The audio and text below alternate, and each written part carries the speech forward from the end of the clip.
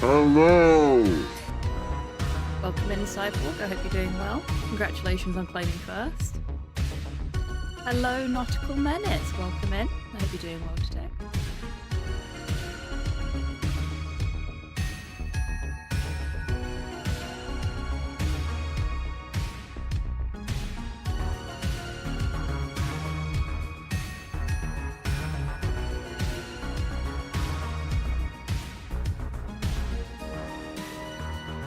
Hello there.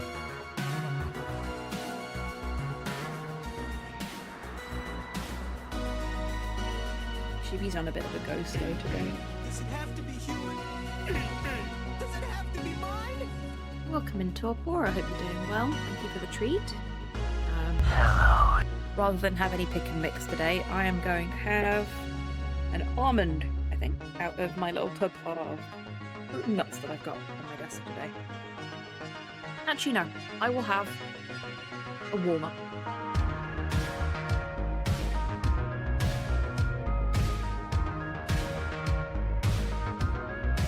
Hello there. Snipe and Wood just subscribed with Prime. Hello! Hi, Snipe. That's got to be you. Thank you so much for subscribing to the channel with your Bezos perks. Very much appreciated. And thank you for being subscribed for 6 months as well. Hit you. Thought it might be.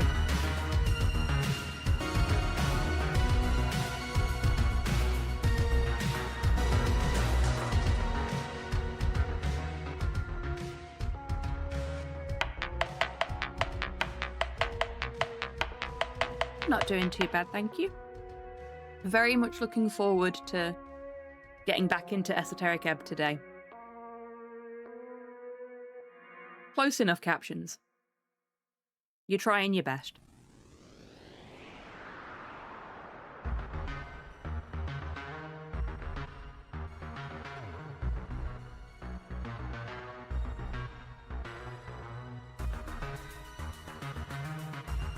Bearded Cyborg Cosplay just subscribed for 68 months.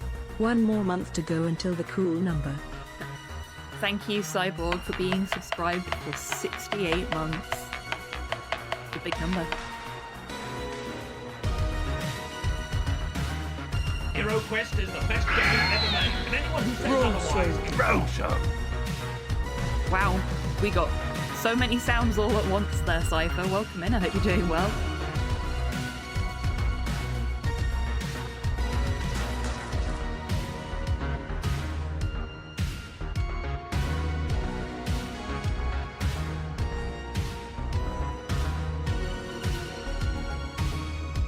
Now that was an entrance. It's always an entrance.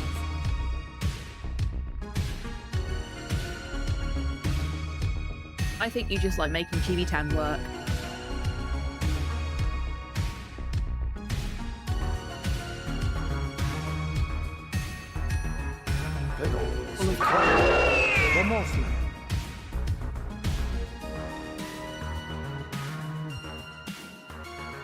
You see, the problem with you trying to spam as many sound commands as possible in a single sentence is that you cause them to glitch out.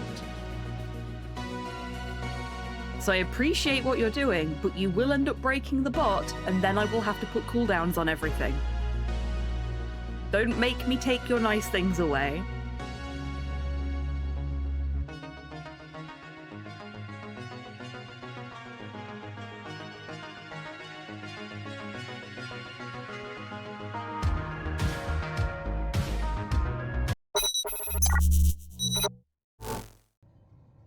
Seems to cap out at 2. Well, the problem there was that Cyborg actually managed to trigger the rare Mothman variant as well. And because Chibi had got so many things queued up all at once, the rare Mothman variant didn't get to play through properly. So really, you're only cheating yourselves by doing that.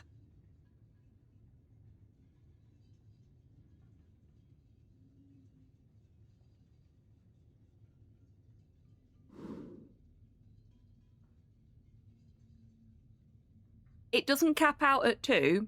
It queues everything up. And I think there is actually already a cooldown on Hero Quest because you folks were spamming it too much. Here you. Go take your fucking meds. Good reminder, Rocket. I forgot to do that before stream. Okay, everybody, take your meds. Rocket, welcome in. I hope you're doing well today. Get nice and moist for me, won't you? Yeah.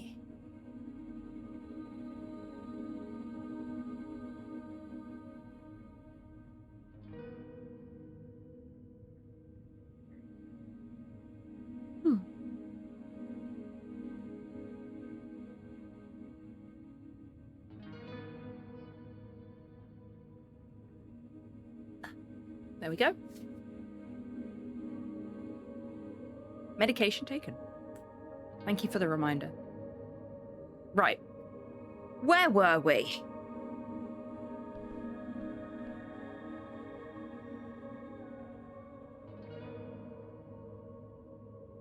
I don't think they count as medication, but it's good that you're getting some sustenance. Can we go this way now? Is this door open now? No, it's not.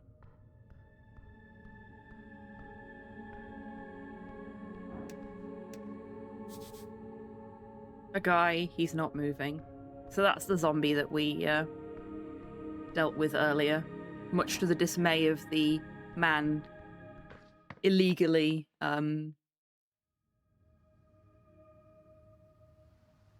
utilizing him.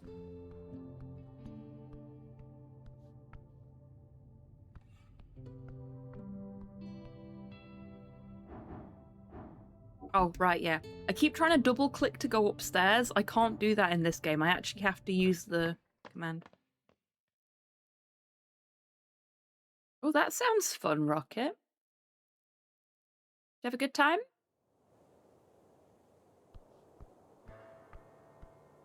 I mean, there is double click, so you can double click to move faster around the locations, but if you're going to... Ooh. If you're going to interact with something, you have to actually use the interaction menu. A simple hammer gives us +1 constitution. Advantage in situations where you might need a hammer. Okay. Yeah, this plays a lot like Disco Elysium does in terms of its controls and its general setup, to be honest with you.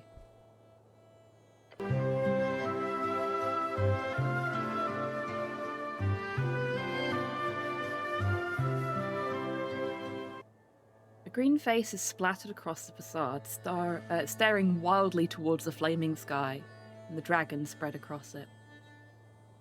Okay. Or something like that. Can you call this art? What does it mean? They believe in their dragon queen. Such worship should be encouraged. If only it was for Earth instead. It represents a devotion, albeit in an asinine way. The coins stand for all the fat loot the dragon brought to her people. You could get behind that. Fuck's sake, dexterity.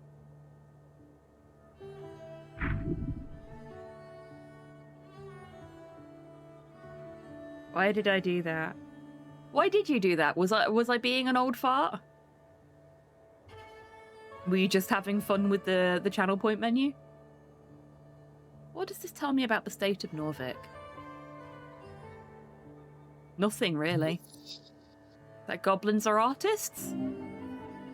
All folks seek a belief. They have simply made one out of the supposed dragon lady. A coherent thought from the red one? Impressive.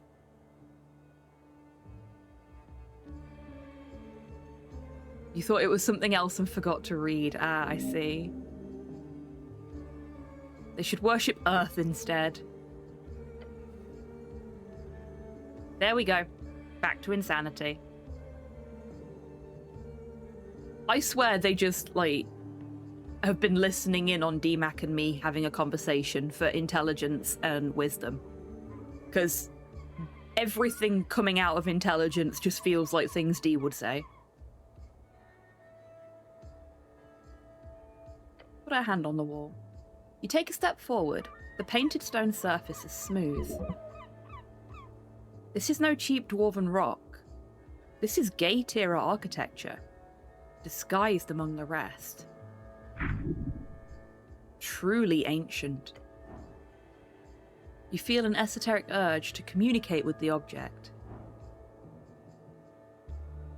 We might be able to manage this. It's challenging, but I believe in us. Tell me your secret. Fuck. Your focus falters. There is nothing to answer you. But something is there, beyond the silent, hard stone. Can we do it again?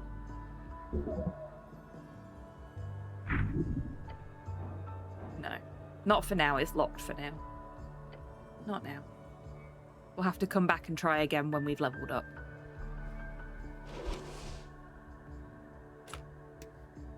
Can't put that back.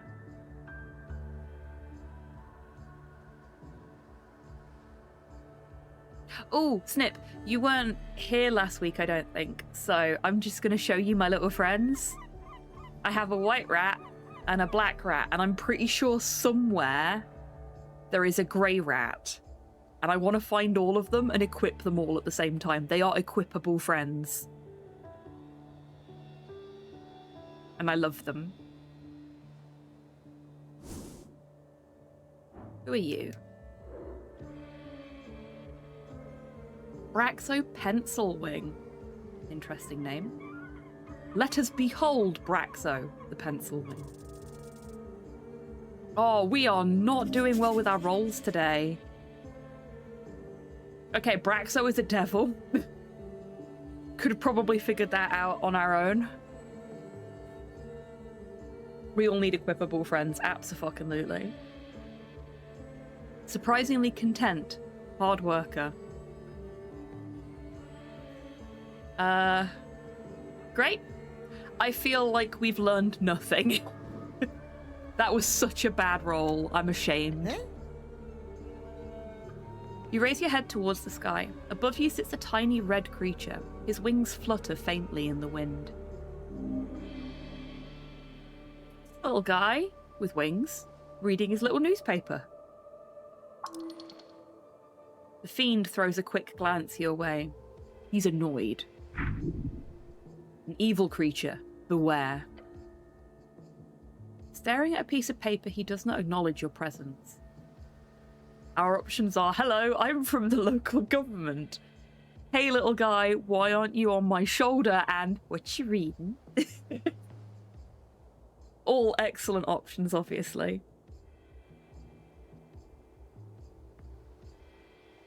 I'm kind of tempted to go, hello, I'm from the local government, because we've used that line on a couple of people last week.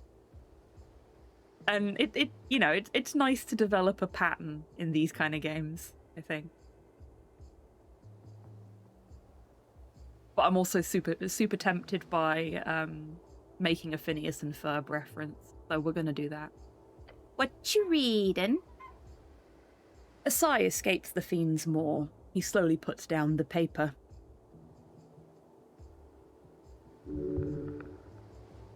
The paper is actually a torn-out page from a magazine. I like the funny pictures. I believe the fiend is being sarcastic. I don't read much unless it's political. I like the articles more. I like the pictures too. Let's earnestly say I like the pictures too. I'm kind of playing us as a bit of a himbo.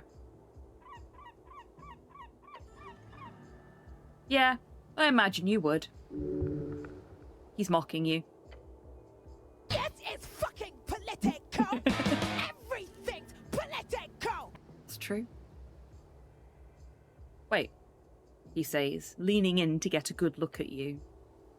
Earthguard? A cleric? Hell's you doing here? That reaction. Your presence is uncommon. Not allowed in Torstad? Divine mission, the usual, or none of your business. course you're allowed. Just not often you guys are here. I, for one, am very happy for your presence. This place has gone downhill since the city let the goblins and freeze riders run amok. We need some damn order in this place. Wise words. Oh boy. You know you're in for trouble when strength agrees with somebody. So if you need any legal advice, just let me know. Oh my god, are you a lawyer? Is the devil an advocate? He gives you a tiny, sharp smirk. You should be aware of the fact that this is literally a devil. A good little devil. Strength, buddy. We've had conversations before about you not just blindly trusting people. And this is a literal devil. We are a cleric, don't forget.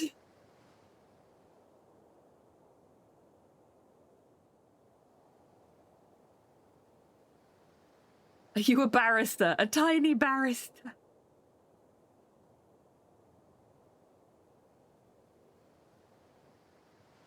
Dear oh dear. Hold my papers, tiny barrister. Can you give me free legal advice? Should I invest in stocks? What about alignment? What does the law have to say on resurrections? What about charm person? I have some questions about a PPG. You hear about the tea shop? Citizen? Nod and leave. Okay. Are you a barrister? A tiny barrister? No, I have no legal position within the city. Oh, okay. Never mind. I'm just fairly knowledgeable in the Magistrate's Code. So he works with city law. Ask him for details. He shows you a foul grin. So, what type of work do you do? Oh, okay. Sorry, I thought I could hear a weird noise there. And over the last couple of days, Nick has taken to chewing on the wall on the stairs. So I was just checking that he wasn't eating drywall again. Hello. Dog is really an idiot. Hey, Eggy, welcome in. I hope you're doing well today. Like, first it was the balustrade. Balustrade? The edging on the stairs. Now it's the wall above the bit of edging that he's chewed. Just, like... I give him food. He has access to water and nutritious food, and he chooses drywall. Drywall contains more than your daily recommendation of drywall. It absolutely fucking does.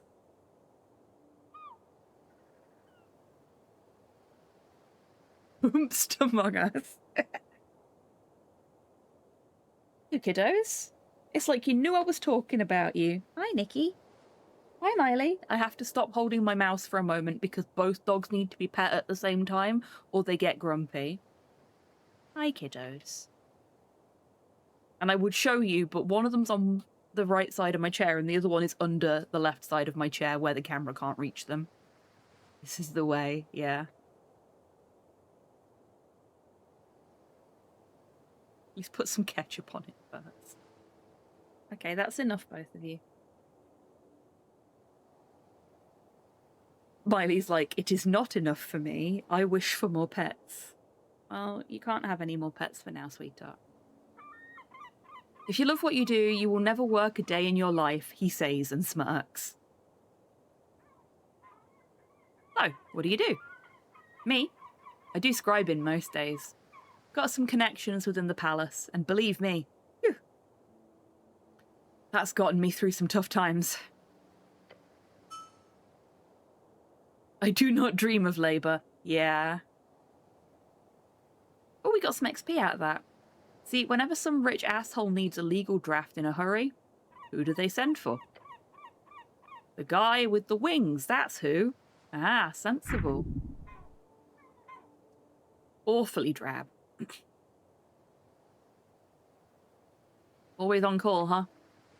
For sure, but I get around quick. What do you do in your spare time? calligraphy. A true man knows the value of lettering. Strength. Step the fuck off. You're getting a little too invested in this guy. Strength doesn't have two brain cells to rub together. Oh, and I do love me some reading. Gaining access to the Darrowian Library changed my life. The Darrowian Library, the largest public library in Norvik. Spent many years in your youth inside those stony walls. What's it like being a little red guy? You want an honest answer? Or the one I tell my clients? Ooh, honest. Okay, let me put it like this. Fucking sucks donkey shit. Well, thank you for being honest, Braxo. Do you know what it takes to get a promotion these days? Tell me, brother. No? We're talking decades of servitude to some sadistic fuck that wants to return to Gregorian's greatness or some shit like that. Oh my god. Oh my god, we're going there. And then after risking your life and humiliating yourself, there's a chance this fucking guy will put in the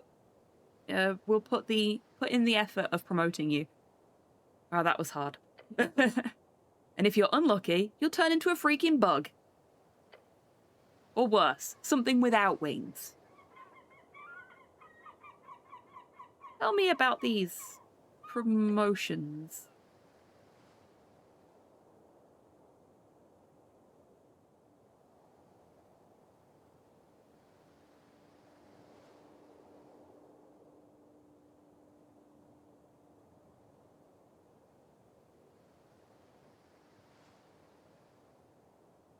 Sorry, forgot not everyone knows how devilkin work. Let's put it like this. Devils have a ranking system. Some are lower, some are higher. Only way to get higher and metamorphose into a more powerful creature is to be promoted by someone with a higher rank. But hey, could be worse, he says and cackles. Could be a demon. Demon, chaotic evil fiend. They are mostly bloodthirsty monsters and rage-crazed barbarians fallen out of... Hey, she? But some of their more civilized spawn do reign in the cities and realms surrounding the Endless Moor. Hello, Soup. Welcome in. I hope you're doing well today. Demons are horrible, chaotic creatures that live by the rule of complete meritocracy, which would be amazing if it wasn't for their complete ineptitude at civilization building. What are you voting in the election? What am I voting for? Same as you, the little devil says with a laugh. The good guys. You're a hardcore Asgarlist? What? He looks genuinely shocked. You're kidding. He examines you for a moment. Asgarlist city cleric, huh? Well, I've seen stranger things. He accepts this unreasonable statement with ease. Anyway, you wanted something else? I'm done. I've asked everything I wanted to. Can you give me free legal advice? Oh yes, I'll gladly assist a member of the Earth Guard any day. Just ask. Should I invest in stocks? Oh. I do not give, nor have ever given, investment advice. But... yes? He looks you up and down. I should ask, have you ever bought shares before, cleric? Uh-oh.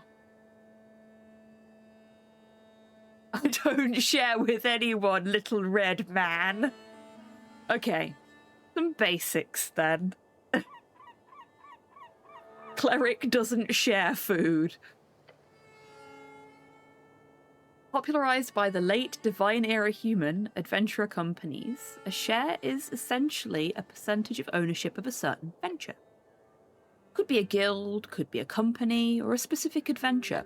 something that is supposed to grow over time, so you can increase the value of your securities in that venture.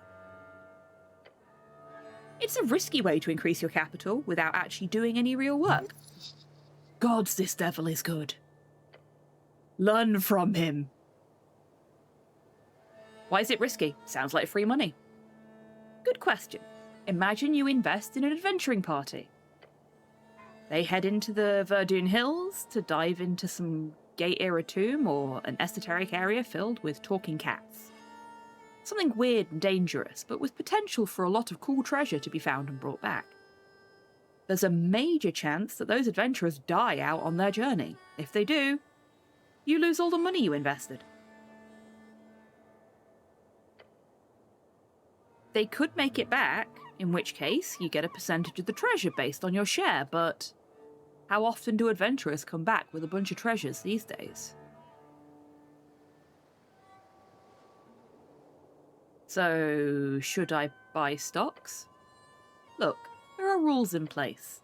Norvik has laws governing what one can and cannot suggest when it comes to financial agency.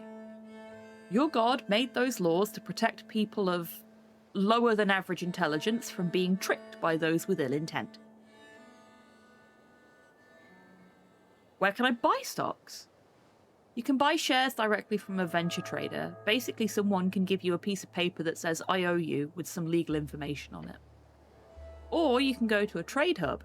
I don't think the Tolstad exchange is open until after the election, though.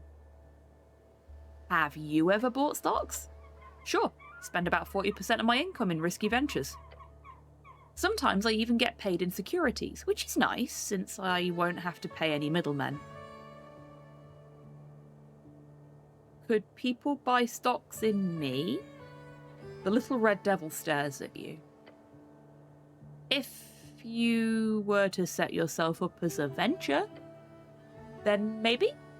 I mean, if you could convince someone to invest in you, you know? Without breaking any laws regarding investment advice. I'd be impressed, so why not? What about currency trading? That's something I've heard about too. Oh, that's just the art of switching between various currencies. Say you've got a pouch full of old embers. That is, the old draconic coins. They're made of gold, so even though there are no governments these days who support it, you can always just sell them for the gold value. Great, that's the most basic form of it. But when it comes to city-backed currencies, it gets more complicated. If you got 10 Brimmocks, and let's say you want to convert them into Reedsian tens, how many do you get? Tens, the currency of the Free Strider Revolution. While free cities have multiple currencies, the magical paper money of Reeds is quickly growing into the most valuable across the coast. Tens? No clue. The value of each currency fluctuates day to day, as does the exchange rate to each other currency. Not to mention the location as well. Tens are powerful because of the far reach of the Free Strider trading charters. Brimmocks are near useless in Norvik, so the exchange rate, while still not nothing, is quite low. That makes Blood City corporations way less interested in investing here, which then perpetuates the weak value of their currency. It's really educational. Sigs of Old Dimnor are used in some places, sure, but bring them out in Norvik and any shopkeeper will laugh at you, holding out those shiny little crystal discs. Hello, Mum. Welcome in. Hope you're doing well, and thank you for contributing to the Resist or Serve challenge. While the penning is accepted automatically, almost as if it's a slightly less valuable crown. So is this like a euro, basically? The currency of the Vizcar kingdoms, as well as several dwarven fiefdoms on the Undercoast. It is a commonly accepted coinage in Norvik. Yeah, this is basically like the euro then. Because, this wasn't originally a dwarven settlement, if I remember correctly. But is now largely dwarven and human. Undercoast is a nickname for the undersea coast. The undersea coast, a gravity-reversed cavern, sea, and archipelago, right underneath the coast. Dig down far enough and you'll end up passing through the gravity flip, and then you can make the climb to the undercoast. Then the soul is on the other hand extremely valuable, just because of the Golden Horde's influence. The soul is the currency of the Golden Horde, a faintly self-glowing square coinage, a mixture of amber and gold. Ooh. Well, that sounds really pretty. Oh, no worries at all. I hope the puppo's okay.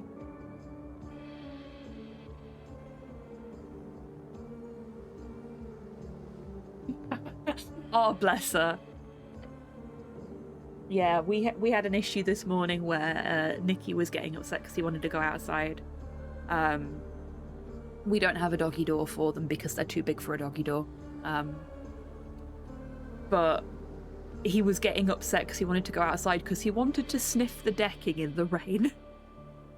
Wasn't that he needed anything out there, and he had been out twice already. He just wanted to go and stand on the decking and sniff it. Thankfully, he didn't try and eat it this time. And the Ilim Janpala? Those weird little ice cubes. Well, I'm guessing you've never seen one and never will. Take one to an exchange station and they will quite literally think you're messing with them. But yeah, that's some info for you.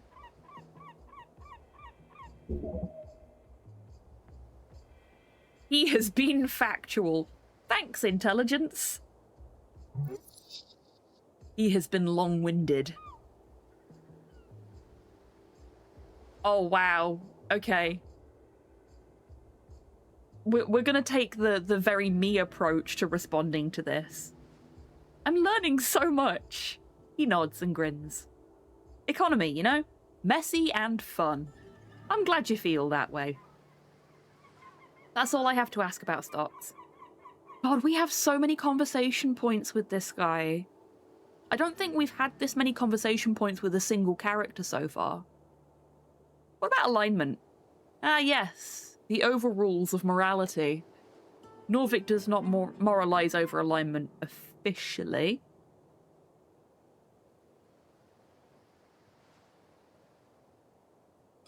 And you, being a devil, are, you know, yes? You're evil. Oh, yes, indeed. It is pretty easy to spot. He flaps his wings. It can be pretty discriminatory at times. People assume I have their worst interest in mind, just because I'm ontologically evil. What a phrase. Ontologically evil. I fucking love that. People can be so short-minded. No, that's... You see a grin spread upon his maw. He's about to correct you. Small-minded. I take it back, I don't like you anymore. Yeah, that. Look, evil is not some objective thing. It's entirely internal and aligned with your subjective opinion. It really does, doesn't it, Soup? Like, genuinely, the vibes I have gotten from this game so far are very, like, Disco Elysium, but if it was written by Terry Pratchett and... Oh, gosh, who's the guy that he wrote the Long Earth books with? Is it Phil Baxter? Stephen Baxter, I say, looking at my Long Earth books on my bookshelf. Like, I was like, didn't I turn my bookshelf round yesterday? Doesn't that mean that my Long Earth books are visible from my chair? Yes. Yes, it does. Disco Elysium Dark Souls written by Terry Pratchett. Yeah, kinda. There are good people who ruin the world and evil folk who do their best to maintain it. That's the deal.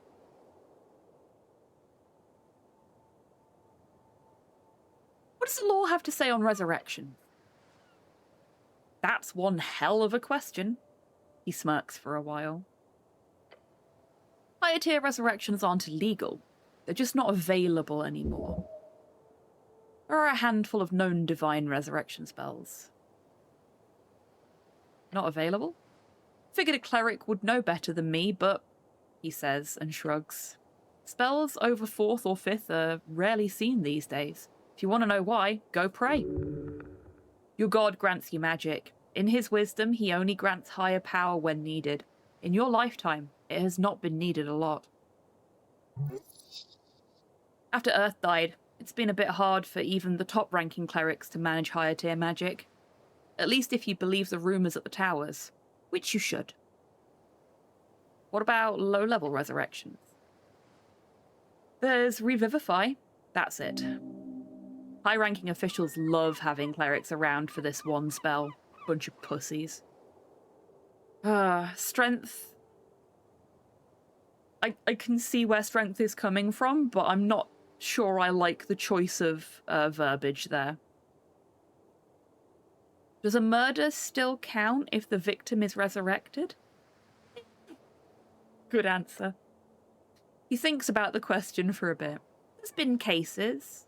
Heard of a man stabbed in a bar fight, bled out just in time for a drunk cleric to arrive, cast Revivify, and the bloke lived. Stabber ended up being charged with a major transgression of personal well-being. And that's not murder per se, but I'd argue it had more to do with the fellow's barrister making it clear to the judiciaries there was no killing intent. So not an accident, but not a murder. Just a brawl gone too far. But that'd be a hard sell if the victim wasn't breathing. A complex scenario. Something clerics often have to contend with. But in most cases, I'd say yes. So, don't go around murdering folk and then revivifying them, cleric. Damn it, you caught me. It would be a waste of a spell slot, yes. See? It's just DMAC. Intelligence is just DMAC. That's exactly the kind of shit he'd say. And evil. And that's exactly the kind of shit I would say.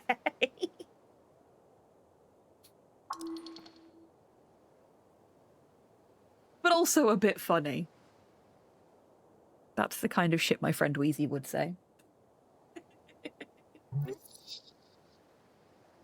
Very funny.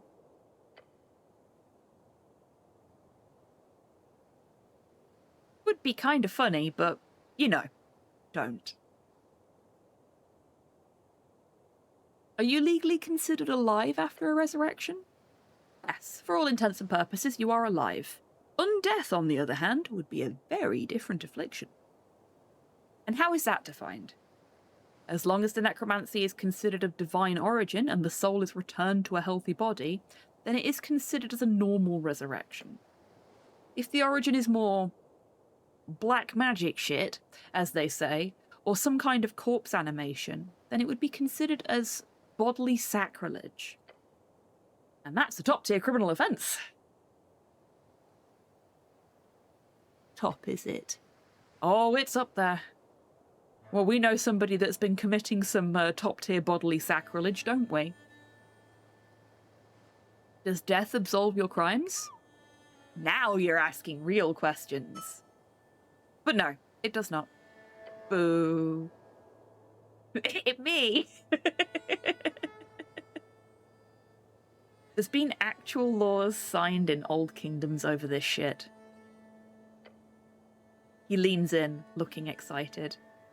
I could believe, Snipe, that you have been committing acts of top-tier bodily sacrilege, but on the plus side, I don't think you would ever reanimate a corpse and make it work for you for free. Which is what one guy in this game is doing. Undead slave labor.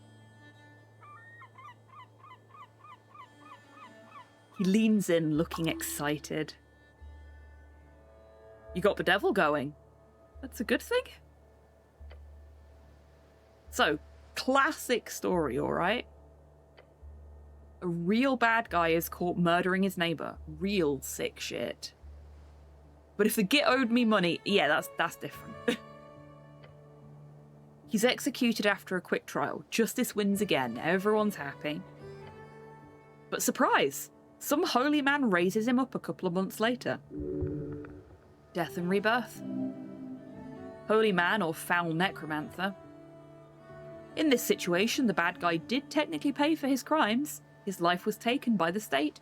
Just because somebody gave it back to him doesn't change that fact, right? Well, people weren't too happy with that, as you can imagine. Thus, the common legal term these days for capital punishment is DIP. DIP, Death in Perpetuity.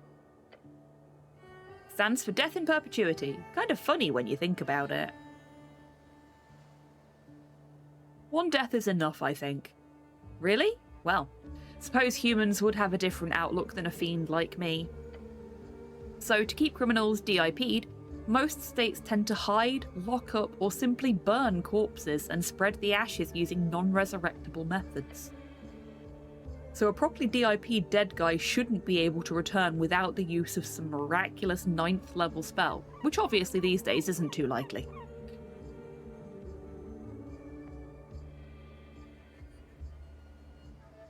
That's all I wanted to ask about resurrections.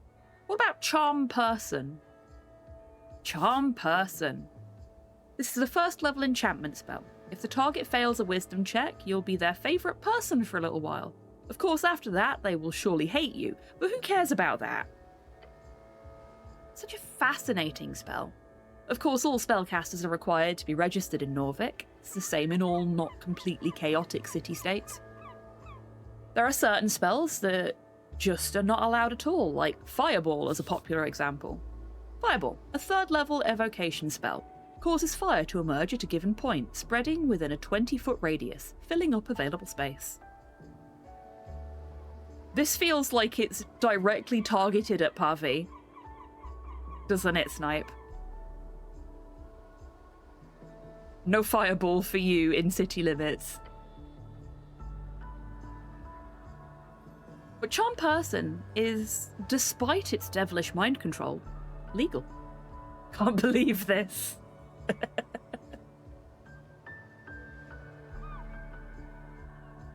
If it is cast by a registered cleric or city-hired interrogating mage, she'd do it 3 times as much in protest, absolutely.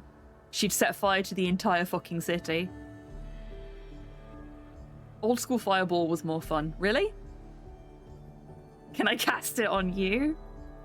Shall I get informed consent before casting Charm Person?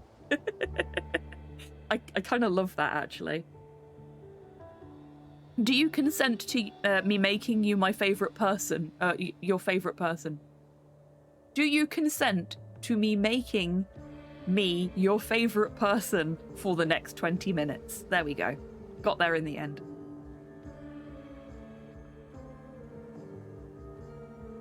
Can I cast it on you? Sure, but it'd be a waste. Since I'm already your friend, cleric.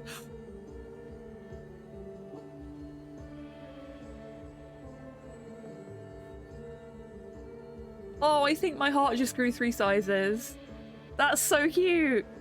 We made friends with the devil. What could possibly go wrong? He shoots you a devilish grin. I have some questions about a PPG. A permission of public gathering? Yeah, I think I know what you're getting at. He throws a look over his shoulder. He is aware of the dwarf's plight.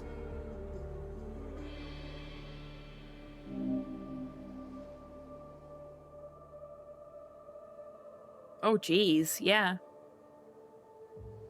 He finds the dwarves as annoying as you do. I don't find them annoying. I feel bad for them.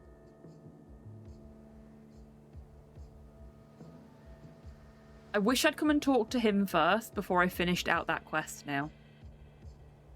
I will almost certainly, as I'm intending to do with Disco Elysium when I've got some time, come back and play this again from scratch. And knowing what I know now, I will absolutely come and talk to this guy before I deal with the dwarf's quest. What would you look for if you're investigating a PPG? Wording. Legalese can get pretty complicated, and a good barrister could twist that stuff into oblivion. Other than that, I'd check the basics. Names, spelling, dates. A single lithographic error can cause a landslide of troubles. as the dwarves found out. I know from experience, he smirks.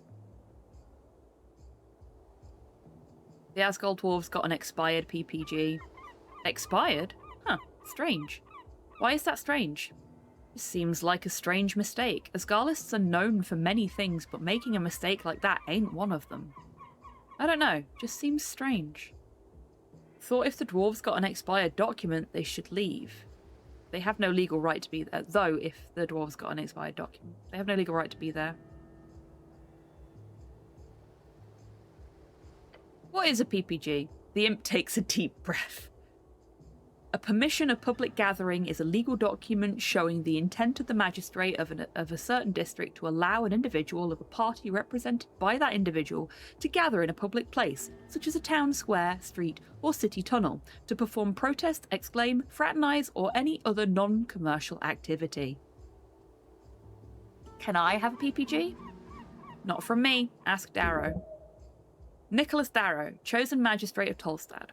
A man known for little else than being the great-grandson of Borgo Darrow, the legendary right-hand man of Earth. Borgo Darrow, the first paladin of Earth. Oh wow, that was our 100th glossary entry.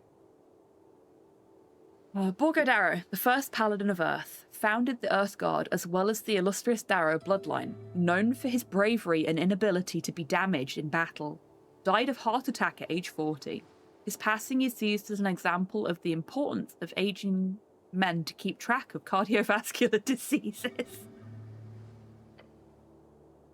Or maybe don't, unless you've got some really important message to deliver to the people. Okay. How long does it take to get a PPG? A week, depending on your contacts and your pouch. That's all about the PPG. Did you hear about the tea shop? Yeah, of course. Pretty hard to miss when flying past Tolstad. What's your take? Hey, Tabby, welcome in. I hope you're doing well today. Ooh, sorry I bumped the mic. Hopefully it wasn't too bothersome for you all. Oh, and Kian as well. Welcome in, Kian. I hope you're doing well today.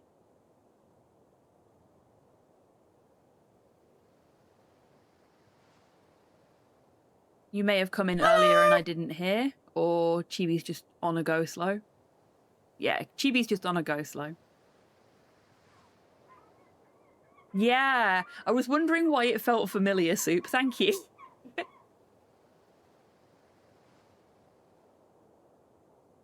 Do you need a PPG for an orgy?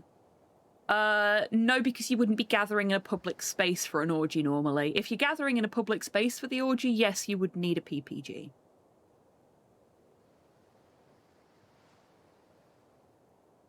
I don't know why my brain thinks of such questions like that, because they're important questions to ask. It blew up. Not sure what else you want to hear. Why do you think it blew up? Honestly, haven't seen a blast zone like that since the Coast War. The Coast War, a near century-spanning conflict between every great nation of the Arcane era. Scholars estimate it claimed more than half of the entire human population. It is said to have begun in 398 AE by the inciting spark of the assassination of Priestess Ilona, and it is generally agreed to have concluded with the fall of Thazan in 481 AE, 57 years ago. The Arcane era is the fourth out of 5 eras, when the Arcanists rose and dominated the entire coast, only to fall when the Coast War crumbled their empires to dust. Magical World War I? Kinda, yeah. And you didn't hear this from me, but the little fellow trusts you. He is your friend. The scorch marks look like those from a fireball, but not the kind you get from a trigger-happy pit fiend. We're talking high-level wizard stuff. And we've already learnt that fireball is illegal within city limits. Be careful, cleric. Powerful forces are at work here. Thinking about it for a few more seconds makes it clear to me that it's a big cover-up. Wouldn't be the first time a city-trained spellcaster goes a little off the hinge. There is corruption in every system, even in the great city of Norvik. Other than that, not to be self-incriminating or anything, but could be a fiend or an elemental. I mean, Waterlane has shipments from Kargamesh every other month. Maybe a fire elemental slipped through. Harvey was here. Yep. Her tea was not served at the appropriate temperature. She taught them a lesson.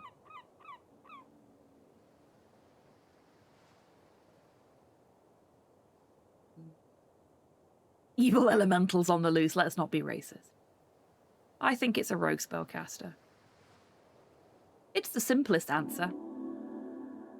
But I'd suggest having a chat with the owner of the tea shop. Who knows what feathers were ruffled, eh? He gives you an ominous chuckle. Citizen. Incorrect temperature means she shows you the true meaning of heat. Yeah, that feels like the kind of thing Pavi would do. Ooh, what's that? Nature seeps through the cracks. Thank you, wisdom.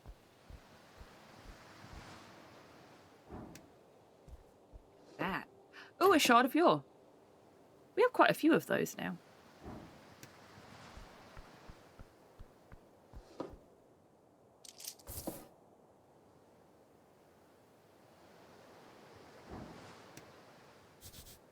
Divine Shrine, untended for decades. There's a body here as well that we can't interact with. Okay, we're gonna have to leave them alone because we can't interact with them. We interact with this one? No, just this one.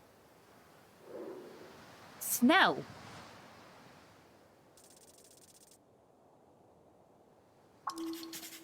Yay! That wasn't fucking terrible. It wasn't great, but it wasn't terrible. Goblin. Forest. Level 3 rogue. This goblin gets shit done, no matter the odds. Highly competent, but with a craving of validation. Just look at the way he dresses himself. And that's all we learned. Find a goblin standing at the tip of Tolstad. His clothes are fit for a Reedsian trader, and his haircut is fit for an Ascani nobleman. A superficial fellow. Behind him, a vast view of the mouth of River Torna. A little weasel. The goblin cares much about looks. You catch him immediately glancing at your outfit. Let me guess. You're the cleric. The cleric. Yes. Yes. I am the cleric. That is me. He nods, looking tired and annoyed. Others are starting to notice the cleric in your step. Gained 35 XP. Yeah, yes. I'm Snell, runner and handler of the HWBT. Old lady's been waiting for you. The old lady must be his chieftain, the matriarch of his tribe. Greet the goblin kindly. This is the beginning of a great cultural cooperation and exchange. Every time wisdom pipes up, I feel attacked. HWBT? The Halfway Bridge tribe. He seems surprised to have to explain that to you. Old lady? The lady of below, the dragon of Tolstad. He raises an eyebrow. Lady Sageleaf. She's been waiting for you, cleric. Okay. This has got to be the wisdom option here. It's lovely, isn't it, Tabby? This has got to be the wisdom option. I'm pretty sure that this is the strength option. And then we've just got the standard option. I'm from the local government. Yes, we know, cleric. We know. I'm going to perform the traditional goblin salute.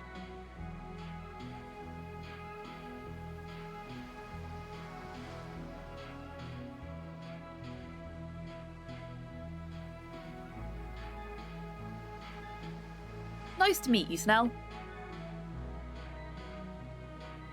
You raise your arms up into the air, as one should when greeting an uncivilized tribal goblin. God fucking damn it. I was wrong. That was the strength option. I thought I was doing something good. I'm doing something bad. How racist am I being right now? Fuck. What the fuck are you doing? Cleric? What are you doing?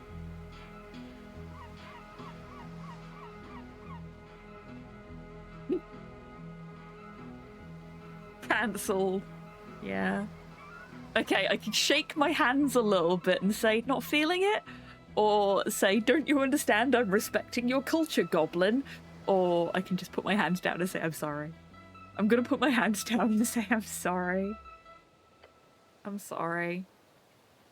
The goblin clears his throat. The goblin looks around, clearly struggling to find the right words. Oh my god. I have made such an ass of myself. Oh, I feel really bad now. Culture splaining to a gobbo. I know. I could not bring myself to do that.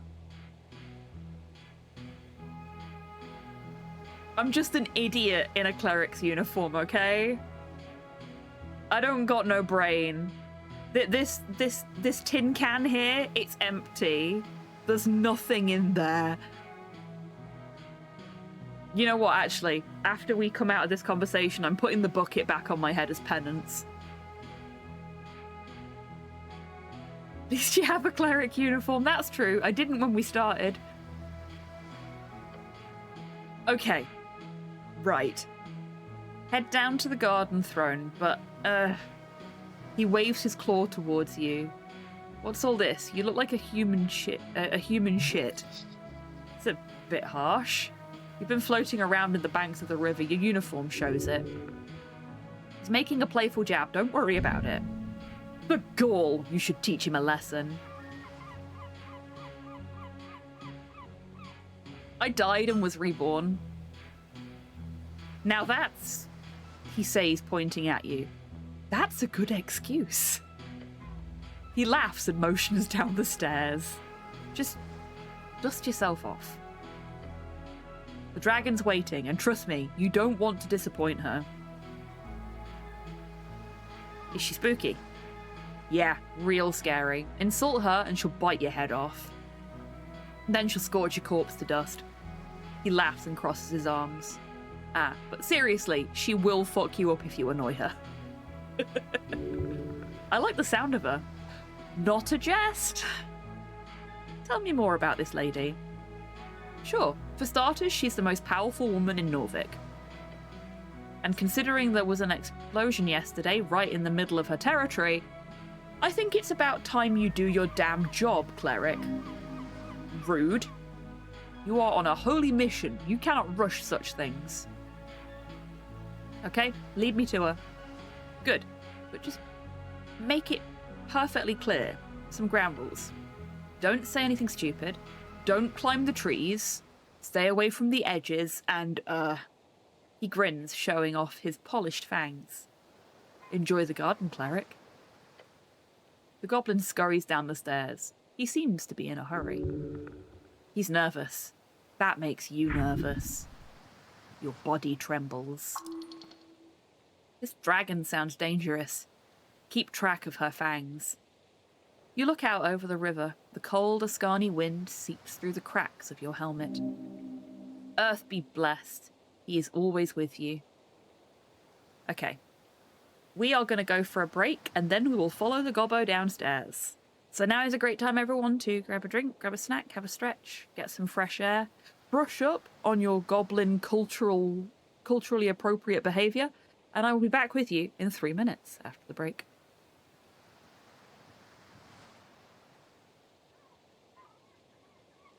You are. And now nobody can see anything but your butt. Nobody wants to see your butt. They want to see your beautiful little face. Which they still can't see because you're too short.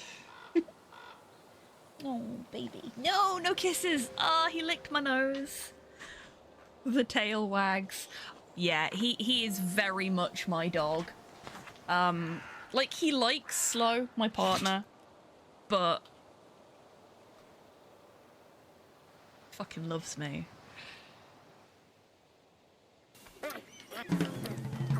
I'm gonna rub my watering eye whilst I... Oh no. Do not rub your eye during the speedrun.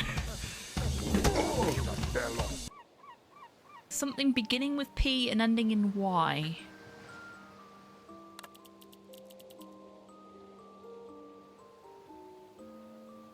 Clearly Jimmy Carter. Yeah, it must be Jimmy Carter.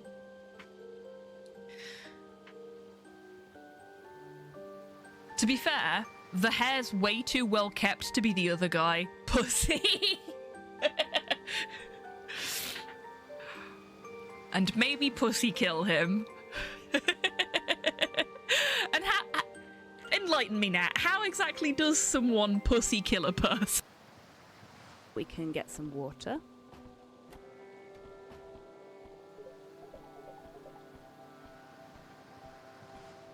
Fuck. I put the bear trap down and then stepped in it.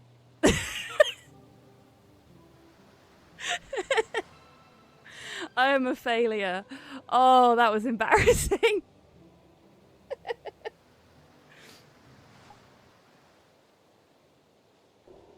Let's go for a pineapple pizza straight off the bat and see if it's that again. If it is, then holy shit, the RNG on this game is balked today. That would be really funny. Thank you, thank you. What the heck? That's never happened before.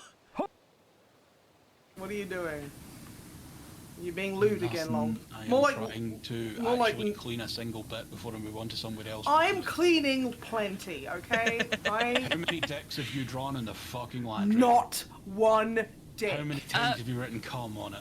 Not once. I'm 3, going down. 4, No. 5, 6, 7, Fucking ladder. and How do I 8 get the for ladder? the one that we No, cleaned fuck. off already. You know what? You know what?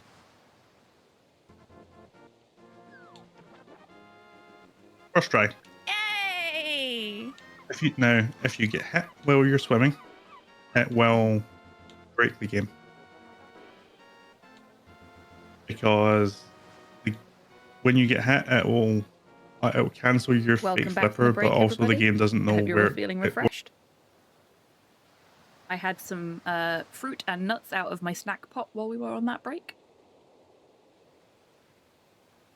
Let's follow the goblin downstairs. You do so with great stride. Yeah, sure, whatever strength. Right. I have a promise to keep now. I'm going to wear the shame bucket. Snip.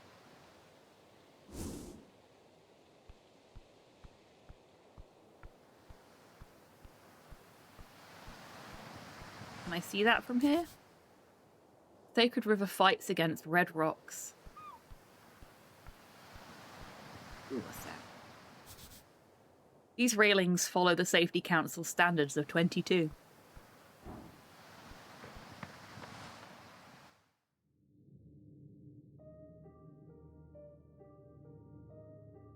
So if I'm not mistaken, we're going to be able to see the bugbear that we tried to romance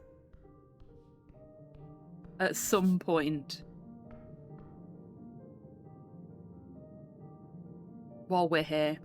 Okay, so there's the dragon. Let's have a little look around before we go and talk to the dragon. Well, thank you for the contribution to the Resist or Serve challenge, Cypher.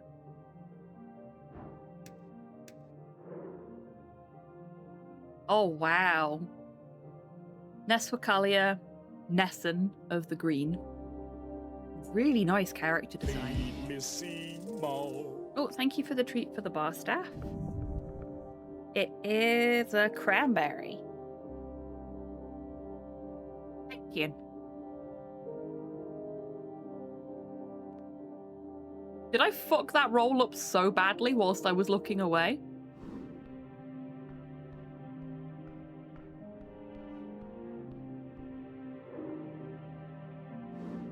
Did I crit fail?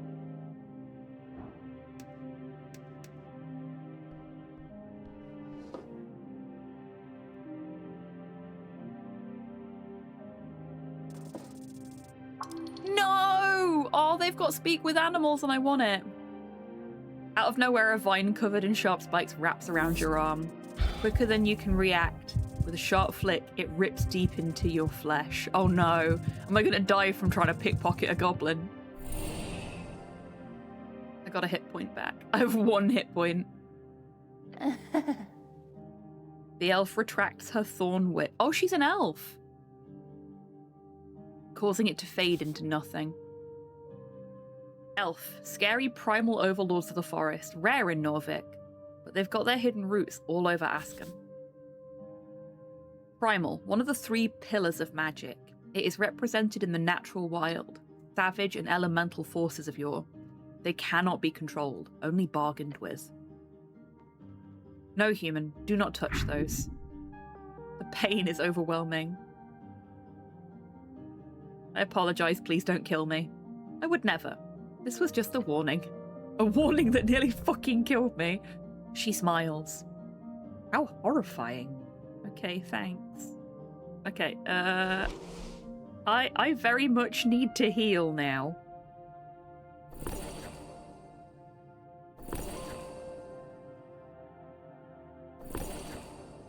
I have been injured by my misdeeds.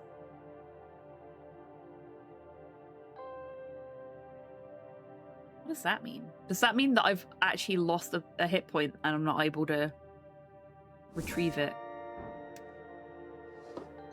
It's locked now. I can't try and pickpocket her again. Can I talk to her after having pickpocketed her? At the top of the garden, look out, you see a strange creature hunched over. Underneath a large red hat, her drooping gaze slowly glides towards you. I've got to admit, I would 100% cosplay this elf. Such a cool outfit. Not a hat. She's got an actual mushroom growing out of her skull. The elf drops a final piece of mushroom into the bowl on the table and gives you a creepy grin. Nice corner you've got here.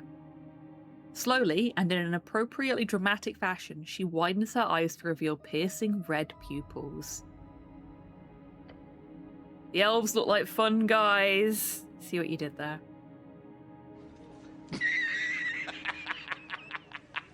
And her grin widens even more, somehow. Abort, run, leave. Her expression leaves your legs weak, and not in a good way.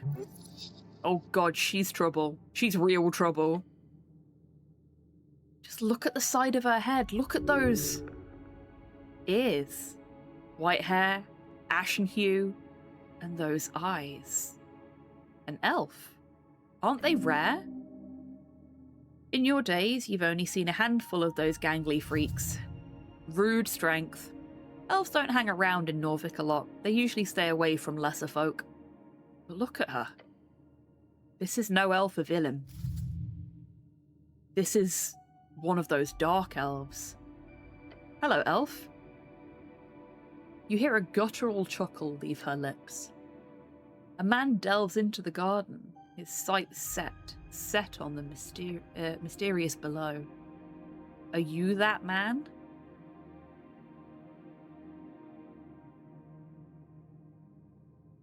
Yes, how did you know that? Goblins are not the only ones who whisper underneath. I'm sure there's ghouls and goons as well. She tilts her head and comically large mushroom hat. I'm talking about plants and such. The elf stammers? Or is that an idiolect? She turns around, her red eyes glimmering beyond a mist of spores. Neswakala of the Green.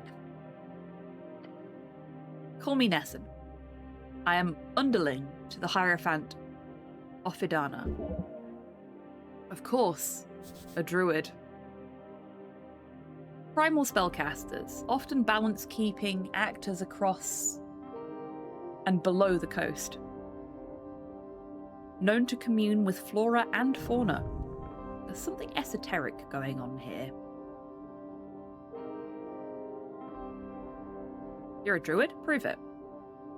She just gives you a goofy smile. I don't see how I could prove as such more than I currently do. She points to her head mushroom. There are indeed not many folk sitting around pretending to be mushroomed in bushes. Otherwise, this city would be even stranger. I've spent my days handling primal forces, that which grows and decays. Do you know much of it?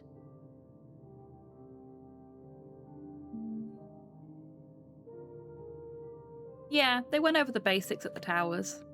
The towers? Ah, your wizard school. I'm not a wizard. But you train in a wizard's tower?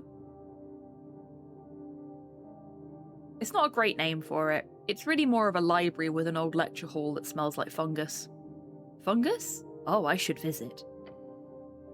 She lowers her gaze for what you realise is the first time since she raised it. I would like to hear your tale, human. There is much to be learned from your folk and your settlement in this band. Settlement? It's a great city-state, not some lone village. How sustainable is your lifestyle? You mean me in particular, or my people? Both, or either. I love this elf. Hello! Hey, Fire Thief, welcome in. I hope you're doing well today. I also love this elf, Cypher. She's fucking great. She presses down a mushroom in her bowl, sending a puff of spores into the air. I'm supposed to know that? I do not mean an exact number of hours or even years until you run out of natural resources, just an approximation. And perhaps a toll of the impact on others in your vicinity. You want an answer now? If you have it. Sustainable? How do you replenish the resources you consume? And if you do not, how many years until depletion? Have to have a think about that. If you focus on yourself, you can probably sustain yourself for a long-ass time. Not yourself. The elf speaks of the realm. How long until your way of life collapses?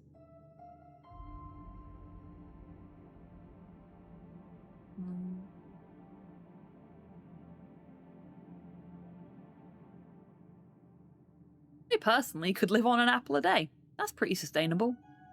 Oh, that's not good at all, human. Your kind requires much more sustenance. A true statement. Please consume food.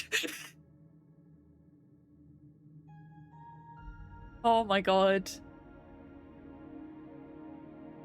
I swear some of you in chat say this to me sometimes after a stream. You're just like, go consume food, Tan. Not this guy! Pose with your thumbs in the air. I'll make up for it later. I have said this to people. To be fair, you haven't had a decent meal in a long time.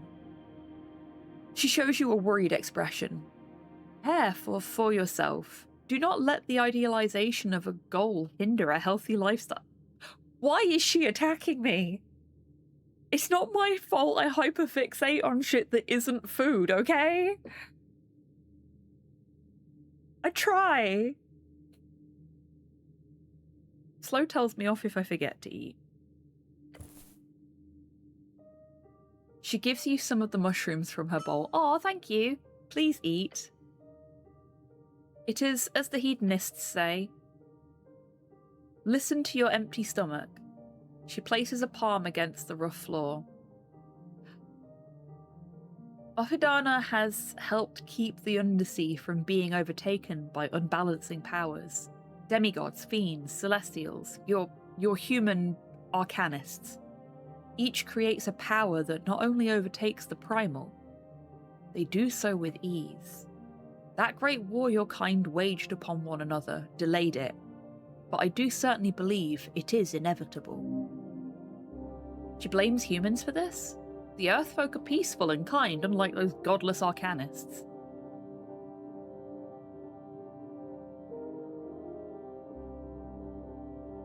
Don't worry, nature always survives. Most often it does, but look at your so-called burned coast, and those cursed lands in Dimenor. Nature makes it through most things, but there are forces in this world that can wring the life out of every band if it so wishes. We must stay vigilant. She takes a deep and deliberate breath. Well, your cheeks clench. That was a fucking success as well. We're trying really hard not to shit ourselves in front of this terrifying elf lady. She is not allowed to pry. Rebuke her. Your mind races. Hostile? No. Probably not. Elaborate. Of course. I apologize if I was vague, human. I only mean most humans in this settlement group in pairs. Hey, Corvus, welcome in. I hope you're doing well today. Oh, is she asking if we have a girlfriend? I wondered if those of your kind do the same. Form such long-term committed partnerships. I'm the cleric, I go solo, or no, I am married to my work. We're gonna go with the I'm the cleric one. Is she offering? I mean, if she is... Cleric, druid? Popular pairing? I'm the cleric. I go solo. I was really hoping we were going to get some XP for that one, but we didn't. She lowers her mushroom cap and sighs. I see. It is the same here, then. The path of an esoteric guardian is to be alone. The elf starts adding some kind of oily liquid to her mushroom bowl. A strange substance, golden perhaps, from some kind of undersea whale? Primal kin updated. If this old elf can guide you in any way, make it so.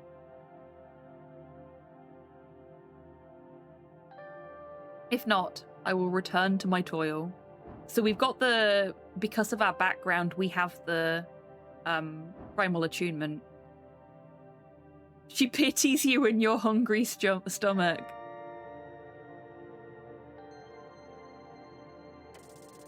Let's try for... Oh, fuck! Another fucking awful roll. All of our rolls have been dreadful today. How could you do such a thing? To prove attunement requires years of training. You've perhaps done a few exercises in your spare time and you've read about druidic magic, but perhaps you can try it anyway. I have to try. You focus your mind on the nature around, the life, the decay, the funny-looking mushrooms. But you cannot sense it. Nothing. Why isn't this working? It takes time. Practice. Patience.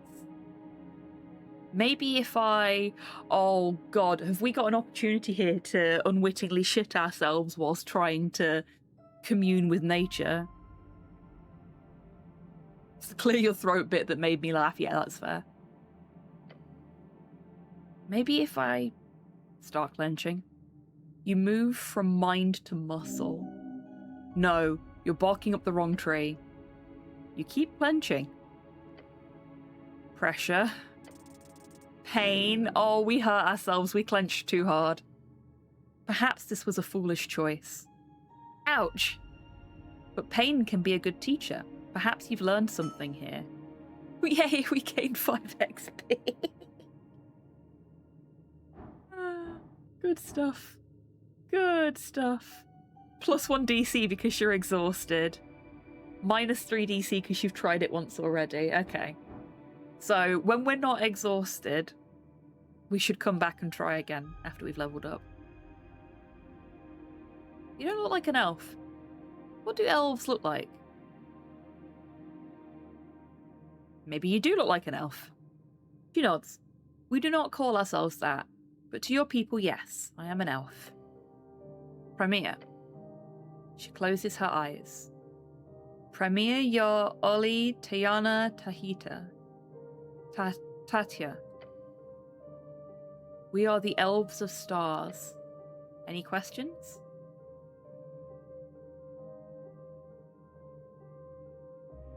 Hello. Hello, Sol. Welcome in. I hope you're doing well today. Dark night was full of stars. Ah, so we've got some people that speak Elvish in chat, do we? Seeing as both of you said that there at the same time.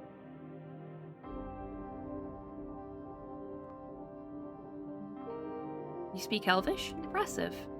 She looks to the side, then back at you. Your grasp on the human tongue is remarkable as well.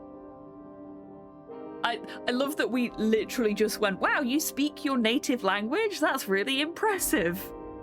And she just tried to, you know, be polite back. No worries at all, Sol.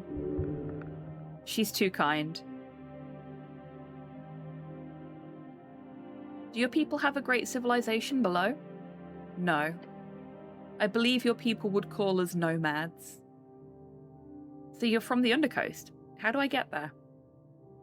Holes and tunnels. There are more than enough even within viewing distance. Though I'd recommend gaining Lady Sageleaf's approval first. I'm not going to say that because I think that's mean.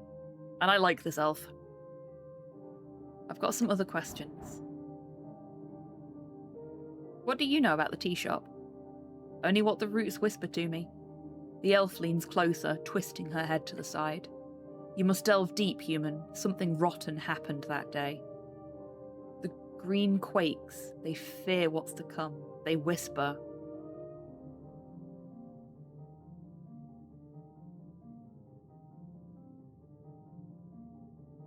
Did they whisper anything useful?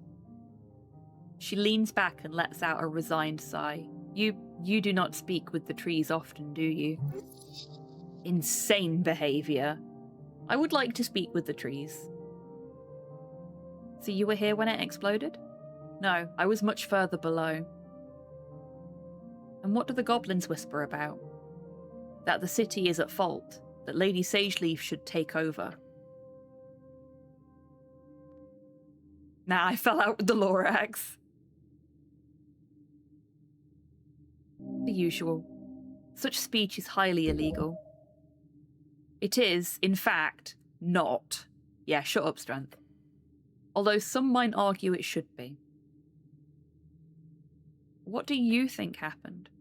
I will not deliberate on things I have no knowledge about. I really like her. Refreshing sentiment. I agree, Wisdom. Thanks. What are you voting in the election? I am not a citizen of Norvik. Okay, cool. Cool. That's it. Bye. I really want to speak with animals from you, though.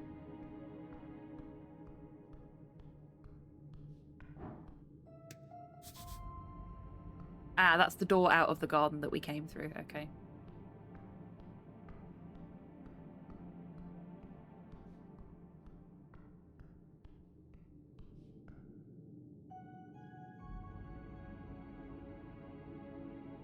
Okay, I can only talk to him and her by the looks.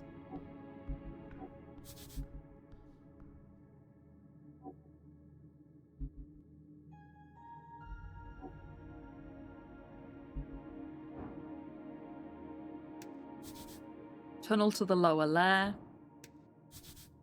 Tunnel to Central Tolstad.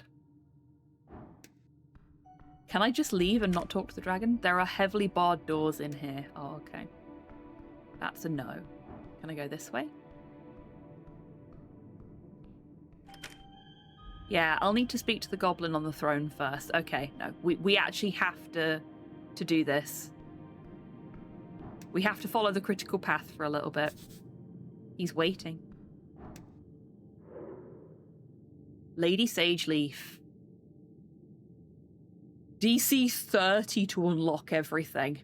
Fuck. This is not going to go well. That's the best roll we've had all day. So I'll fucking take it. Goblin Forest, level 18 chieftain. Chaotic good. Something is very wrong. Her eyes are striking your soul. Hold on to that feeling, or you will be consumed. She wields power you could only dream of, yet her actions betray her nature. Evil? Good? Is selfishness for one's own tribe the defining trait? This creature is no goblin, though her desire lies heavily invested within this tribe.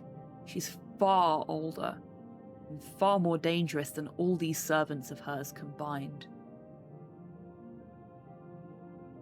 So she's not a goblin, but her sheet says that she's a goblin. So what is she really?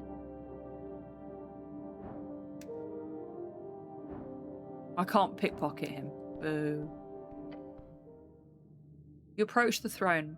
The sprites flutter, their glow illuminating the trunk of this great tree, its roots reaching far below, its branches holding up the dirt ceiling above. Is Lady Sageleaf the tree, and it's just... like... is it speaking through her?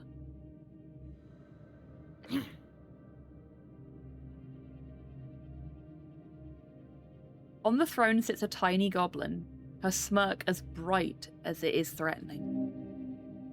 So this is the dragon. Yes, I can see it. Her glare is magnificent. Cleric of Norvik, of earth and river. Her shrill voice echoes out through the chamber. She's talking to you. You're the cleric. Fuck. Sorry. The rain was supposed to stop here at 11. It has only gotten worse. Hate that.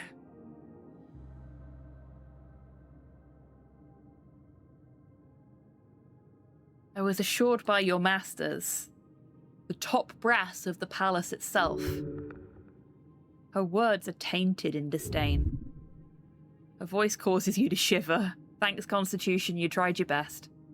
They told me a cleric of the highest standing would arrive within the hour.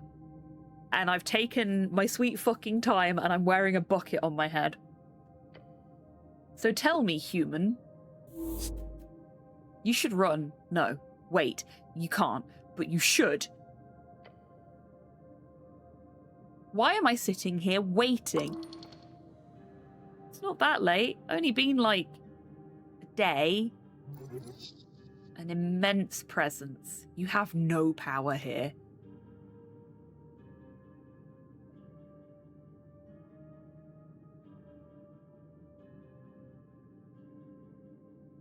Had an accident. She scoffs. Yes, I know about your little trip down the river. That is no excuse. I was fucking dead, love. What do you expect me to do? I literally died. She clicks her tongue behind a set of sharp teeth. No excuse.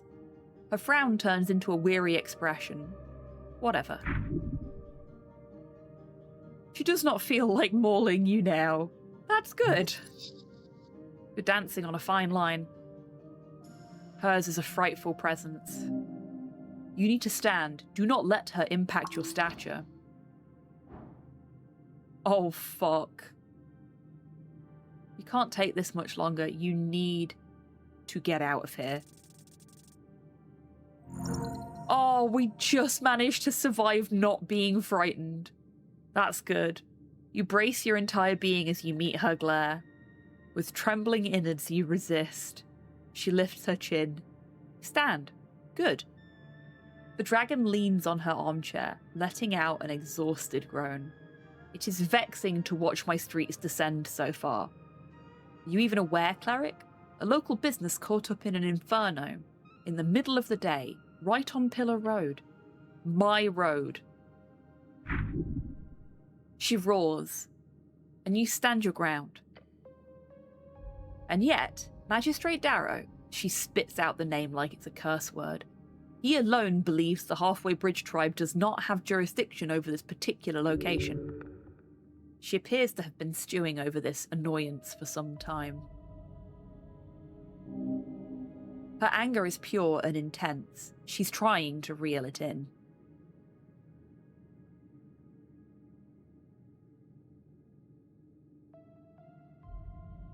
Why does Darrow say that? Because he is a fool born out of nepotism and alcohol. Ah, a nepo baby. Got you. Horrific slander. No, I think she may be correct, Strength. Sounds awesome. Oh, dexterity.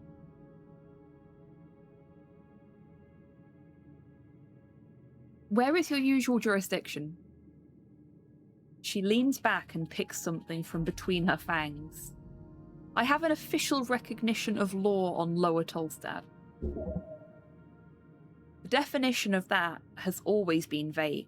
Some see it as anything below ground, some as below water level. Hang on a second, folks. The dogs are getting a bit upset because of the rain. Be right back.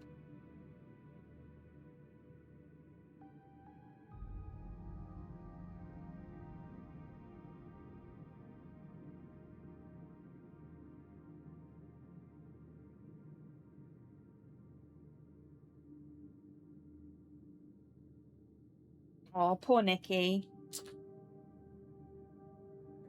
Oh, static. Nick gave me a static shot. Nikki, come back. Let chat see you. He's hiding behind my chair. There we go. Nikki? Here's the source of the noise. Nikki. Millie. Hi, Miley. Oh, poor babies. I know, it's terrible, isn't it? It's not been this bad at all since you moved here. So I can understand why you're spooked. Yeah. Oh, big yawn. Big yawn. Important creatures, they are. Very sensitive little souls as well. Oh dear, you ain't gonna want to go out in that. I know you like the rain, but that's a bit much even for you, I think. Settle down, kiddos. Settle down. Miley's really antsy now. She was having a nice sleep and then Nikki got upset. Now she's pacing. Oh, and doing a big stretchy.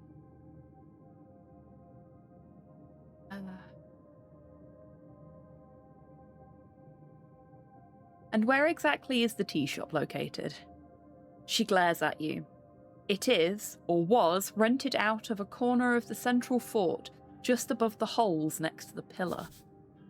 The holes, a common slang for the central spire of apartments in Tolstad. The lower ones are less fancy. She snaps her fingers towards the goblin to her right. That means it's part of the core foundation of this island fortress. Therefore, that property is legally an underground rental unit, he says, bowing his head. Lady? My people have been handling that damn crow's contract for years. But no, suddenly when the entire unit goes up in flames, that's when my people no longer have the right to enter the premises, to deal with it, to clean up even. No, suddenly it is the city's business and we should keep our noses out of it. Corruption, plain and simple.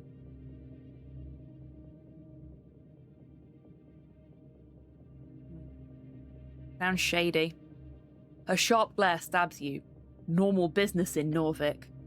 And don't get me started on the actual effect this has on my people. Snell, she says and beckons towards the comely goblin.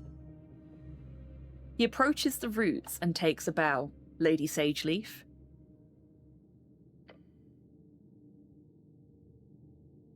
Then he turns to you. The magistrate says it was an accident involving a fireplace failure. They've yet to send anyone in to actually investigate the scene. How can you know that? What? Shit. Something broke. Embarrassing. You're screwing up.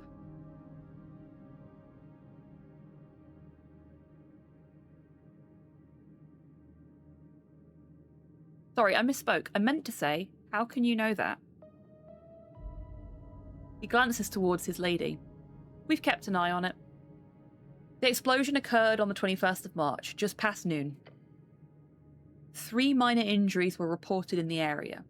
Luckily, foot traffic was low at the time of the incident, so despite the massive kaboom, no dead folks. Who were the injured? We only managed to get one name in the chaos. A certain Frank, son of Frank, was said to have walked away with lesser burns. That's a sort of prefix used by Earthfolk, a human most likely. It is honourable to name a son after the father. Ha! That ain't a real name. He was apparently dressed in a fancy yellow outfit, whatever that means. Beyond that, we have some conflicting accounts. One person said, quote, he looked like one of them dungeoneers, you hear? A real adventuring man, end quote. Another said he was looking to get out of trouble, heading right down the stairs to Water Lane.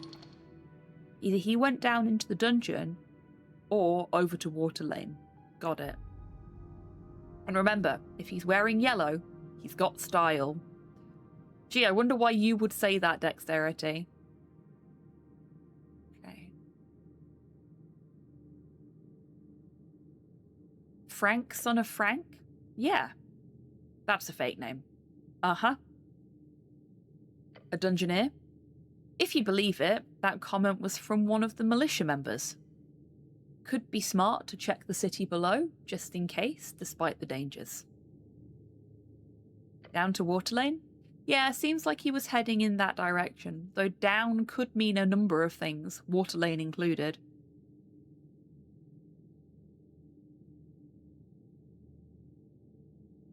My friend was named after his father. It was really weird going to school with someone called Dad. Hey, well done.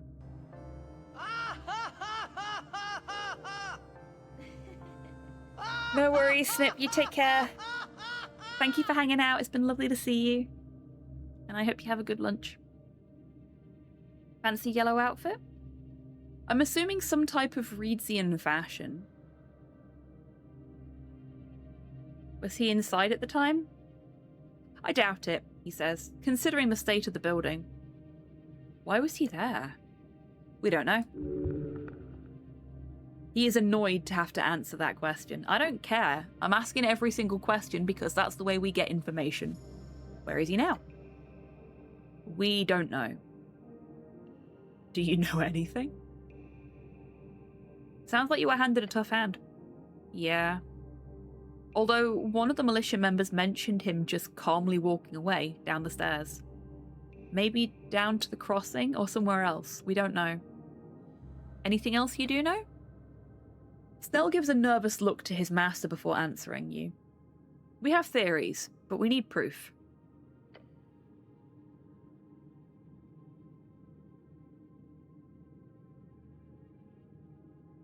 The lady raises her claw.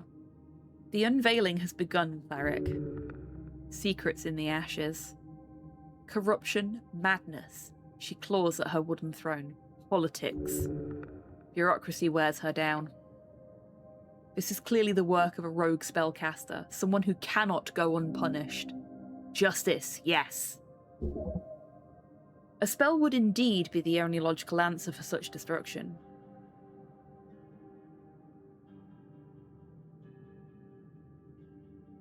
I will bring justice to Norvik. I certainly hope so. The lady clears her throat loudly. She demands respect. She gets it. I formally declare a joint venture. The Halfway Bridge tribe and the Earthguard city cleric shall investigate the tea shop on Pillar Road and bring justice to those who seek to harm the peace. No creature, foul or fair, shall escape my rage. The words seep out from her more, burning the air. Every goblin in the chamber looks upon her in awe. She is theirs to serve. The dragon has spoken. Will nod solemnly. Hello. I was wondering that, Frankenstein. Welcome in. I hope you're doing well today. She's not a goblin. We know she's not a goblin. Because we passed a check that told us she's not a goblin, but her character sheet says she's a goblin. There's something going on there. And she doesn't look like the other goblins either. She looks upon you with a grim expression. Snell, she says, waving towards him. Yes, Lady Sageleaf? He says, bowing his head. I mean, look at her eyes and her teeth in comparison to Snell's.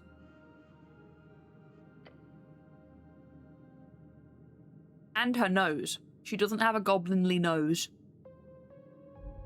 You're the handler of this case. You've worked on it since the explosion. You know more than anyone.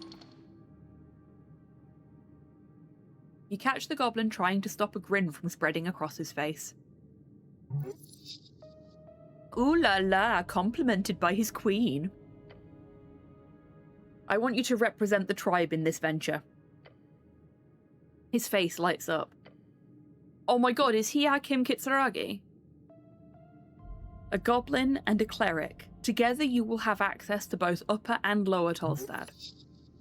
You're going to have the pretty boy around? Damn, I thought this was going to be fun. His expression is that of shock. He did not expect this. Do not disappoint me, Snell. It appears you've received a party member on your divine mission. Sad it had to be a damn goblin. A new member to the party. I've always wanted a goblin of my own. We'll go with that one. He ignores you. The goblin takes a deep bow. Yes, Lady Sageleaf, your will be done.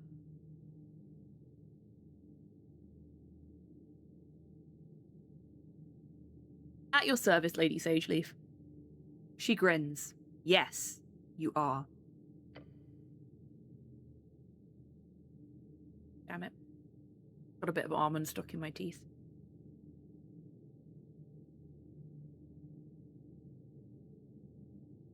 Snell takes a step forward.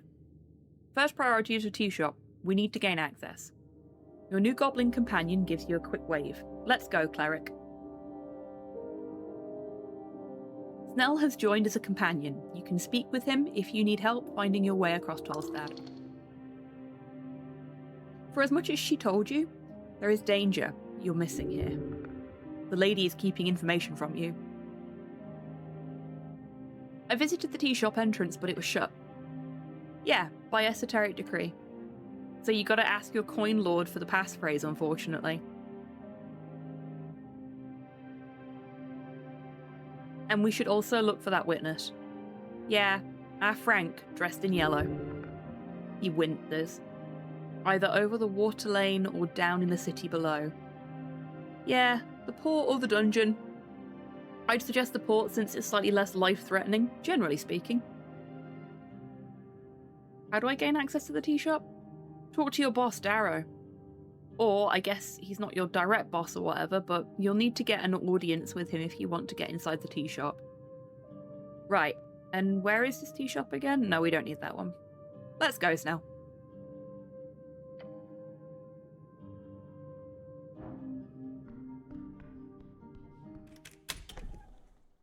And now we can use these doors.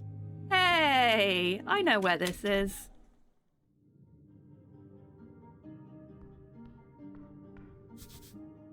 Biskin's Lich House must be located within these walls, just a bit further up. Yep, it's here.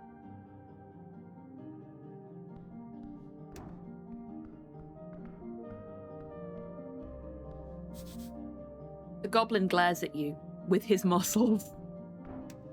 Didn't even know that was possible. We can't re-behold her.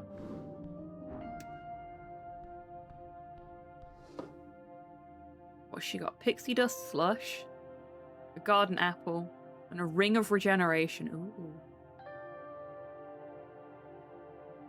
We're not going to pass that dex check, though, so we're not going to try. Because she will just fucking kill us. Where does this take us? Pillar Crossing.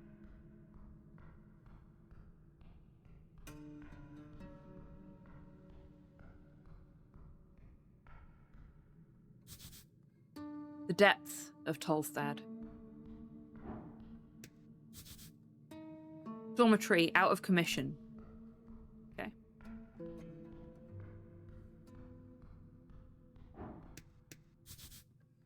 Marking on the door says, Simi, son of Strokeback.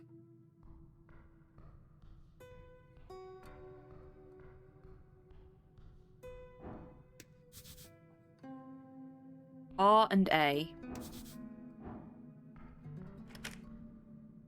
Just a random apartment.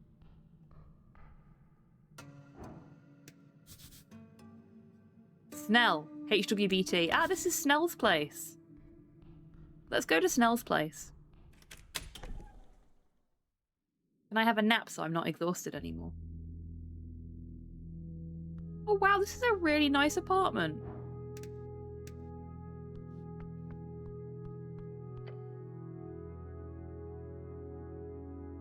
You stand before a simple bed frame.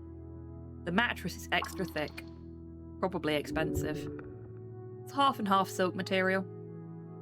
They're known to allow the sleeper to dream into the ethereal plane. Ooh. This material goes for extra in every outlet. However, the claim that these contain yim silk is ridiculous. Anything over a tiny fraction would make the bed half invisible. A scam then? Pretty damn good scam. Can I take a nap, Snell? What? No! He yells from across the apartment. Do not even think about getting into my bed. You can join too. That's definitely worse. Come on, let's have a buddy nap. Even worse. Thanks, babe. Be right back, folks. I'll take a break off now, actually.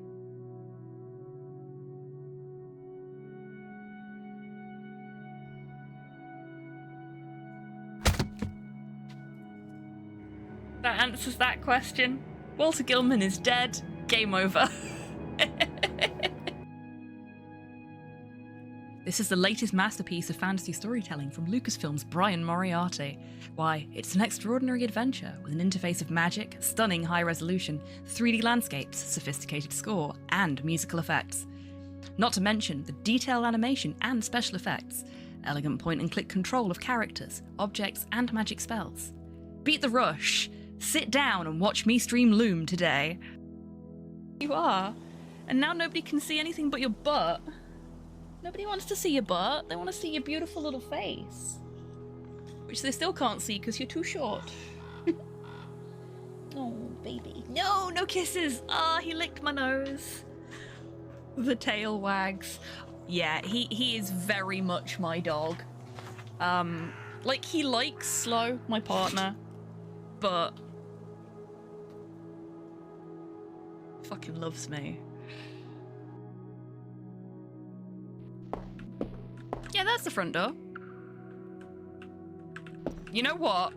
I've had it with you lot. I'm fucking taking this with me. This is my record now. Fuck the lot of you. I'm out of here. I'm out of ammo. Okay. Time to kill God with an SMG.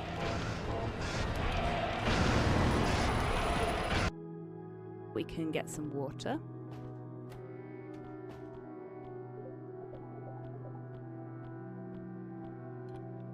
Fuck. I put the bear trap down and then stepped in it.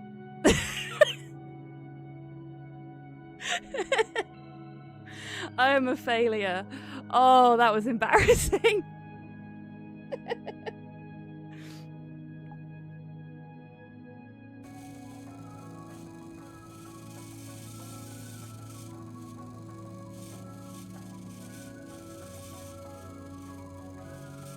Oh my god.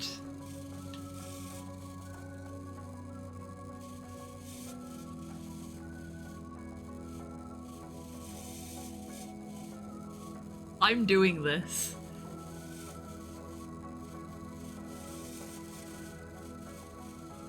Yeah, work those legs.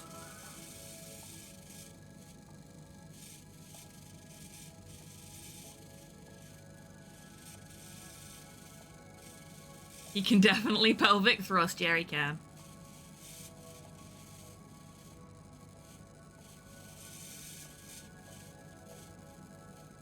He's a popular guy then.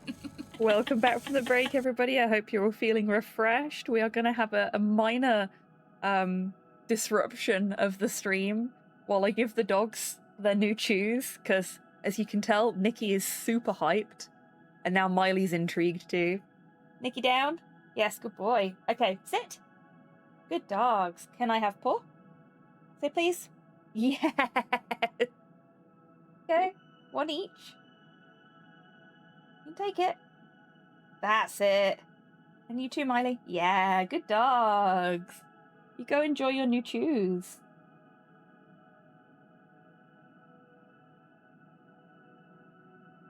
There we go.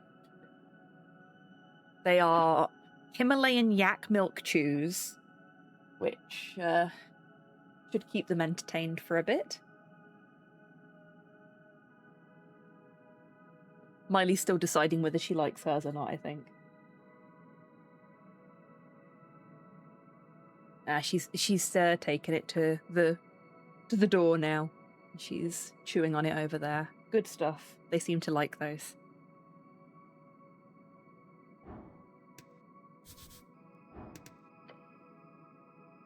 Thanks, bed. Okay, so we can't do anything with the bed. Snell's work. You stand before a wooden board covered in sketches of various people, each of them connected via long red threads. You see several faces you recognise and some you don't. A birdman with a black and white pattern, along with the note, tea shop owner. A bulky merman with no text. Rival? No, unambitious. A stout-looking dwarf in uniform with a hammer symbol in the corner. Patron? A stylish orc with a free strider heart symbol in the corner. Completely unaffiliated, suspicious. A pale man holding a skull. No motive.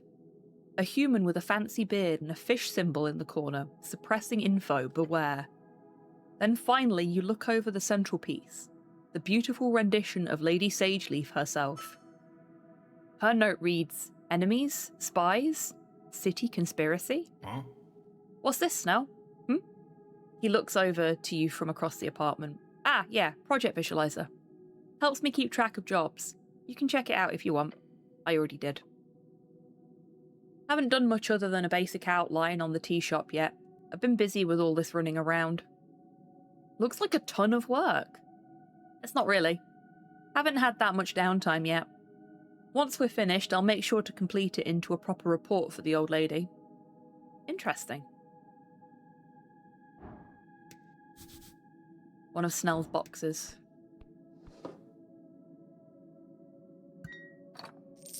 Just nicking all of his shit. Ah, Bagatelle. The goblin has some good taste then.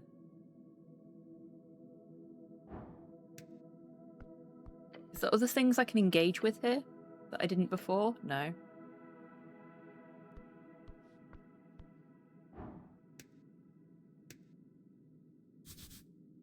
Sure is the type to have a photo of himself on the wall. You do not need to relieve yourself, Abbess the toilet. Okay. A glowstone lantern. It appears to be non-functional.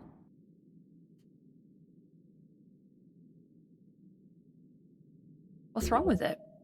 The glowstone inside must be malfunctioning. A common issue with these cheaply post-war era produced lanterns. Hey, Snell, do you need help fixing this thing? That's okay, cleric.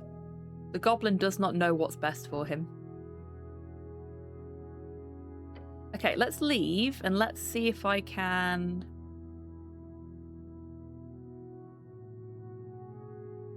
Dancing light, short rest.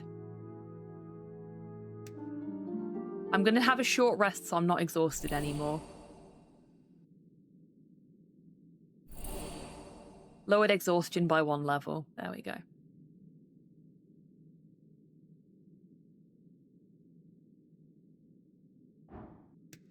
Ah, and that unlocked all the ability checks, so I can now go and try and pickpocket the elf again if I want to.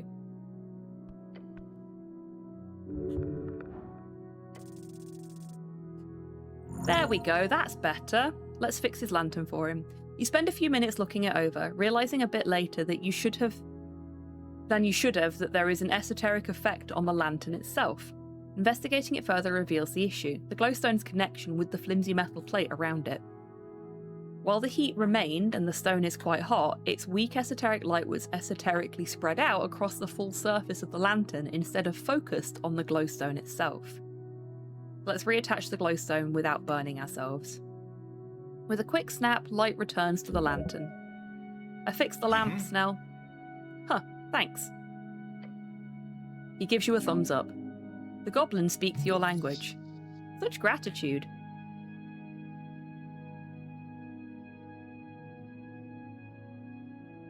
Now you won't have to trip when going to the bathroom in the middle of the night anymore. That's not really a problem, you know. He points at his eyes. And why do you have the lamp? It's not perfect dark vision. He stretches a bit. But yeah, the fixed lamp will help. Thanks again, Cleric. I'm so good at tinkering with stuff. You're slightly above average. Which says more about the average than it does about you. Ouch. Thanks, intelligence. Nice of you to make sure that I know my place.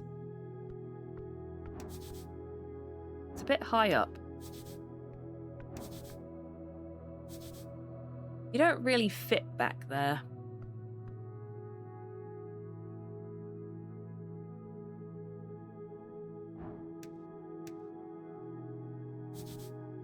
Out of reach. Okay, so we literally can't steal out of that box. Let's leave.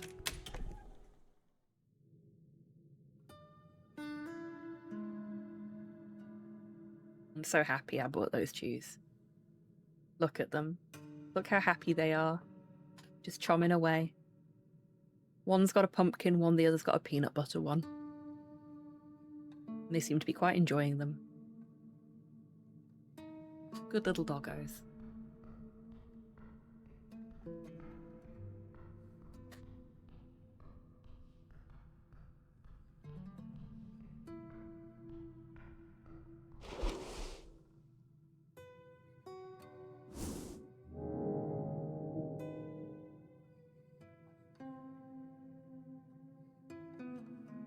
I was very much the same via Thief.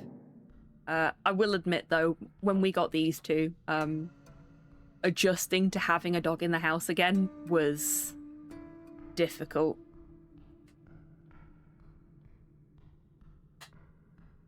You don't really realise how much your routines have changed until something forces them to change again.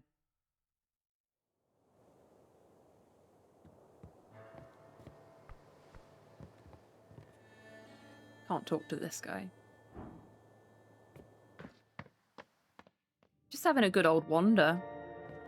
Now that we've got the capacity to do so. Oh, is this the upper level of the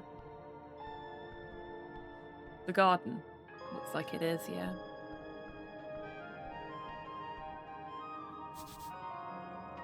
Those before left many holes in the Berggrund.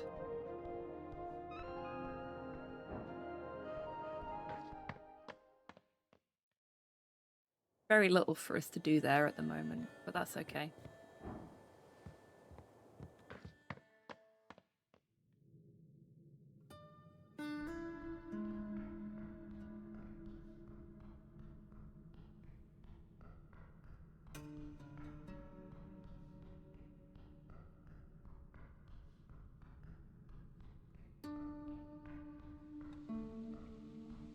Not been up this way yet.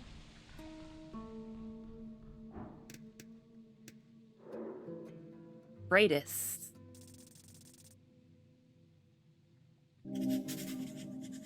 Oh, we got a fair bit of information there. Human Earthfolk. Level 5 noble. She is dressed in a fine silken robe like a noblewoman. Her hair is short and coarse. The rebellious kind, but Earthfolk nobility nonetheless. Why is she down here? Not many of her kind seek the company of Waterlane workers and goblins.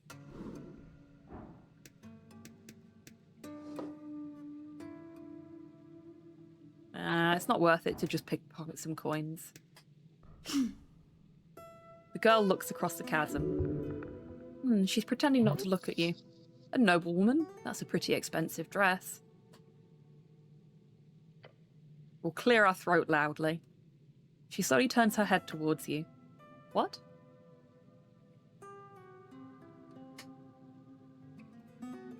What's your favourite colour?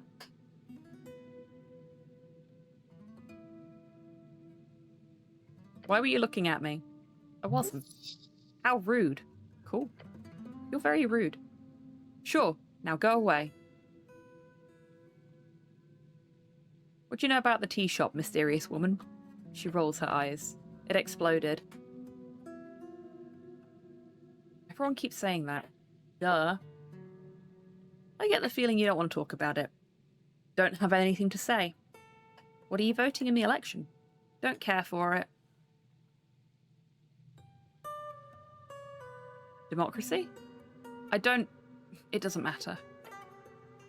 I wouldn't tell you if it did. I'll throw my lot in for the Asgarlists. They're cool. Oh, okay. I don't care. You become even more of an Asgarlist. Gained 15 XP for choosing this political stance 3 times. She's a hard nut to crack, this one. I want to ask you some personal questions, but I have a feeling you won't respond in any meaningful way. Smart. Can you go now? That's all for now. Thank you, citizen. Well, that was a delightful conversation that was very helpful and led to plenty of interesting avenues.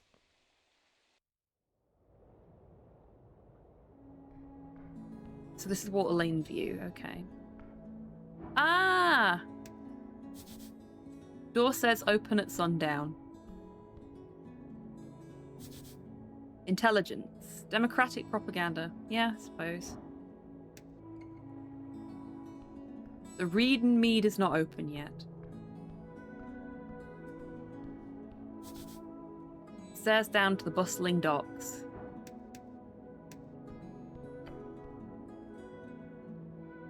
Reef Forest with Maldigwith. The voice is from a primal spirit. Open it. As you lift it aside, you immediately see something moving in the pile of shredded documents and old scraps of food.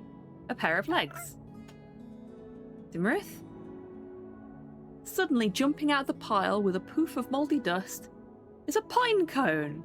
A pine cone with limbs. Amen Wahen.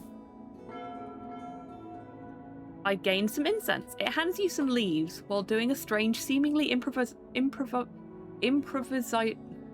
Wow, I'm really struggling today. Improvisational dance. There we go. Upon the trash. Wait, are you one of those... Before you're able to do anything about it, the little creature poofs away. Disgusting little creature. As it fades, you see only trash. I've heard about those things, never seen them though. What do you know about them? Just what I read in the paper and what Nesson goes on about. They're called Vata or something. The Lamplighters Guild has a public spat with them a couple of months back. He points to the lamps behind you. Apparently they messed with the everlasting lights. Not so everlasting then. Heh, I guess it's a PR name. I get why they were mad, but I think they solved everything once the PCG got involved. And they're supposed to be all over the garden too, not that I've ever seen one. Anyhow, they clearly seem to like you. Let's keep it like that. He gives you a nonchalant half shrug. It's Water Lane, there's always something going on here.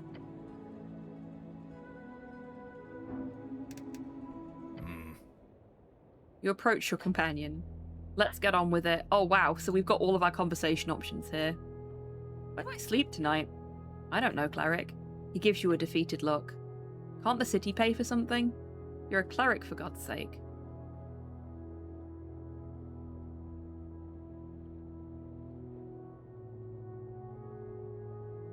Can I sleep in the Goblin Garden? No, or, I mean... He thinks about it for a second and then once again says no. Maybe I can sleep with Visken? You're probably too warm for him, and don't phrase it like that. Just sleep here? He looks around. Just here? Yeah, it's not so bad. Right here? He's reacting to your current environment. Okay, maybe not. Yeah.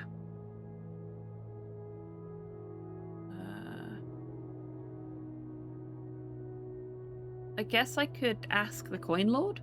Ah, yeah, Darrow is your boss on the job, isn't he? Guess you've got other things to talk to him about. Lord Tyner just subscribed for 50 months. Damn, Hey, the Puffball, large welcome 5-0. in. Have a nice stream and enjoy Could the you pine pick me cone up so I dancing. can bite you? Thank you so much for being subscribed for 50 months. Hello. I hope you're doing well today. Welcome in. Fun.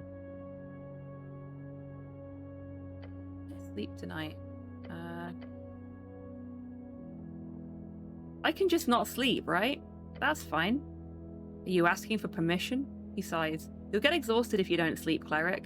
If you do not take a long rest 8 hours before dawn, you get 6 levels of exhaustion. Actually, I really should find a place to sleep. Smartest thing you've said all day. Can I sleep with you?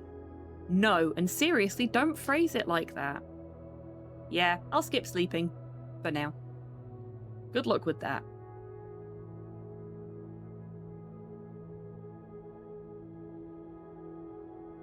Nice weather we're having, looking around with a bucket on my head. Sure. But how would you know, Cleric? I said, how would you know? Since you're wearing that damn thing on your head. I feel like you're bringing some unneeded negativity into this conversation. I am both shocked and amazed you haven't walked off a ledge yet. But I have to say, it is immeasurably embarrassing to stand next to you and attempt to take anything you say seriously while you're wearing that. Do you realise everyone you meet is simply choosing to ignore it? I will consider your request, Goblin. Yeah. He sighs. You do you. I apologise for the outburst. But that's just my 2 crowns. An old play about a kingdom run by a group of idiotic advisors also popularised the term 2 crowns. When giving someone your 2 crowns, you're offering unsolicited advice. Thank you, Charisma. I had figured that out for myself, but it's nice to get the extra XP. I'm gonna ignore the rest of those options, and just because he's made a point about it, I'll take the shame bucket off now.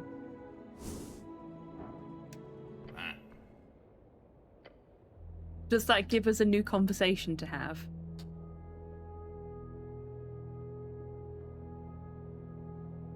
No.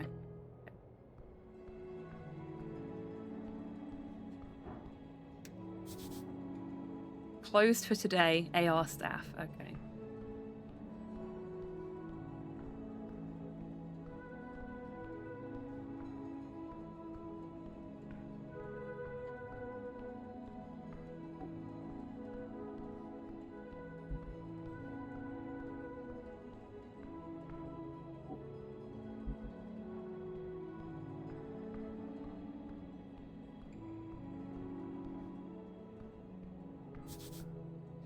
These pipes connect with the vast sewer system of Tolstad. Okay. Ooh, what's that? There's something there. Statue of Earth. Who left this here? You approach the shrine. And yes, this little figurine does still count as a shrine.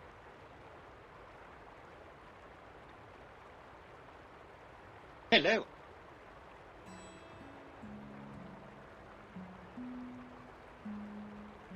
Hey, Duke, welcome in. Yeah, it's fantastic. It is basically D&D, Disco Elysium, and I am all for it.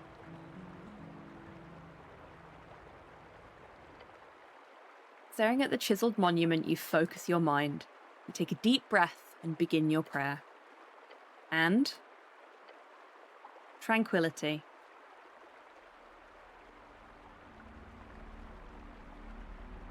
Oh, we have so much to contemplate. Contemplate the Dragon of Tolstad. Famous goblin leader, her reach sharp, her gaze strong. Okay, we've actually read this before.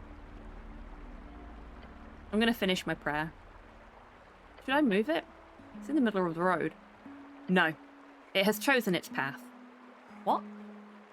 Figure of Earth. This is a makeshift shrine meant to stand exactly where it is, and where it might go. Ready to serve whoever needs him the most. Just like you. I'm done here. Is it actually a new Willy Wonka experience? I missed what that pop-up was. Oh well.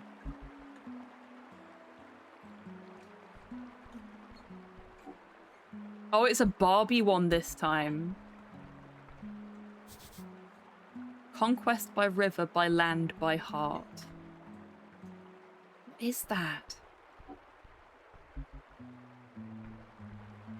Something's there. It's another one of those little things, isn't it?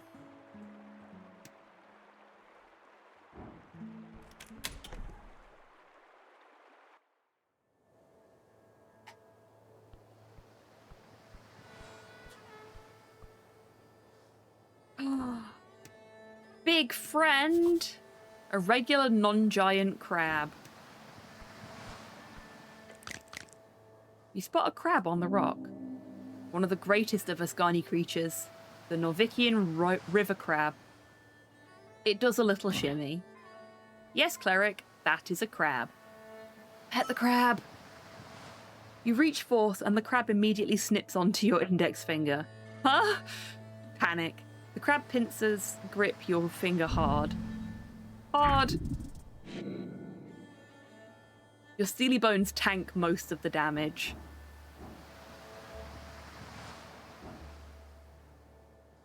Snell call for help by being assaulted. It does look more like a lobster, though there are some crabs that do look like lobsters. So it could be a crab. I don't know if I'm going to be able to do this.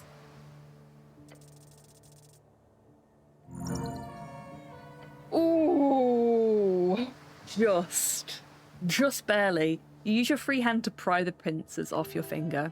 When your index is released, you immediately feel the blood begin to flow once more. Freedom!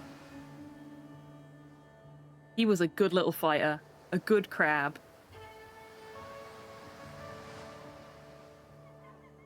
What are you voting in the election? It makes no noise in reply to your question.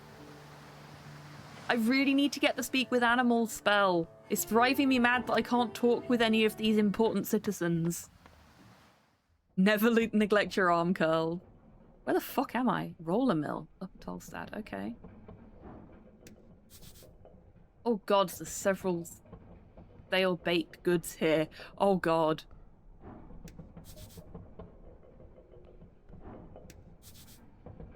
This must lead to the rest of the roller mill. The roller mill workers kept more than ledgers in their archive.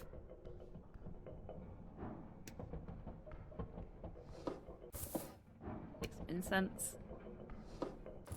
Take some stale treats.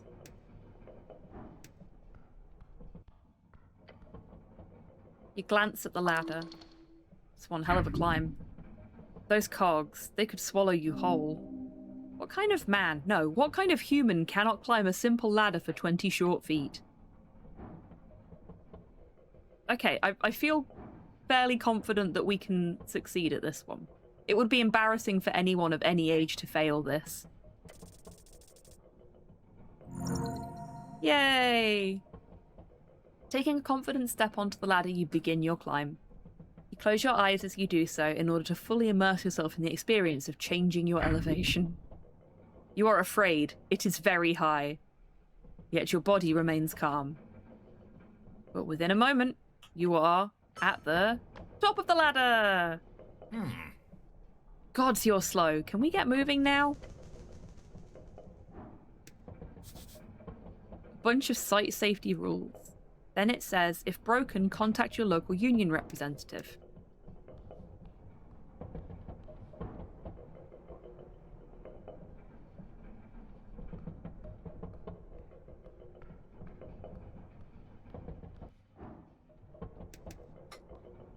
I'm gonna back down the ladder. The long way to fall. This time should be easier. You take the first step onto the ladder, and then you are at the bottom of the ladder. Let's go. A wooden door blocks your path. feel the handle. Oh yeah, Loctite. He shut it. He shut it. All to keep his people at bay. An owner in fear of his labour. We're getting all that from looking at a locked door. That must lead to the back office. I haven't been in here before, but I think they closed down a while ago. Heard rumours from some goblins that worked here. I think the owner fired them all out of nowhere. Huh. Okay, so we've got an impossible strength check and a challenging dex check. If they closed down, why is the mill still spinning? Yeah, that's actually concerning now that I think about it. I'll ask around later. Nothing to worry about now, though. Let's try and pick the lock. Yay! Your fingers work with the mechanism with precision. Click, click, click. The lock gives way. The door swings open. You see nothing but black beyond. Complete, utter darkness. Can't see a damn thing in here. That's okay, I've got dancing light. The light cuts through the gloom. The storage chamber reveals itself. Broken crates, scattered papers, a mess of abandoned equipment. Someone left in a hurry. That tea shop blast reached even here. That blast, it shook everything. You wade through the debris. This place has been abandoned for some time. Dust covers everything. What a dump. Let's search for anything useful. You sift through papers and crates. Most of it is worthless. Old receipts, inventory lists. But then you find something. A notice. Official letterhead. Notice of termination, collective action violation. You scan the text. The roller mill owner fired everyone. They tried to form an Asgard union. All workers dismissed, effective immediately. Brutal. That explains why this place is empty. The owner shut down rather than deal with organised labour. The workers deserved better. They did. But the world rarely gives people what they deserve. Tale as old as time. Or at least, as old as factory work. It's bourgeoisie bullshit all the way to the top. Bourgeoisie? He's showing his bleeding heart. Snell is correct, sadly. Are you getting political with me, Snell? He shakes his head. Ignore me. I'm getting tired here. You continue deeper into the chamber. At the back, you find an office. The owner's private space. Check the desk. Old papers, ledgers, more termination notices. And then, a drawer. Locked, but poorly. We'll force it open. The drawer slides open with a snap. Inside lies a smooth stone, one with several faces adorned on its sides. It pulses faintly with esoteric energy. A magic item. Esoteric. Let's examine the stone. We have gained the sending pebble. You pick it up carefully. Tingles. Sending pebble. A magic item capable of casting a weak version of the sending spell, only reaching targets within a kilometre. Due to it not requiring a receiving magic item, unlike a regular sending stone, it is exceedingly expensive and rare. Oh shit, these are expensive. Useful tool. Very useful. You slip the pebble into your pouch. Time to leave. This place has given you all it can. I'm not finding anything else here. Let's go. What a lovely delve. I'm glad I did that now. I'm glad I went back for it.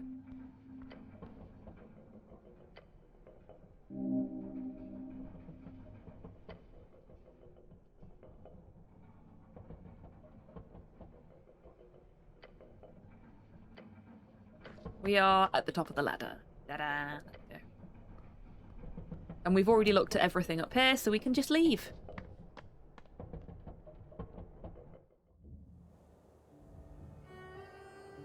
Where the fuck am I?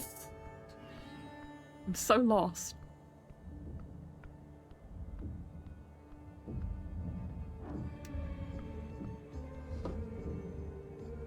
Resistance note.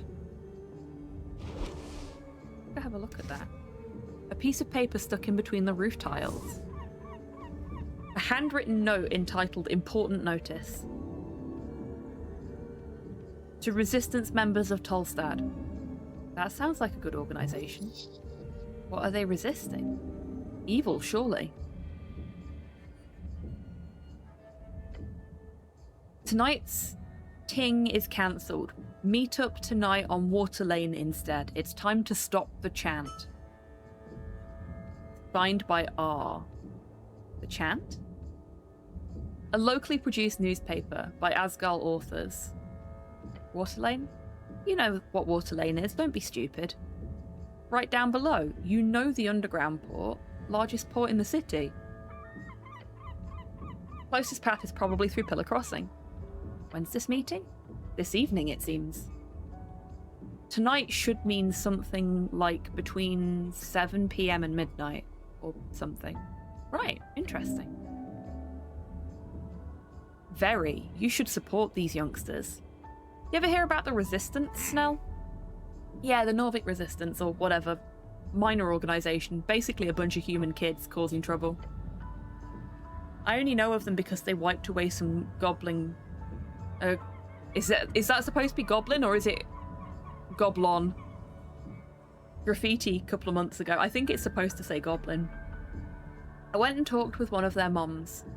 Nice old lady in East Housing. After that, we didn't have any more trouble. Housing, a nickname for the housing district where the poors live. The housing district, one of the 5 districts in Norvik.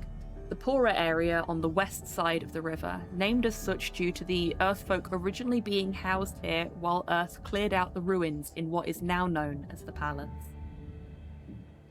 They're Asgarlists? Nationalists, I think. Bunch of boys. Human boys tend to lean nationalistic for certain reasons. Gee, I wonder what you could possibly mean, Snell.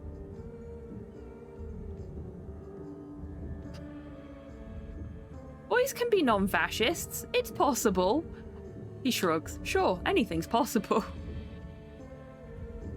It's true. Boys can be non-fascists. It is possible. Doesn't feel it fucking sometimes, but... I don't think we can get down here. I think we have to go back the way we came.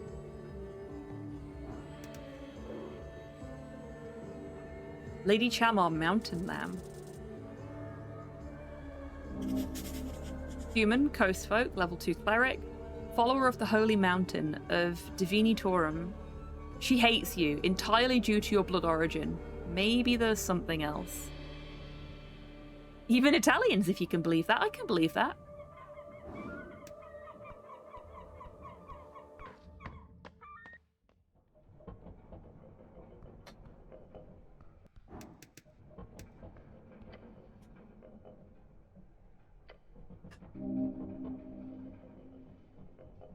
I don't trust them. Fair enough.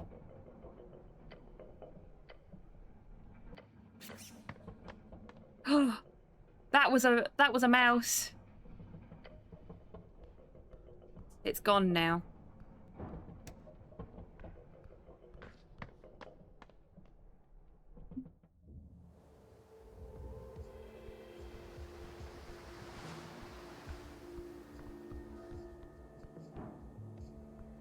Okay, let's go back to the goblin garden.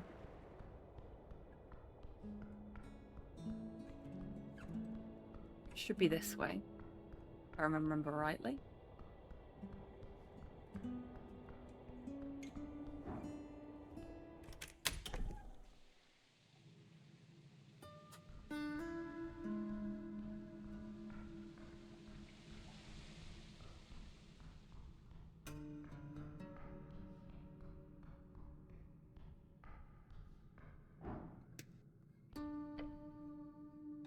Pillar of Yore.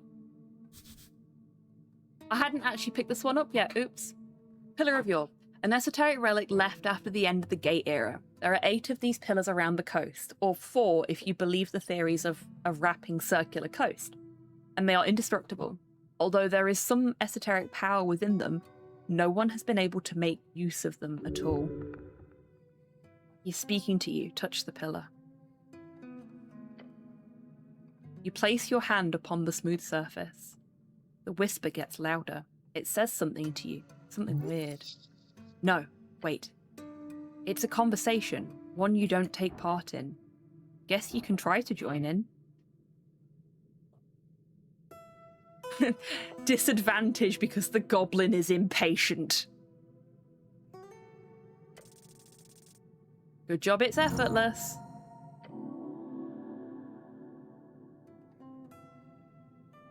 Hello? Huh? The goblin perks up. Ah, not me. Sorry. The pillar vibrates. Hello. The whisper lies inside of you, or something. Who is here? It says divinity. It says death. It says necrocrat. What? The voice ends. Your hand is repelled from the surface. Ouch! Weird. You understand plainly. There is more to this pillar you need to investigate. In time. And further below.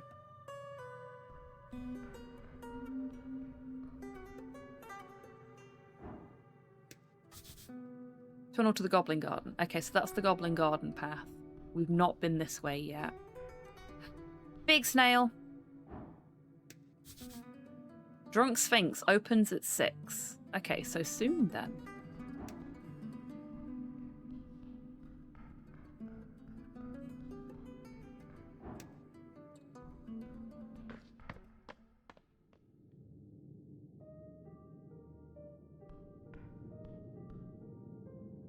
I am gonna...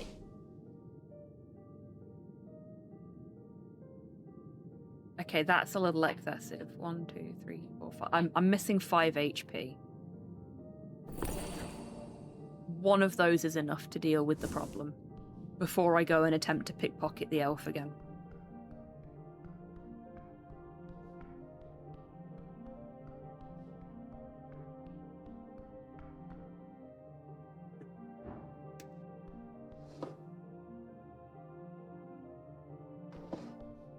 Actually, what can we do to buff our decks some more first? If anything.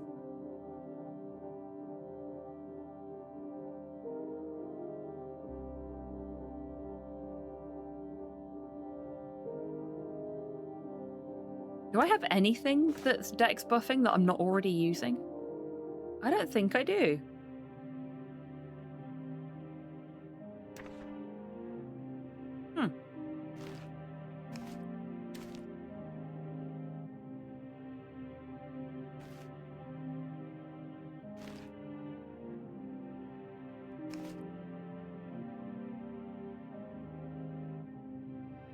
Guess not. The rats are actually in as key items. That's interesting.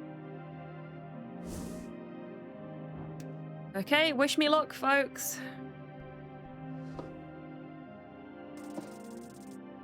What? Out of nowhere, the vine comes and attacks me again.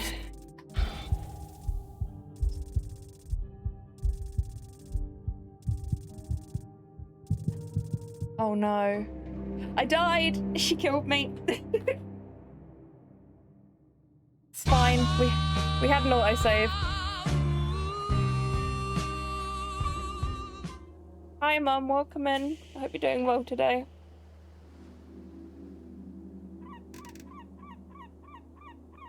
Thank you for the posture check.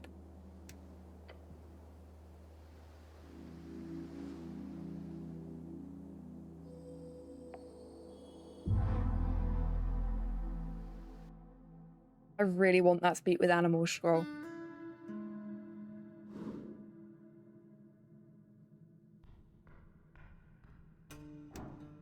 I really, really want it.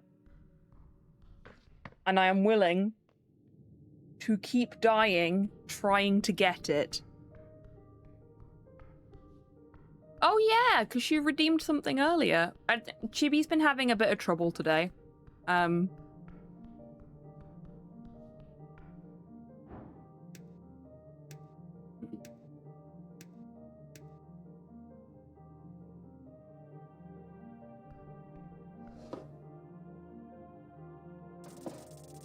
on. Fuck. Hey. What's that about? Hey. What we dropping for?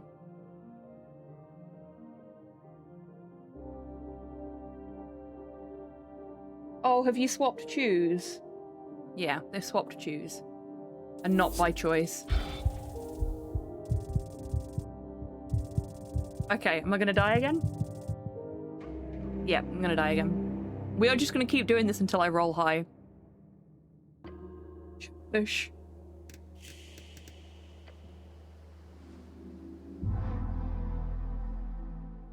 Oh, I think Slow is moving about. And Nikki's getting excited. Nikki! Shush. Shush. Oh my god.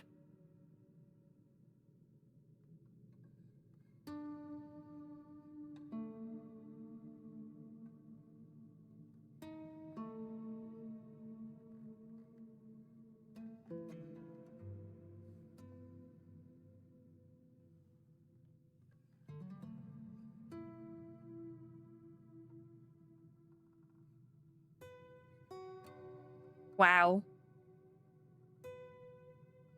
I feel so unloved right now.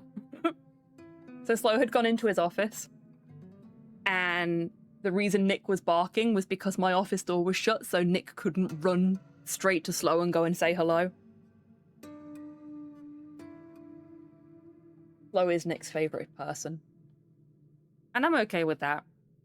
But Nicky is now getting very temperamental if he doesn't get to go and say hello to Slow when Slow is up and about. I'm not good enough.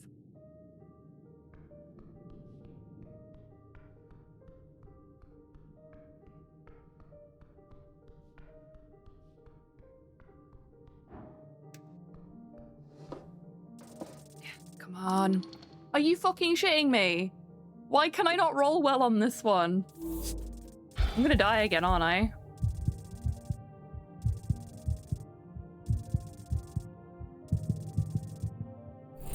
Okay, I survived.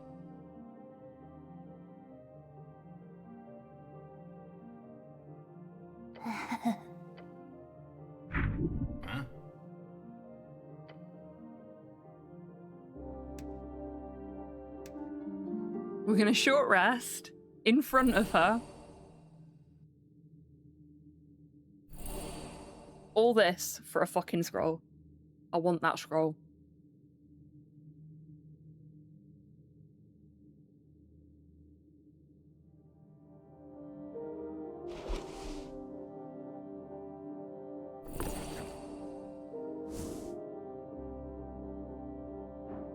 Lead me see more. Come on. Please. Fucking finally! Yeah. Oh, Topo, thank you for the treat. It is a cranberry. Right. I got what I wanted. It was a pain in the arse to do, but I got what I wanted. And that's what matters here. Oh, thank you for the hydrate, Abby.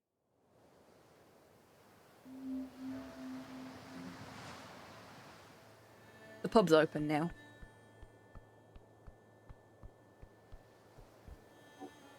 But more important than that... Oh, can I speak with animals, with the animals, in my inventory? No. Hans, welcome in. I hope you're doing well today.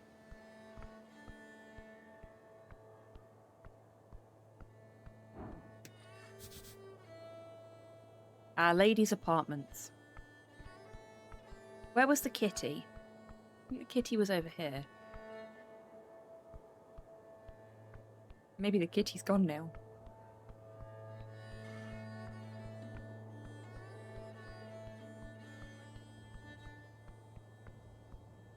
Oh, that wasn't there before, was it? Bikes are cool. You should ride your bike more.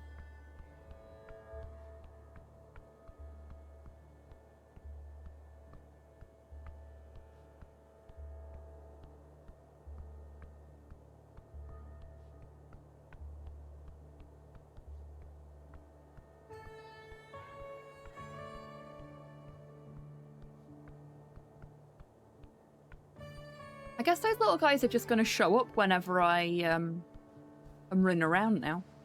Which isn't necessarily a bad thing.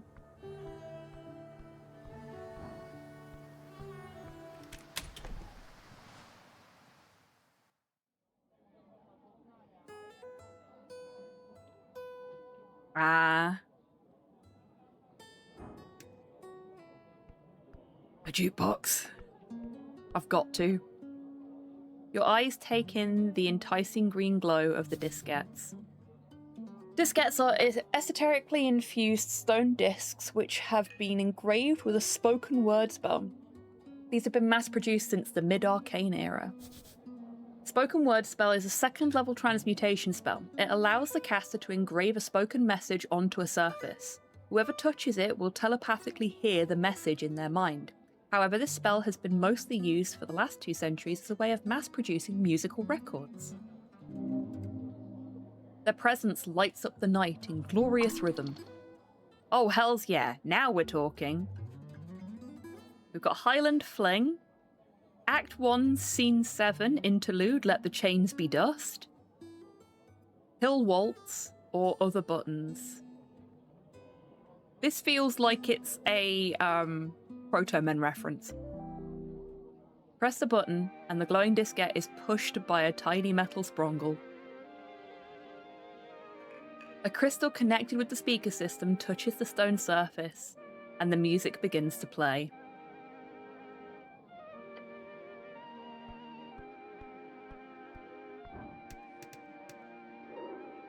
Raz, bow for hire. Oh! Nat 1! I see the inside of my helmet.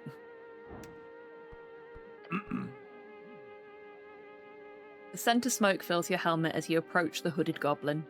He takes a drag from the pipe, his rough face illuminated. He's glaring at you. Didn't I see you at Pillar Crossing?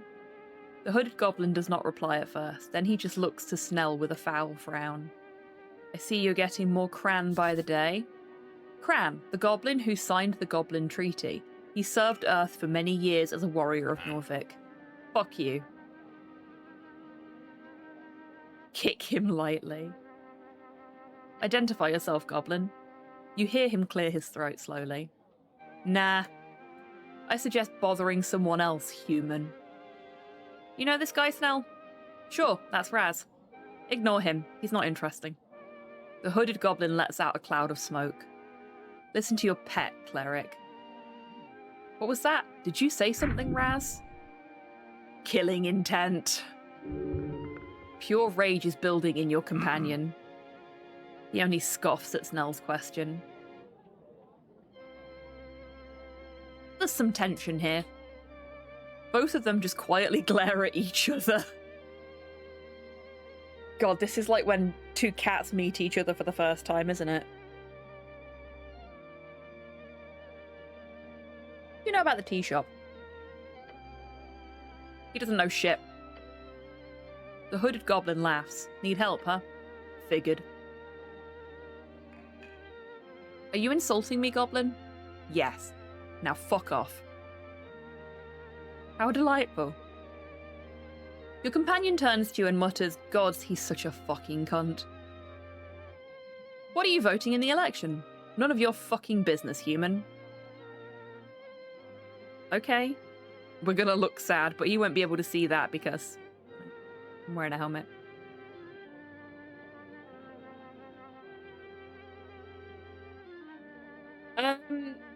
Well, Snell refuses to let us sleep in his bed, even if he's in it with us. Especially if he's in it with us. I've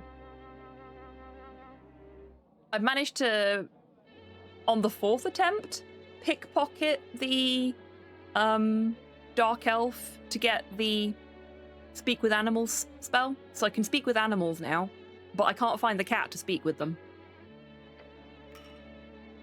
You hear him chuckle.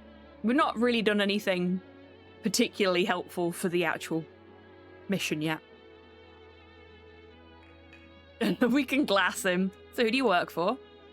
Why would I tell you? Why wouldn't you? Is it embarrassing? Do you work for, like, Viscan or something? The goblin freezes. No. What? He does. Wow, yeah. You didn't even need to pick up on anything there. Fuck off, human.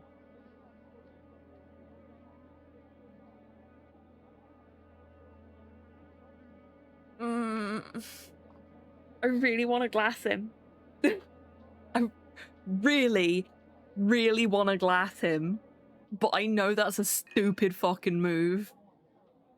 But we've all played D&D. We know.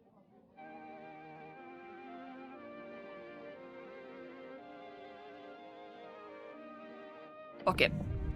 Glass him? Is that dangerous?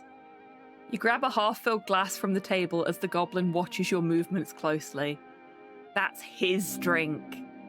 What a powerful and manly move.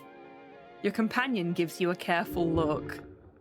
He wonders what the hell you're about to do. It's a challenging check to smash the glass into his face. We've not been rolling well today. I can't save while I'm in a conversation. I forgot about that. No save scumming for me.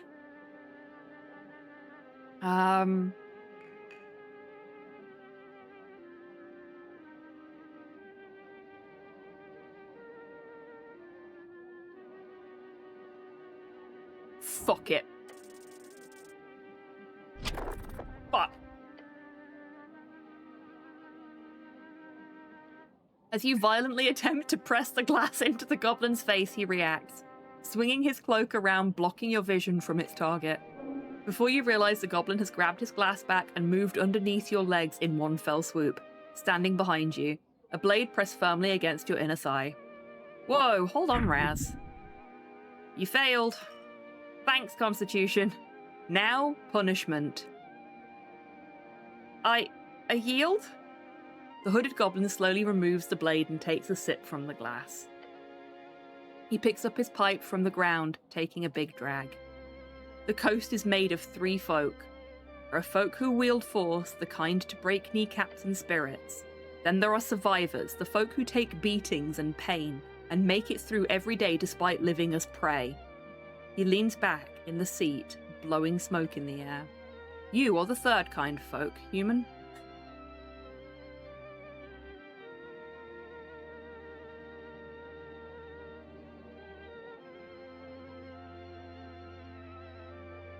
I feel like prey, honestly. He lets out a smoky scoff. Human, trust me. You are the folk type, meant for slaughter. Ouch! Right, extremely dramatic, both of you. He gives the hooded goblin a quick bow. But thank you for not killing the cleric, Raz. And then he gives you a thumbs up, and thank you for doing that, cleric. Aw, we made a friend. Best thing I've seen all year. Fuck you, you cran piece of shit. Fuck you. Get the fuck out of here. Kinda want to try and glass him again. At least Snell likes us more now.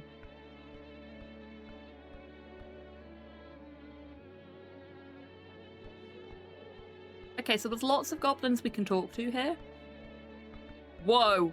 Whoa! Whoa! Hello! So the pub's name wasn't just a name, huh? Holy moly!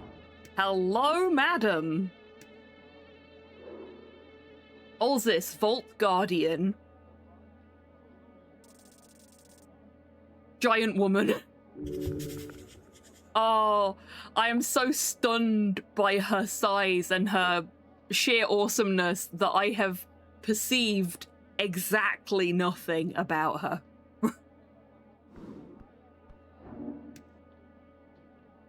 I can't reach that from here. Yeah, that's probably for the best. A lull falls out of the ambient cheer, just a beat of uncertainty as this cleric steps before the tavern's singular attraction. This happens all the time. Visitors come to gawk and stare, some brave ones to speak with her. The lady of the house, our most delightful host. Towering, you stare at this somewhat feline creature upon the stage, a living myth, currently taking a swig out of a barrel, clearly not paying you any mind. Antispalian.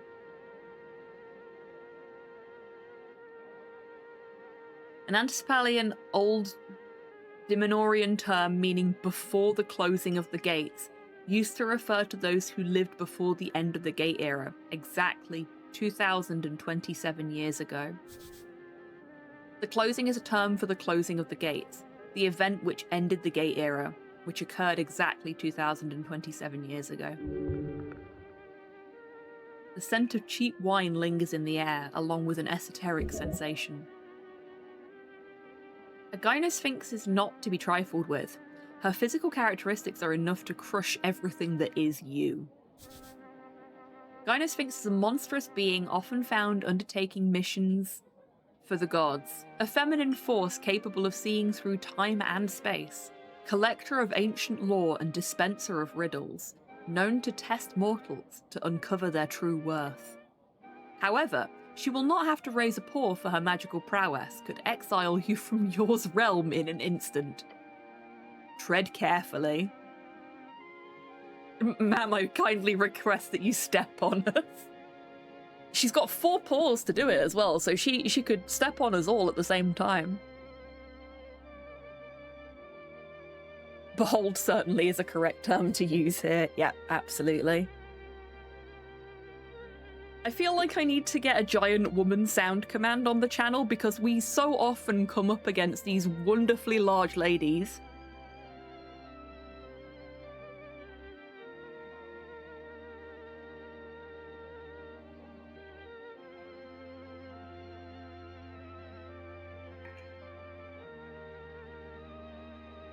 Let's give her a deep bow and not say anything. Good.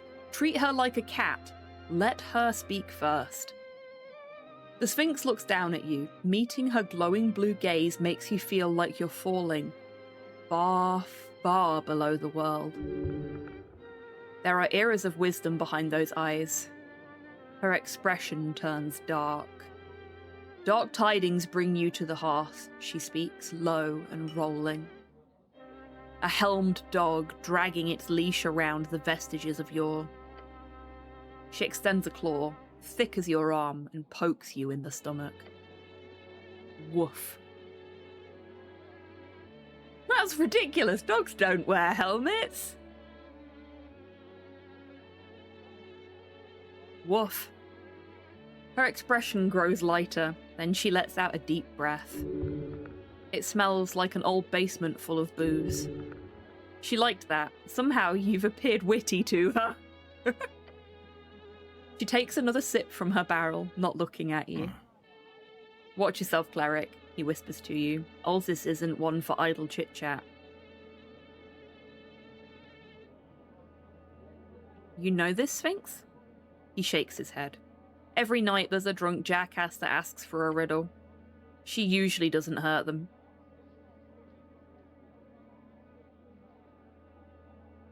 Oh, a riddle, that would be fun. Thank you, Snell. I'll be careful then. Wise words.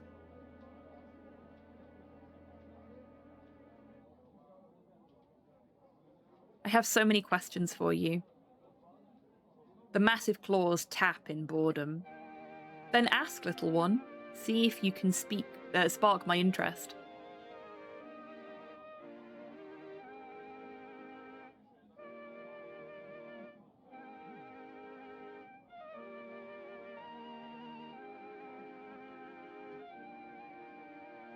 Oh my god, we can flirt with her.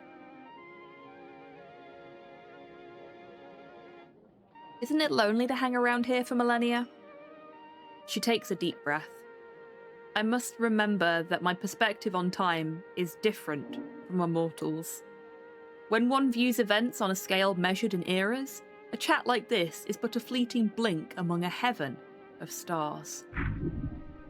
She speaks from a pool of knowledge deeper than your entire potential existence.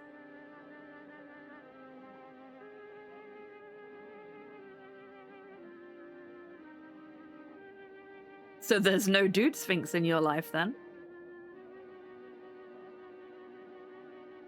Mortality makes life beautiful. I've heard that countless times. Yet it always comes from those trapped in its clutches. I suppose perspective is everything.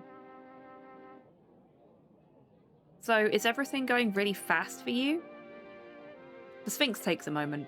When a child grows, a house once thought massive will soon start to feel cramped. As time grinds on, the idea of today is no longer a canyon of possibilities. For me, that house is minuscule. That's fascinating. Thank you for sharing your perspective. You're welcome, little one. Hanging around a tavern can't be too lonely, right? Times have indeed changed. During what you call the arcane era, I had few visitors. These days, I am inclined to enjoy the life surrounding me, even with its occasional annoyances. While the average quality of my conversations might have declined, there is value in communicating with all manner of creatures. Knowledge comes in all shapes. If the world is full of imbeciles, then knowing imbeciles will let you know the world. And if that is the case, then how many of those people truly can be called stupid?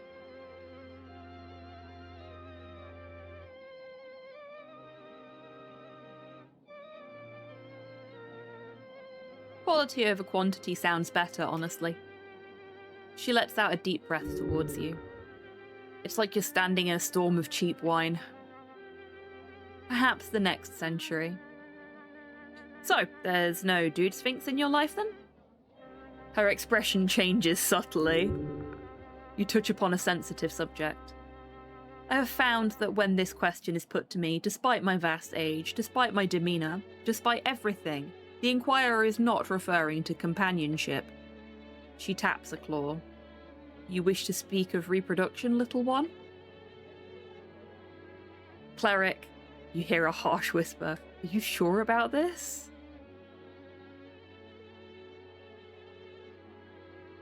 Are you uncomfortable talking about it? Not at all. I can rant about it all day. Is it an awkward subject? Yes. Most mortals find this discussion to lead into very uncomfortable territory. Yes, I would like to hear about Sphinx reproduction. Her intense glare grows more esoteric. There are many lower races of Sphinx, some more bestial than others. Apart from often serving lesser purposes, they also share a common characteristic. She frowns. That was the Sphinx equivalent of spitting on the ground. They are all male. How dreadful. Indeed. Each of these degenerate sphinxi then naturally crave the companionship of my kind. For a gynosphinx to lower herself to their level, it is simply unthinkable. Then how? These bestial sphinxes should really work on themselves. She gives you a quick laugh. She thinks you're funny. Keep it up. Oh, yes. Yes, we are getting in her good books so we can flirt with her afterwards. These creatures will never reach such heights. It is not in their nature. The degenerate races of Sphinx were born wicked and craven. These creatures are no more similar to I than a horse to a donkey. No, not even this, as it implies some level of closeness. A horse god to a painting of a donkey. Tisk. This misconception of our similarity will plague me for eternity, but considering them a legitimate partner, creating more? The Sphinx shakes her head. A true man is his mind, He is not violent by nature, nor is he afraid of action. He is decisive yet tolerant. He is wise yet still ready to learn. A true man is a riddle.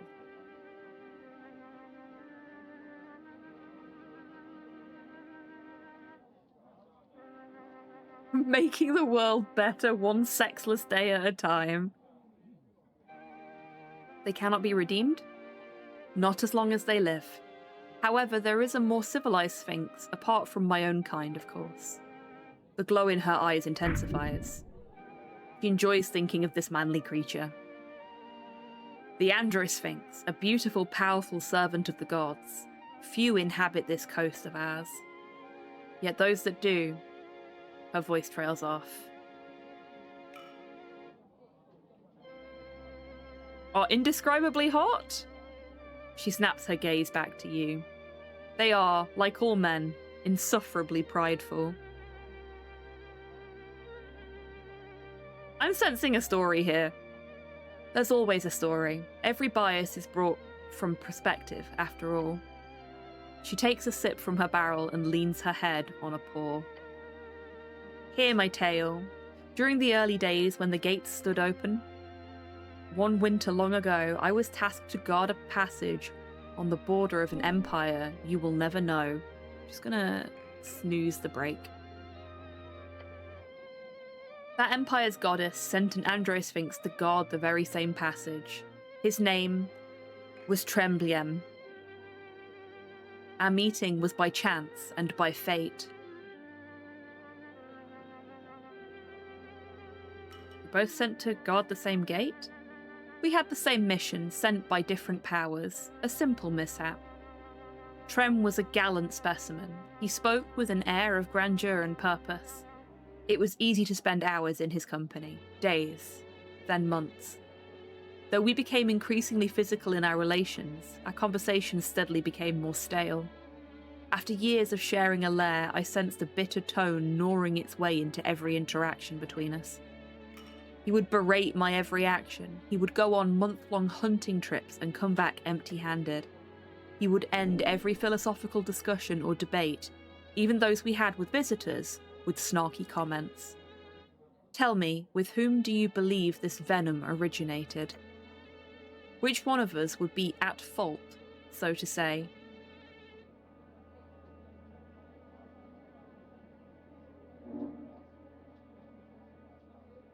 Considering the general theme of this conversation, I'd say him.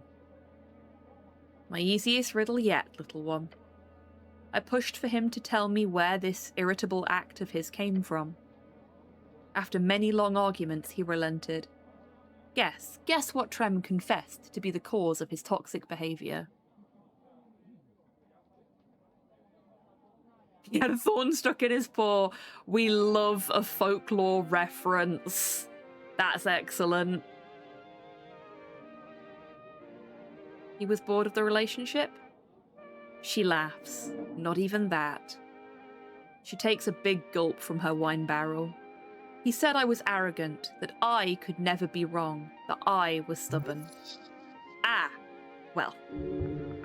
Those words are tinged with bitterness and contempt. This Androsphinx had a deeper, more venomous meaning behind his statement.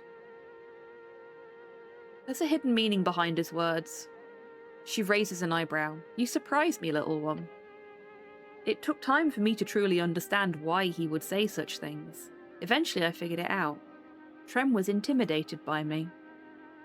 For the half-century we spent together, he never once could keep up in our debates. He never could solve my best riddles, nor even understand many of the most basic of philosophical topics I brought up. I never had a problem with this at all. It was endearing to watch him struggle. Okay, that would probably be quite frustrating for somebody. I never would have assumed such a magnificent man would succumb to the lowest of sins. Pride. Trem could not stand to be outmatched, at least not in the long run. So we parted ways as amicably as could be given the circumstances. That was my first mission here on this yours realm. The Gynosphinx has struggled with her hatred for longer than you will ever live. Yet despite the difference in your natures, what she seeks here from you is simply validation.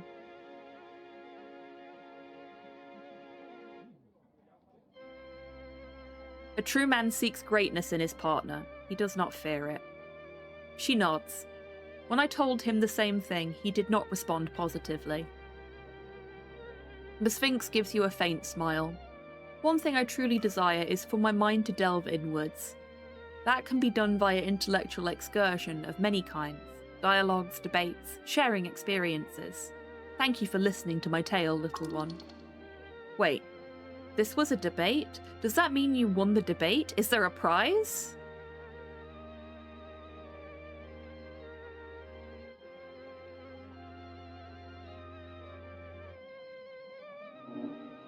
Your bias is not wrong, but remember, all folk, man and woman alike, Sphinx or human, are both pitiful, spiteful, and wonderful in their own unique way. Hello there. Well said. Hello, Valsion. I hope you're doing well today. Welcome in. We're not flirting with her yet, but we will do. Don't know why that dexterity note made me laugh so much. I love dexterity. Like, not my favourite stat, but always has something fun to say. Real little meme lord. It is not often I am given the chance to be truly surprised by a mortal. And a man, nonetheless. Of course she's impressed. Who wouldn't be?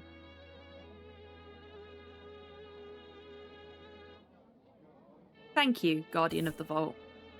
Here, this might help you in your quest, little one. Now, any other questions you have for me? Is this tavern your lair or your lair a tavern? She lifts the barrel to her lips and holds it there for a moment. Eventually she lowers it and says, that is indeed a riddle worth pondering. I love her. We've met so many fantastic ladies today. Do you like the hustle and bustle in here? I am content for now. Yes. Has anyone ever tried to fight you? Yes, alcohol tends to lower risk assessment capabilities among mortals, which sometimes ends with violence. Always from a man, strangely enough.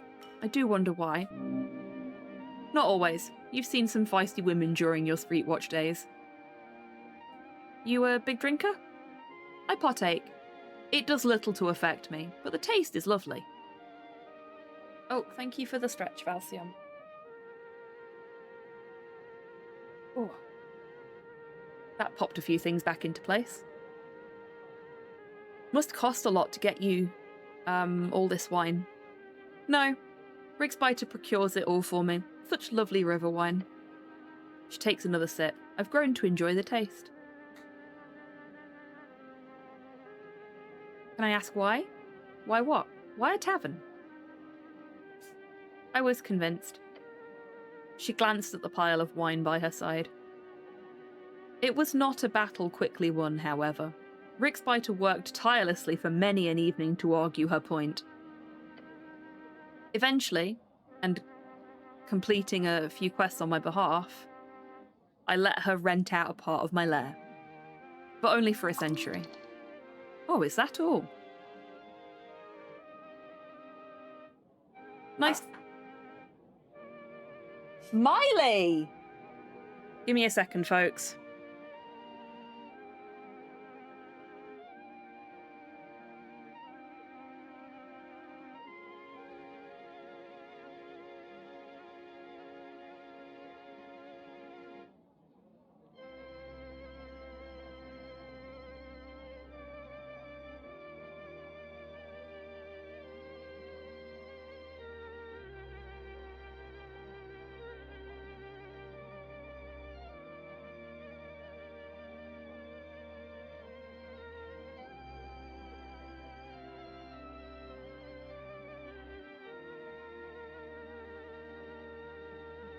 Okay, folks, Nick has lost his chew and Miley's getting grumpy with him because he wants to try and take hers off of her. So, I'm going to kick the break off now, and we'll finish the conversation with the nice Sphinx lady after the break. Now is a great time, everyone, to grab a drink, grab a snack, have a stretch, get some fresh air, all that good stuff, and we'll see you in 3 minutes. I'm out of ammo. Okay. Time to kill God with an SMG.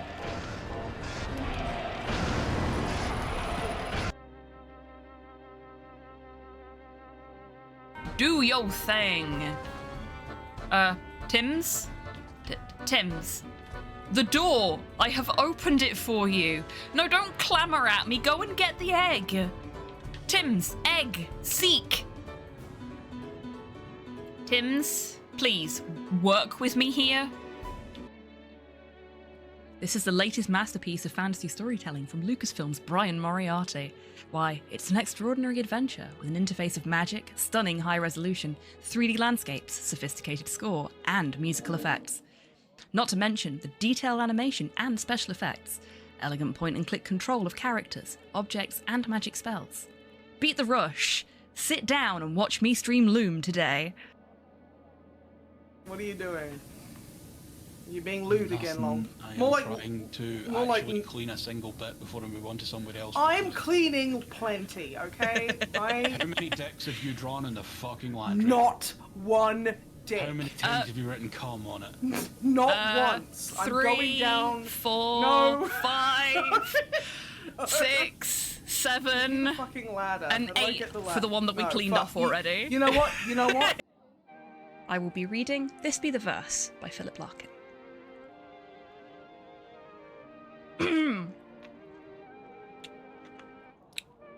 They fuck you up, your mum and dad. They do not mean to, but they do. They fill you with the faults they had and add some extra just for you. But they were fucked up in their turn by fools in old-style hats and coats who half the time were soppy stern and half at one another's throats. Man hands on misery to man.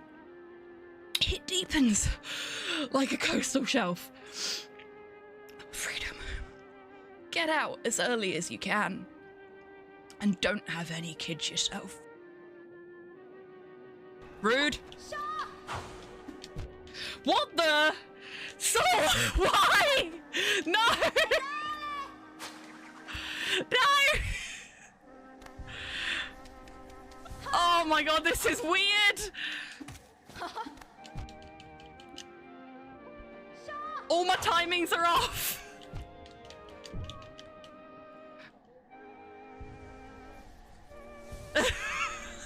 Welcome back from the break, everybody. I hope you're all feeling refreshed.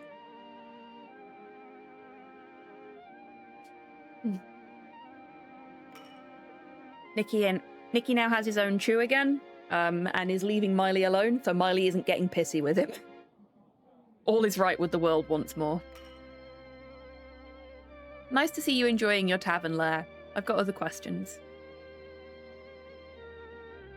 What do you know about the tea shop? It startled me, which is not an easy thing to do. I'd imagine you're quite close to it. Yes, an explosion like that has not been felt in this place for decades at least. Understandable. Yes, it reminded me of our darkness, what your people called the Fade Era. The Fade Era is the second out of the 5 eras, when Yor went silent and the ancient terrors were slowly replaced by those in charge today. This is when humans first arrived, for example.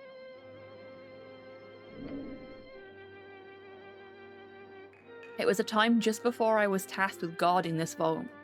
Then the Molluska Tullancatl often bargained with me for divine knowledge and assistance. I liked those snails. They were good company. I was saddened when their city melted under Esoth's fire. The crackling of those flames, the terrible force that ruined everything in its path. Flames of many colours. Memories, of beasts in the days of yore. Those thoughts stirred in me when I felt that explosion. Old magic.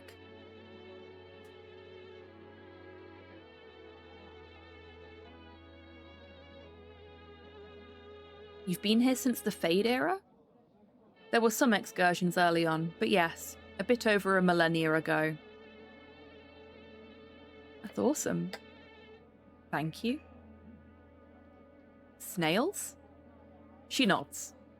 They built the first city here, from what I know. You've walked their streets, little one. Can you tell me more about these folk? A bit, yes. They were masters at wizardry far before the Arcanists, or humans that matter, even arrived to yours coast. I made the mistake of putting a Werther's original in my mouth during the break, and I'm not finished eating it yet. They made some poor choices during their rise and fall. They aligned with Yor against the gods, for one. And of course, they picked the wrong side of the Dragon Wars. It's a tragic tale of a civilization that I truly believe to be good. Good for the coast. They were just a little slow, caught up to them in the end. Do you think it was Dragonfire that caused the explosion? She scoffs. No, I do not. It was much too concentrated of a blast. Besides, a dragon large enough to cause such destruction would also surely not be capable of sneaking away without a single witness. Yeah, fair.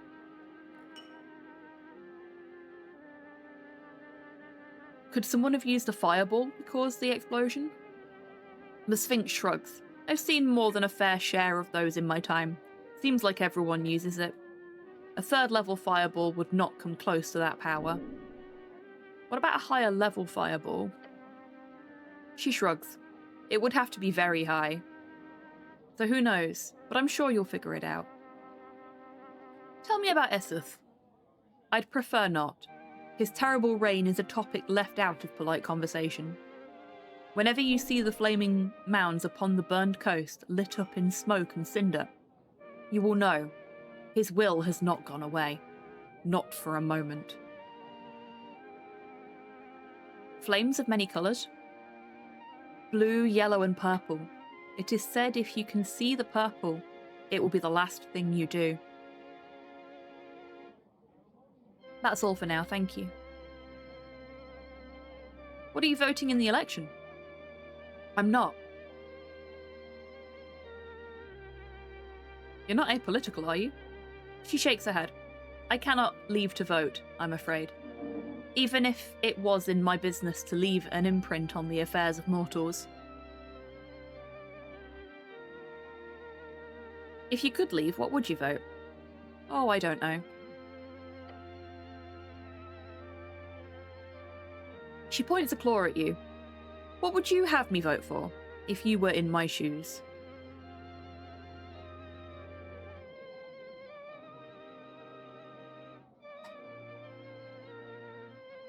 The Asgulls. They will make the city fair and equitable. Ah yes, a bunch of failed revolutionaries will surely be the best choice to safeguard the future. She gives you a knowing smile. She knows more than you'll ever learn. She takes a long sip from her barrel. What's that door behind you? Nothing. But it's clearly something. How perceptive of you, little one. She holds up a paw as if presenting a prize. Behind me lays but one divine vault of many. She lowers her head slightly in a tiny bow. I am its protector. It's really not more complicated than that. Okay.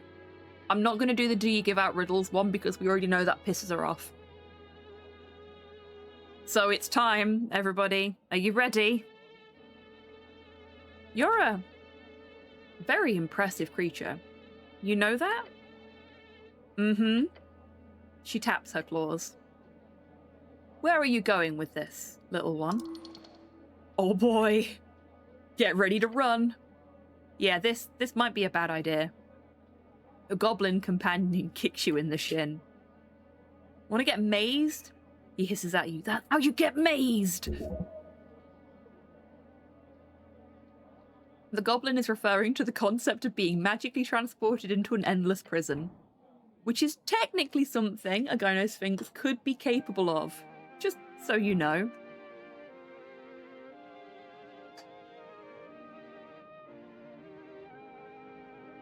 Oh, it is literally impossible for me to woo her. I'm heartbroken.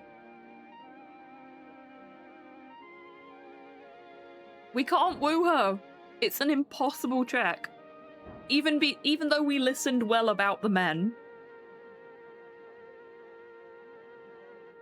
it will only end in our demise. And I don't know when the last autosave was.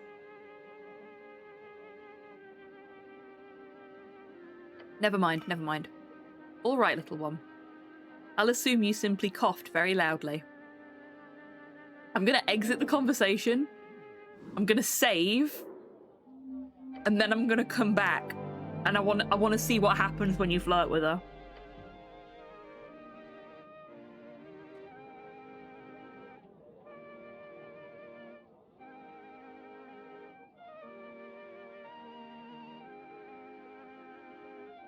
Okay, it's autosaved there. Worst thing she can do is say no, or maze us, considering what we just discussed.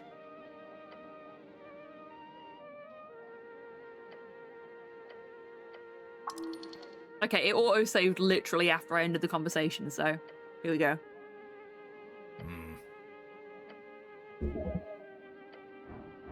We're gonna do it! Oh, fuck! That wasn't even a little failure. Well, this isn't really surprising, but you have no idea where to take this next. Gynosphinx sips on the wine and gives you a side eye. Nope, I got nothing. She laughs. Not surprising. Do you really even want to woo her? How would it even work, logistically? The purple one is correct.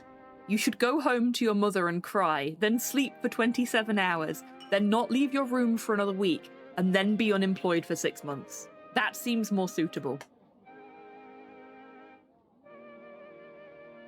The Sphinx puts down her barrel with 2 viewers. Hey Max, Hey, wanna pet the Cram. unicorn? Welcome in. No thanks. I took care of that before we left the office. We can't pet the unicorn, we can't even pet the Sphinx. Welcome in. I hope you're doing well. I hope you had a great stream. What were you up to? I can see it says retro, so I'm gonna guess that you were probably doing Wheel of Struggle stuff. I really need to catch up. I just haven't been in the headspace to do Wheel of Struggle recently. I feel really bad about it.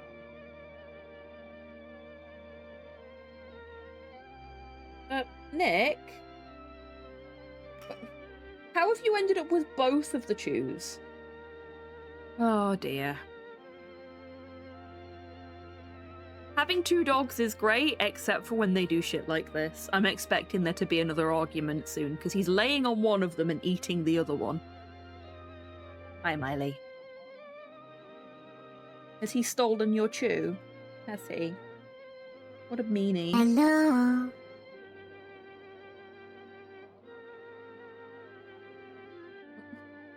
Miley. The Sphinx puts down her barrel of wine and leans in to say, "Little one, I don't know if you are sobbing or having a fit, but please, focus. Do you wish to ask something else?" No, I'm good. I'm good.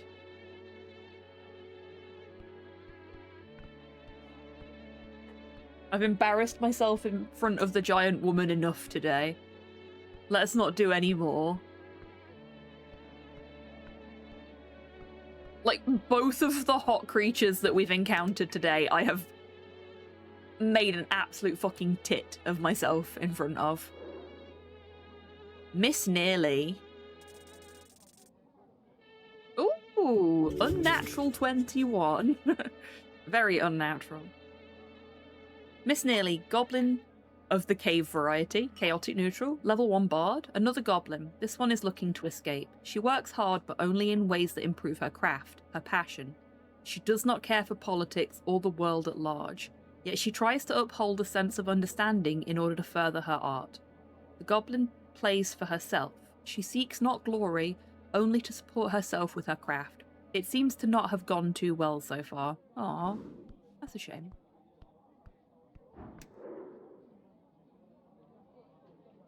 Agent Vera. Oh, this is the orc from before. Well, we still flubbed the roll, but we flubbed it slightly less than last time we did that roll, so we got one more thing. Her belief is weak. She does not use it. Her religion is power. Can't behold the barkeeper.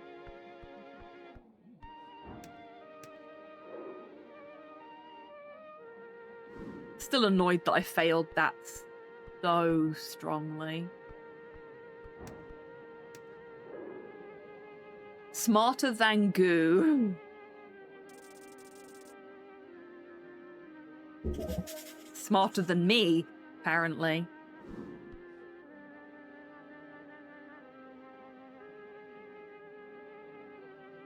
Out of hit dice, fuck. I need to long rest so that I can inspect people again.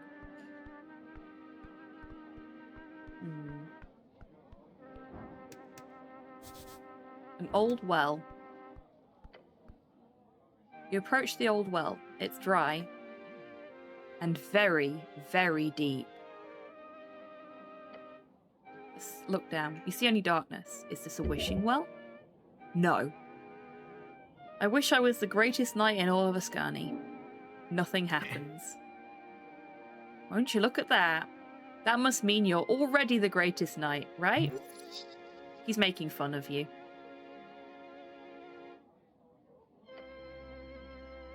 I'm gonna jump. Excuse you? You're doing what exactly? I'm jumping down the well. You say that as if it's somehow a good idea. Just jump. Snell grabs you. No! That's a bad cleric. He wrestles you back away from the deep, deep hole. But Snell, I wanted to jump down. Not on my watch. You want to die from rapid fucking dungeon dissension? Do it on your own time, asshole. Aww. Thanks, Snell.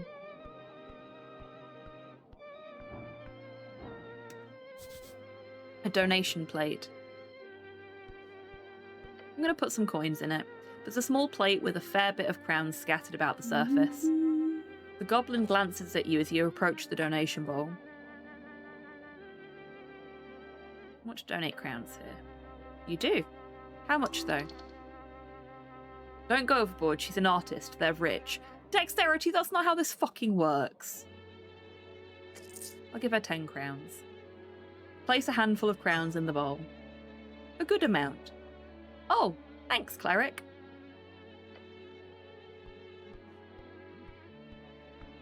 I don't know if that's going to do anything later down the line, but I feel like this is one of those things where I'm going to be coming back and donating more money to her. Tip your artists, folks. If you can, tip your artists.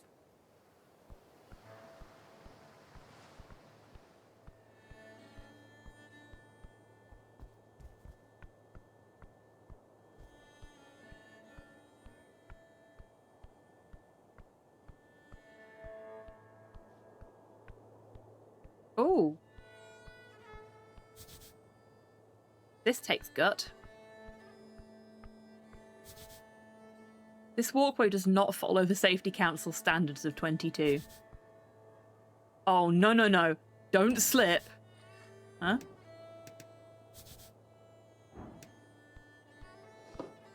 Ooh, money.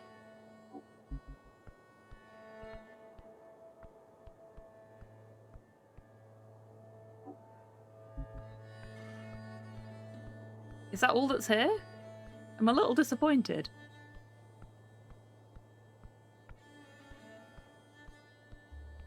I was hoping there'd be something else, but evidently there's not.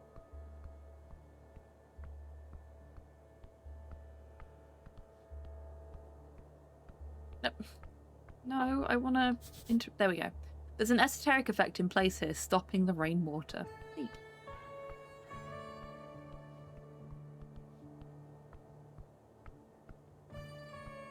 I was hoping we could use that to get to this. But evidently not.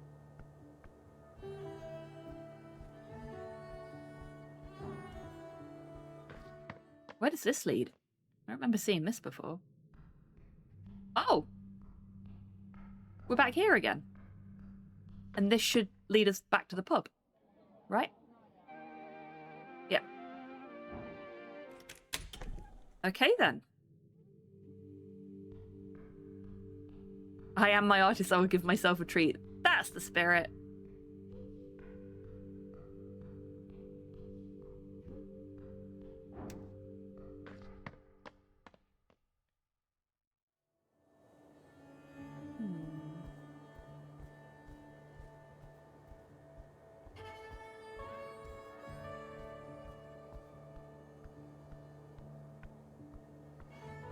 I'm sad that the cat appears to be gone.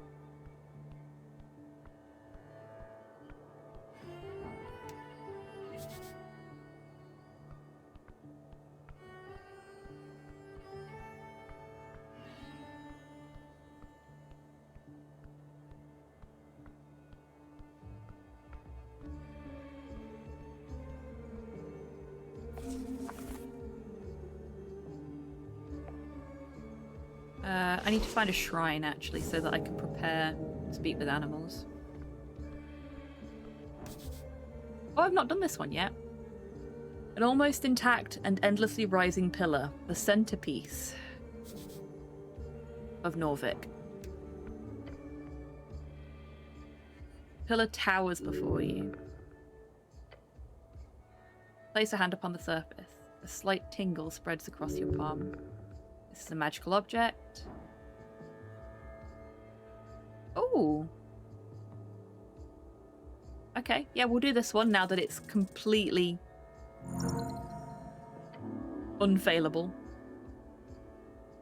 You close your eyes. You shape your mind into an arrow, shooting it out towards the esoteric force. Find the rhythm to yours realm. Hear his voice.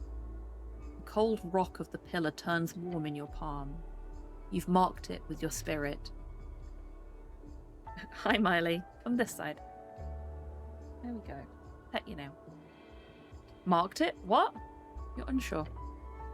But you feel like there are more spots you need to investigate. Warm and deep. It goes deep down and far up. Lift your hand from the surface and you are able to see normally once again. But you feel like you've learned something. You must keep looking. Soon, the pillar's secret will be revealed. Give me a second, folks.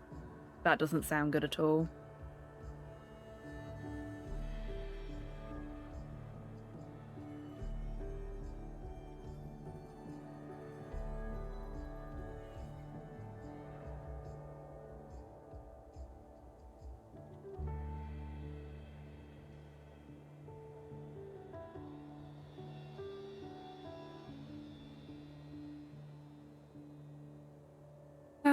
Okay, folks. I'm gonna have to send us for another break already. Miley's had a little accident in the house. So I don't know how long this is gonna take to sort. I'll be back as soon as I can. I'm out of ammo. Okay. Time to kill God with an SMG. Do your thing. Tims? Tims. The door! I have opened it for you. No, don't clamour at me. Go and get the egg. Tims, egg, seek. Tims, please, work with me here. This is the latest masterpiece of fantasy storytelling from Lucasfilm's Brian Moriarty. Why, it's an extraordinary adventure with an interface of magic, stunning high resolution, 3D landscapes, sophisticated score, and musical effects. Not to mention the detailed animation and special effects. elegant point-and-click control of characters, objects, and magic spells. Beat the rush. Sit down and watch me stream Loom today. What are you doing? You're being lewd again, Long. I am More like trying to more like- actually clean a single bit before I move on to somebody else. I'm cleaning plenty, okay? How I many dicks have you drawn in the fucking laundry? not one dick. How many times have you written cum on it? Not once. I'm 3, going down. 4, No. 5, 6, 7, Fucking ladder. and How do I 8 get the for ladder? the one that we No, cleaned fuck. off already. You know what? You know what? I will be reading This Be the Verse by Philip Larkin.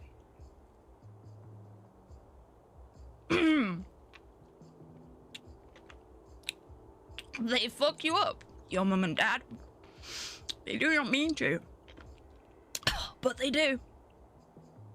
They fill you with the faults they had and add some extra just for you. But they were fucked up in their turn by fools in old-style hats and coats who half the time were soppy stern and half at one another's throats. Man hands on misery to man. It deepens like a coastal shelf. Freedom. Get out as early as you can. And don't have any kids yourself. Rude. What the? So, why? No! No! Oh my god, this is weird! All my timings are off!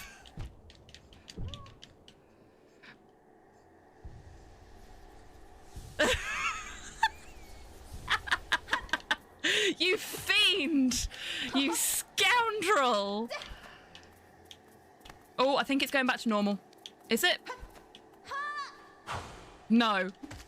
No, it's not.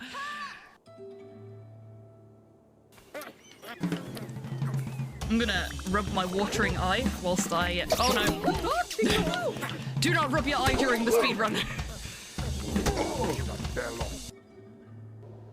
Let's go for a pineapple pizza straight off the bat and see if it's that again.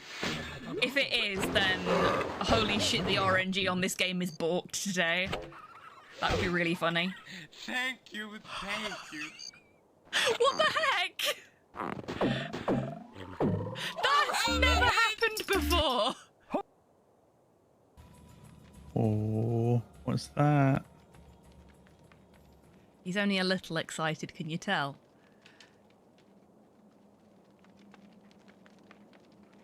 What's that you said, right? You mean the big door? No, Dan. Look at the body. I was going to. Just Look at fucking it. with you. Perceive it. What body? I don't see a body. Perceive me.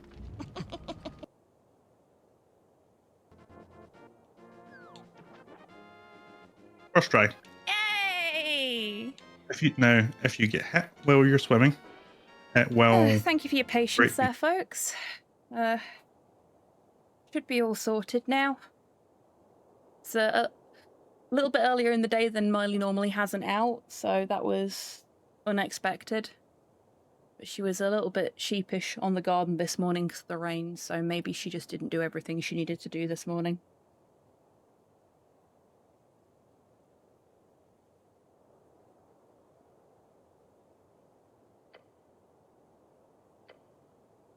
Okay, that's the pillar sorted.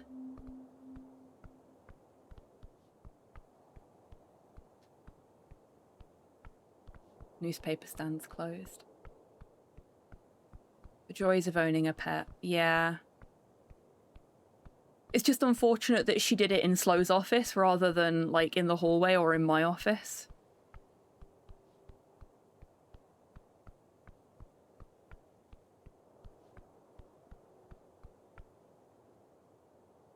She wasn't actually bothering, like, she'd not been bothering me to let me know that she needed out either, so... Seems like she was just going to Slow and trying to get his attention. But she also does the exact same thing when she just wants attention, so it's kind of hard to tell what she wants most of the time.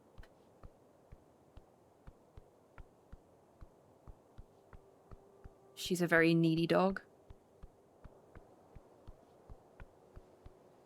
Not meant in a disparaging way, it's just a statement of fact. The Great Perch of Norvik. Hi, Miley. I can't believe you went toilet in the house, girl.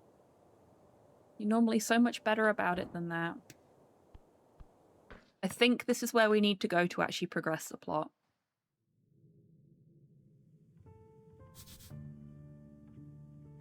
All who pass are mine to keep.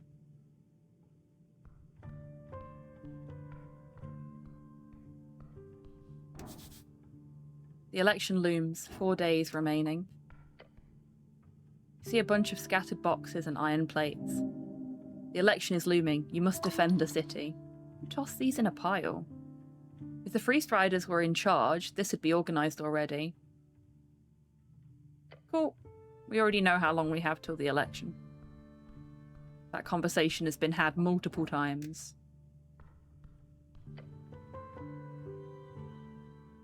Let's prepare some spells. Let's have Charm Person, Cure Wounds, Speak with Animals.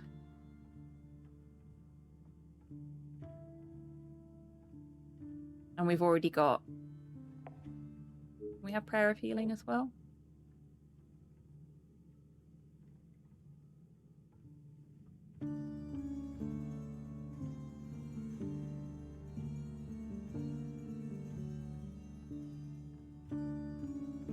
I think that's all the ones we can have.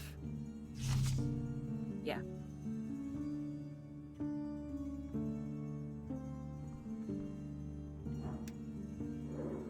The Duck.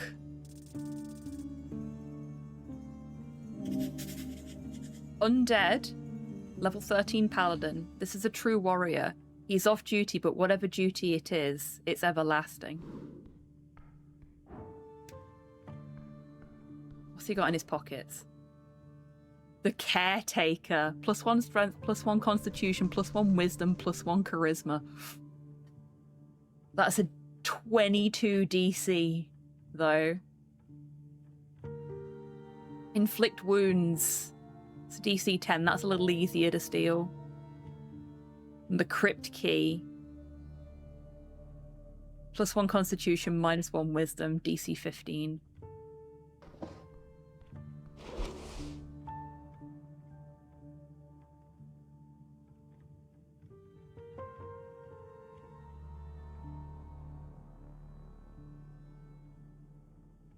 I don't think we have anything that can boost our dex.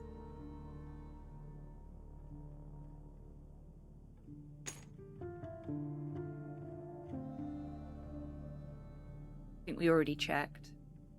Yeah, we did.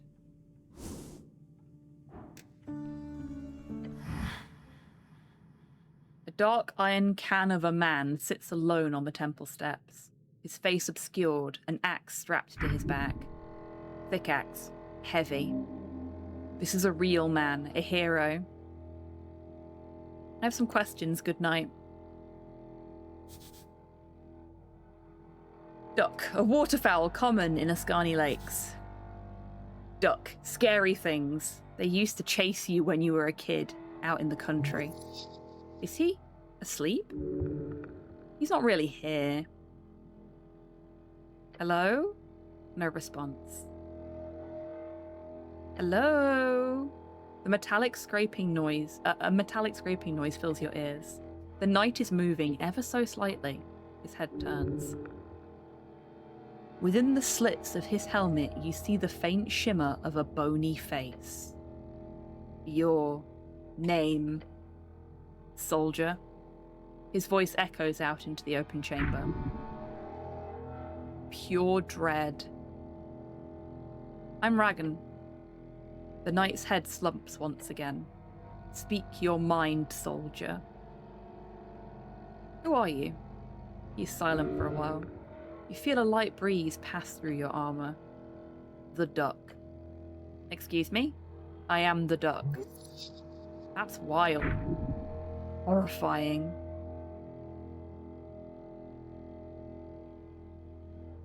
That doesn't suit you at all. The knight does not respond. He does not wish to share more. How do I open the gate down the stairs? I have the key. Oh, can I have it? No. You are too weak for that. The man is correct. You need to get back to your strength first. The city below is dangerous. You should make sure to prepare properly before heading down there. Perhaps bring more spells. Perhaps make sure to recuperate enough for you to once again be able to cast higher tier spells. It's embarrassing you have not already returned to your former state of esoteric mastery. The city below, it is darkness incarnate. Do not tread without care. You never do. Why are you loitering here, knight? I am not. The cold voice echoes throughout the chamber. What are you doing then? I am on my off hours. He speaks as though he's reading from a script. Just sitting here in the temple? No response.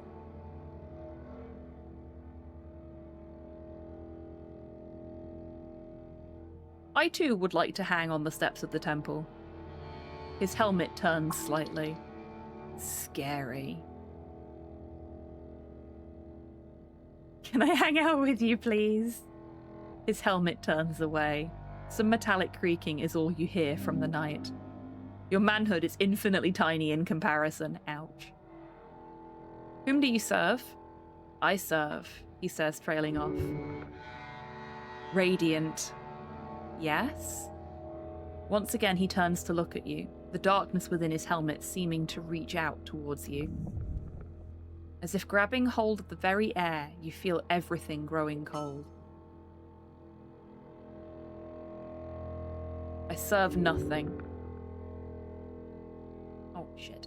Didn't mean to do that. I meant to do this. Where'd you get that cool armor? The knight sits completely still and does not answer your question.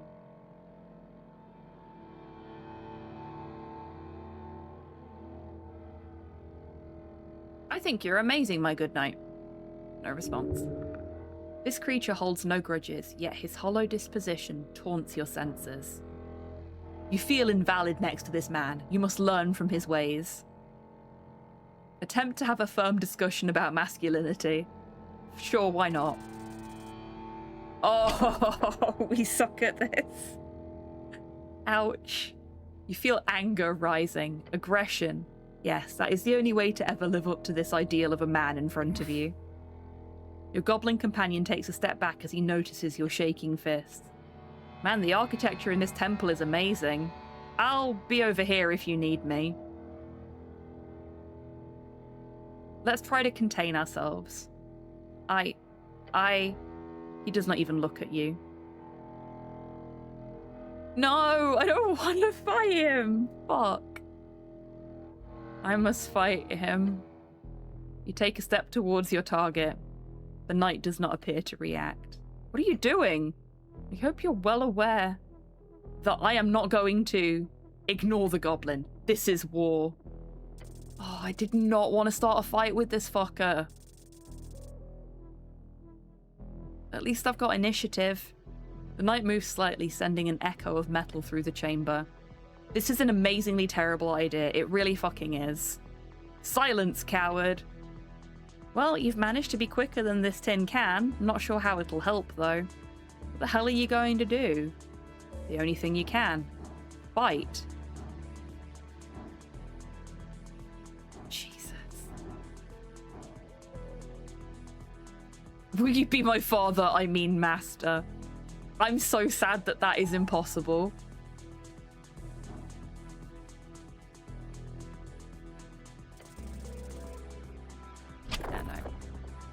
We failed to punch him in the face. You swing your fist and hit hard plate armor. A hard surface greets your knuckles, cracking them. Immediately, the Dark Knight grabs your entire head and helm with a single fist. Cease. He tosses you aside. Scramble to get up. He sits down once again as if nothing happened. He turns to you. He does not raise a hand towards you.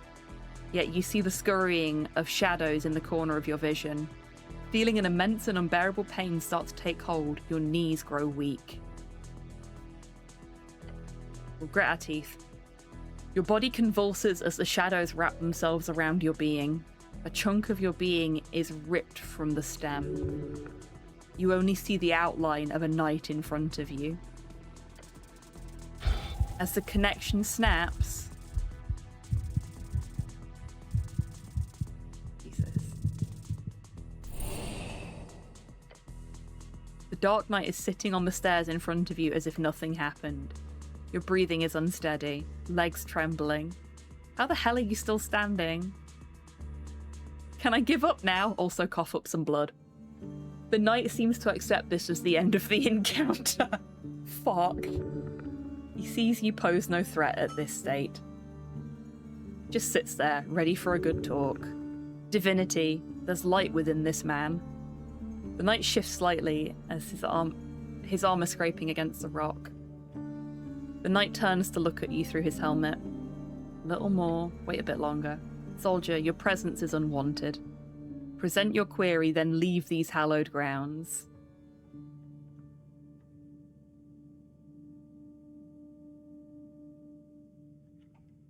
Are you a cleric? No, he says. I am a warrior. Do you know magic? Yes. Can you teach me magic? No, He mutters to himself. Oh?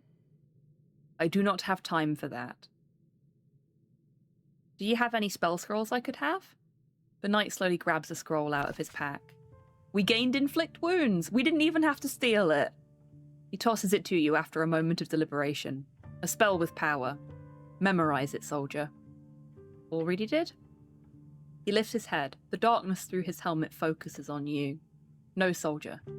Memorize it. I told you I already did. Point at your temple. I'm quick. The cleric here is a bit of a monster when it comes to magic, from what I understand. The Dark Knight nods, and then he lowers his head. You've earned his respect. Good. Your ability to memorize spells instantly is an incredible talent. He should be impressed. How does one become a true warrior? A warrior. The knight places an iron gauntlet upon his knee and leans forward. A whispering wheeze escapes the slits in his helmet. Serve. Until the coast falls in on itself, until Yor breaks the veil and every god rips and tears our reality into shreds. Serve well, serve loyally. That is what a true warrior does, no matter what. The wheezing stops. Your companion gives you a horrified glance. What if you serve someone evil? He shakes his head, slowly. Place not the choice of morality into the hand of one who swings the axe. Truth of alignment lies entirely with your god, soldier. Okay. I suppose that's one way to look at it. Do not forget that. He lifts his hand and clenches it. Now, quick, ask him while he's got his guard down. Wait, who do you serve again? Viscan. Of course you fucking do. He's got undead all over fucking Oki. He moves his head towards you. No, that is not Viscan the Mortician. With a sudden force, the Dark Knight slams his axe into the ground. Darkness creeps through the hall. Within you. Do not speak of that, soldier. I won't tell anyone. He returns to his still position. Do not. The knight is now waiting for another question. Lucky you, he didn't kill you. Game, where did my text go? Uh-oh. Hang on a sec, folks.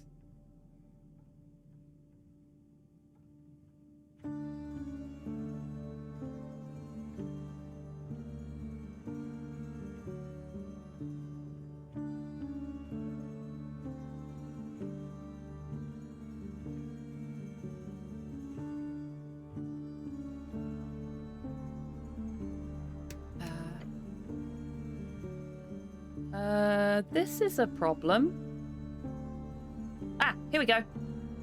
Don't know what the fuck happened there. What do you know about the tea shop? Not much. He'll talk? Why? Not like you can threaten him exactly. Where were you at noon on the 21st? Below. Okay, below. Can you elaborate? The walls shook in the crypts. I was on patrol. I was not in position to perceive any misdoings. There are thousands of tombs and crypts scattered below this ancient metropolis. The city below is endless and most of it stands unexplored to this day. Okay, sure. Why were you in the crypts? He is silent and still waits, and still, for a moment. I have my purpose. As do you, soldier. Do not pry too deep. Noted. He places an iron hand on his knee, waiting for the next question. That is a firm yet gentle reminder that he could crush you in an instant. Well then. Did you see anything suspicious before the explosion?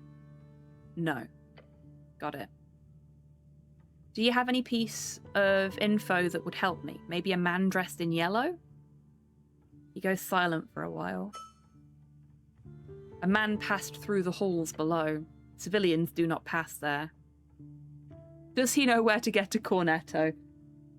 Possibly. Past the crypt entrance, through the goblin's domain, into the southern caverns. A man, dark hair, silk clothes, headwear, dressed in yellow. Sounds like a Reedsian nobility merchant type. What's past the crypts? The roots of the goblin's tree. Then more tunnels. The southern tunnels. Then the sewers. How do I get there? There are paths. Most are trapped. Once you get there, the alligator might know more. His grounds are near. Alligator? His rage is endless, his appetite growing. Do not anger him. He won't speak more about this horrific creature. How do I get to the city below? He pauses as if thinking about your question. The goblins. Use their passage, below Viscon's lair. Right, the staircase by the apples, where you woke up. There are many ways down, but the passage in the chamber where you woke up, that would be a good place. That is the safest path. So basically dive deep like some spelunker? Yes. This is great. Thank you, my good knight. He is quiet. Has he been ordered to answer your questions? This feels forced. Now, some other questions. What's up with the mess? Without lifting his head, the knight answers in a cold tone. Election. Ah, so this is where it's being held. No reply. What are you voting for, my good knight? No reply. I'm going to vote for Asgarlism. The knight doesn't even move. You find yourself advocating for Asgarlist ideals. 25 XP. It stirs. His silence tells you nothing of life, nor the humanish experience. Other questions? Citizen? Oh boy, I am injured. Time reclaims all. What we got here? Another shard of yore.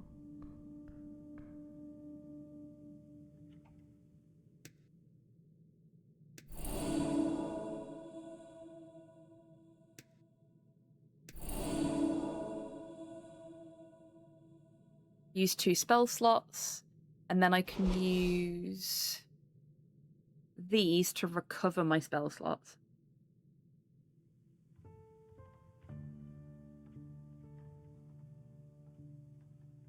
Oh, okay, no. Spend in dialogues to unlock dice checks. Interesting. I thought I could use... Oh, no, it's the incense I can use for spell slots. Ta-da! Okay. So this isn't where we need to be. Can't go this way. This is locked off. That's fine.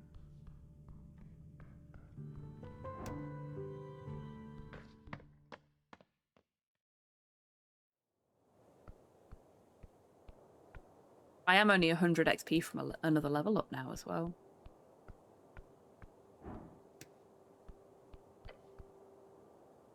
The wooden boards have faintly glowing lettering on them. Floating just an inch off of the surface, the names of several locations are spelled out. A common type of magical ink creates permanent messages on any surface until dispelled, of course. This appears to be more advanced kind with a magic mouth-like ability. It can react to your commands and reshape temporarily. Ah, excellent. Which way is Darrow House? The words reshape for a moment into up the temple slope and the golden stairs. Ancestral home of the Darrows, one of the most influential noble families in Norvik. Good sign. So we need to find the golden stairs. Oh, we can re-behold this person as well. We didn't learn anything new, though. The hooded woman's cape flutters as an icy wind rushes through the Tolstad rise. Her eyes are locked with yours. Greetings. Hello. Her voice is emotionless and spoken from deep in her chest. The voice of a priestess. I am Chamdar. I hail from the slopes of the mountain. She bows her head slowly. A golden horde servant. A human from Divinitorum? Divinitorum is one of the 8 bands along the coast. It is an askew plain, a slope growing into the sacred wasteland, home of celestials, birdfolk, and originally halflings, as well as the scars of divine warfare. Golden Horde? Yes. I do not have time to talk much. I am in service of the ambassador. As you can imagine, I am not here to socialize. What do you know about the tea shop? Nothing. I do not spend time on Tolstad. I'm here on business today, and I will soon leave. But I am sorry for the destruction it wrought upon your city. What are you voting in the election? I am not a citizen of this city. Also, democracy is not something I approve of. She knows well how foolish it is. You don't want a voice? Why? She looks up to the sky. Men are weak. We speak so much, breed and spread like an esoteric wave. Yet we do not have a view of the long term. Democracy depends on folk being informed. They are not. What if we informed them better? In a hypothetical scenario where folk could gain access to all information, they would still not be able to know what is true or not. Men are not built to make such important decisions en masse. We are lambs, we follow those greater beings. To answer your question, stranger, I would vote for whoever stopped this foolish democratic dream.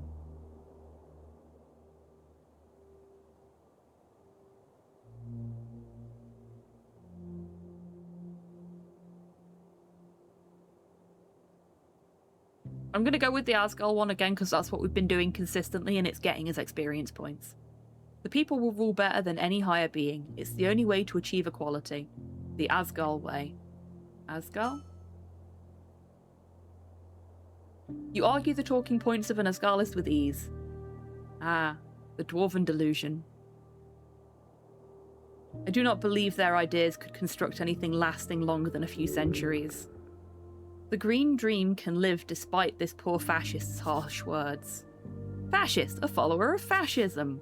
Fascism is an ideology born during the Coast War, formed out of Lexandro's dream of a long-lasting empire, born out of the fallen theocracies of reeds. Lexandro, someone your patriarch quotes a lot, his ideas modernized theocracies in reeds, reviving them towards the end of the Arcane era. But I wish you luck on your journey. Why are you staring at me so much? Is that a bad thing to do in this city? I mean, not if you have a good reason. What reason? Flirting or hatred? You really hate someone? I do not care for you in such a way. I will stop making eye contact in accordance with your local norms. She speaks so mechanically. Strange woman. I have some personal questions for you. I do not have time for your inquiry. Please, she says and bows her head. Understandable. Right, goodbye.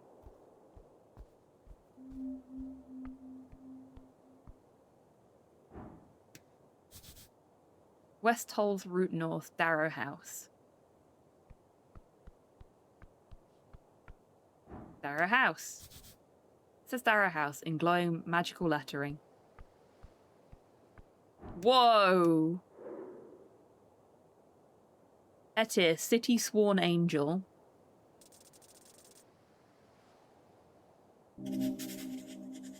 Celestial level 10 angel. Cold, stern, glorious. She follows orders, the type of orders that grant eternal fulfillment. Another giant woman.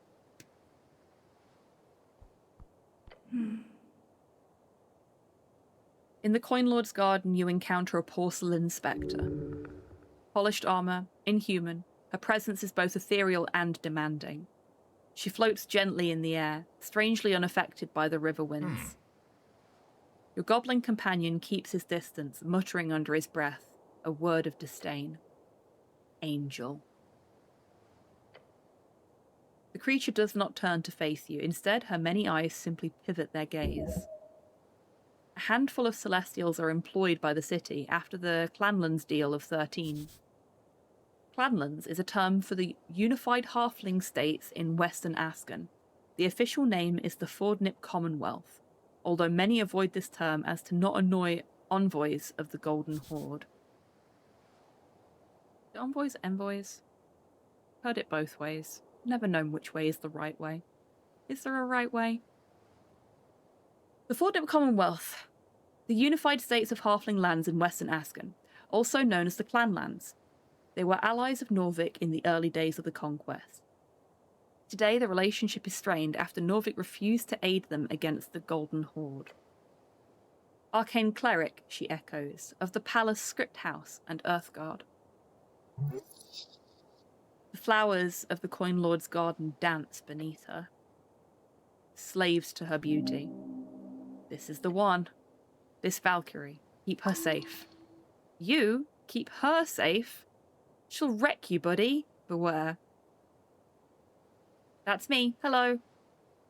She replies by bowing her head slightly, whilst her many eyes glare at you. She now lifts her chin. Then she opens her mouth to speak in a projected cold tone. Etir.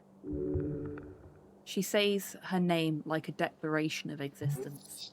Not really an introduction, more of a checklist of etiquette.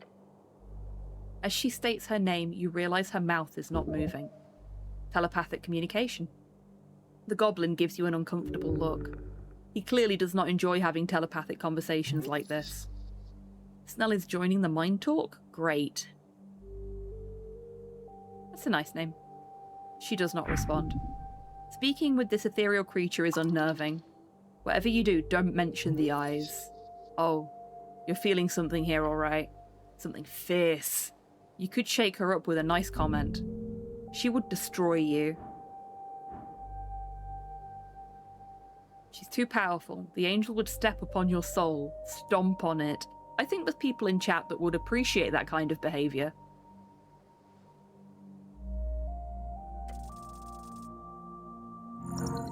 Yay! Unnatural 20! Oh no. The smooth thoughts and endless love. It's overflowing. Oh my god, look at this response.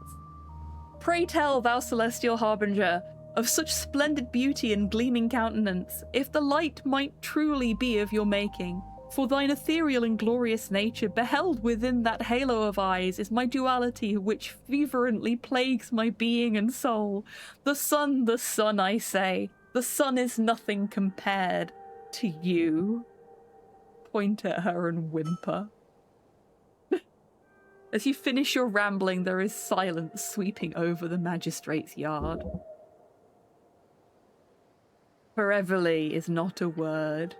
Now it is. Bow down before her. Cleric, where was this when we encountered the Sphinx? I just do what the dice tell me, man. I just do what the dice tell me. As your helm touches the ground of the Magistrate's Garden, you feel the urge, the overwhelming and excruciating final urge, to tell this angel one more thing.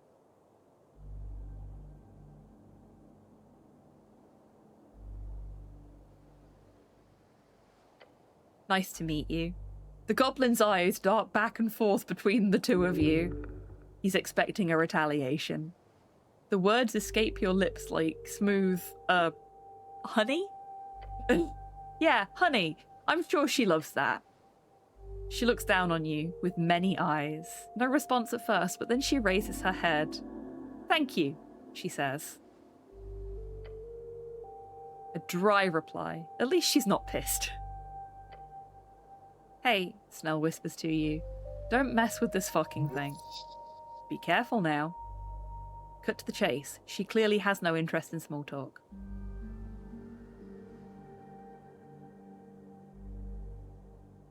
I'm here to investigate the tea shop. The eyes just stare at you. They spin gently around her. Great, nice. We got that cleared up. She's very non-vocal. Great, so, the eyes stop spinning. She can sense your impatience. This creature is dread itself.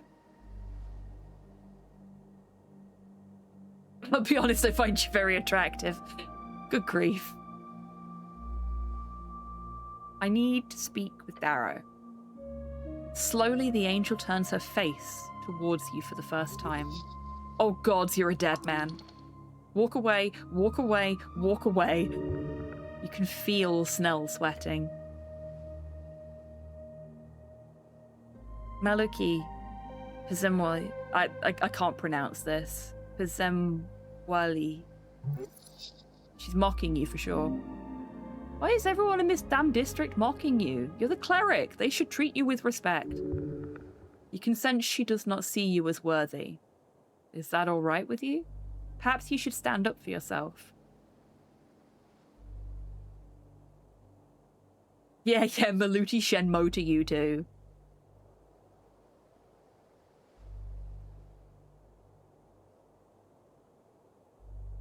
Okay, sure. Now about the magistrate. Coin Lord Darrow is busy, she speaks. I'm here on city business and I need to speak with him. She looks to her right, towards the building leaning against the ancient tower. After a moment of silence, she says Coin Lord Darrow will be available post-midnight. He will only be available after midnight, between midnight and 6. He will be in his restoir. Several of her eyes look to the entryway to her right. Restoir is one of those fancy terms imported from the Honorian culture. Though it doesn't mean anything in Honorian. They kind of got it wrong.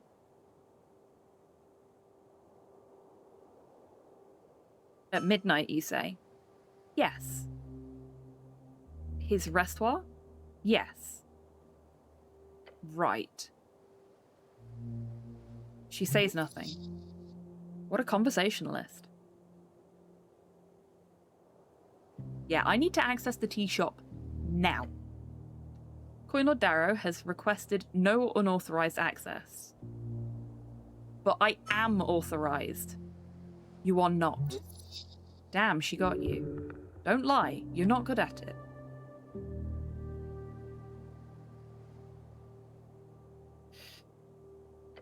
Okay, so I can't see Darrow for several hours yet. Truly ancient piece of history propped up as a garden decoration. That's brutal. Knowing what we know now, no way I'm getting in here without a key. Oh, we're not allowed to pickpocket her. I didn't mean to click my spellbook. I can't go there. Okay. So we literally can't do anything about Darrow yet.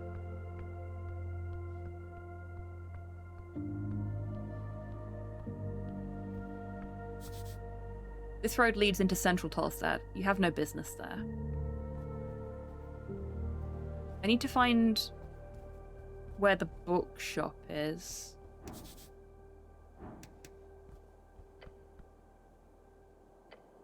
I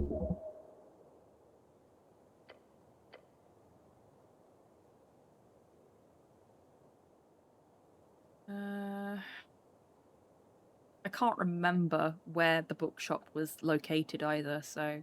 Is it Water Lane View? Where is Water Lane View? Down the temple steps, across the circle square, through the garden tunnel, over the pillar crossing.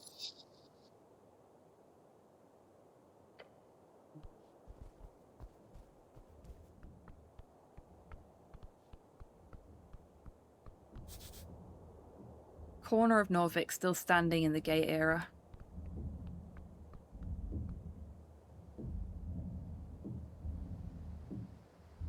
That was interesting. Looking out over the ledge towards the roller mill's blades, you see them spinning as per usual, except in one of them there's something stuck. You see a rod. A fancy thing. Decorated. How did it end up there? An esoteric event? What are you looking at? Oh, he mouths and stares at the same thing you're looking at. Looks like a rod? Weird.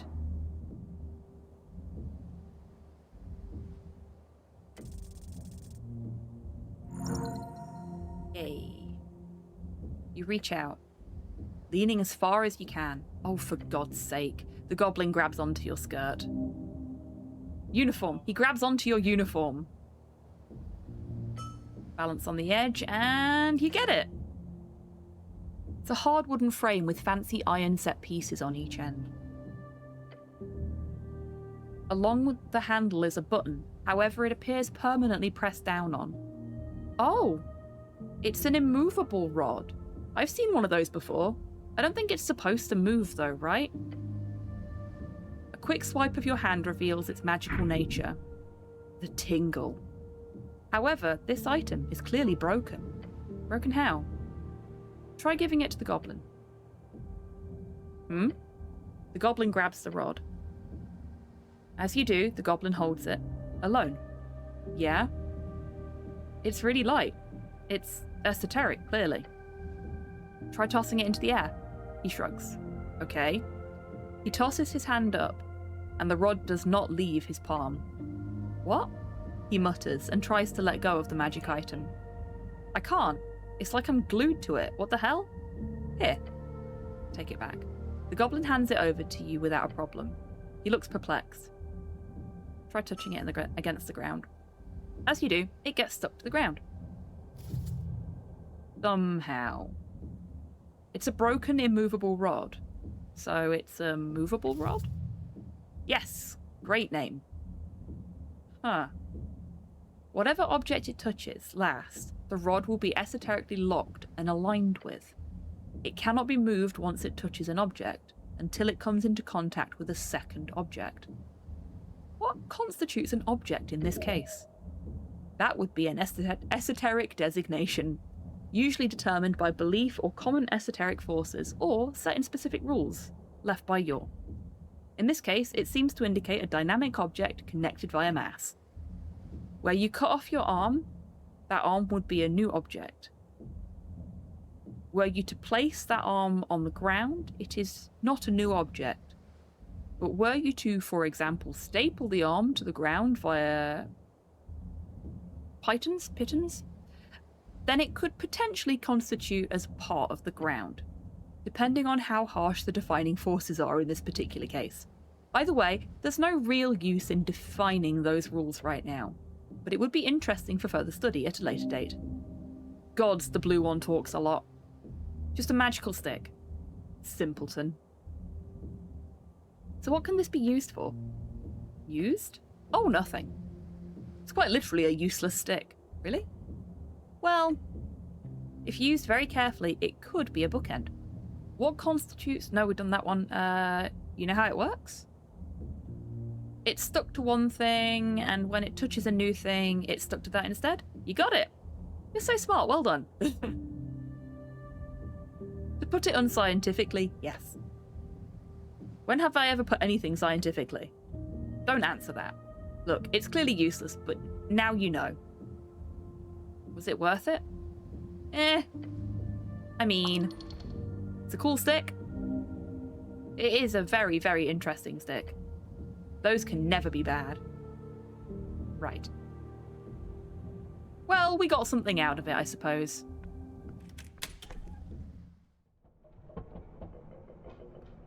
Oh, we're back here again.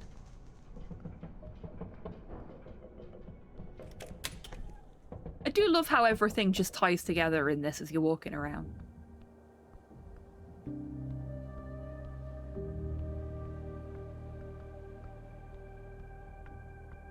Oh, we can't go that way. Silly me.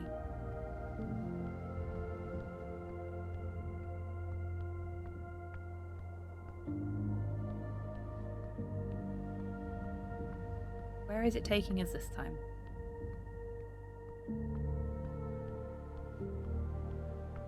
Oh, we can go that way. It was just being awkward about it.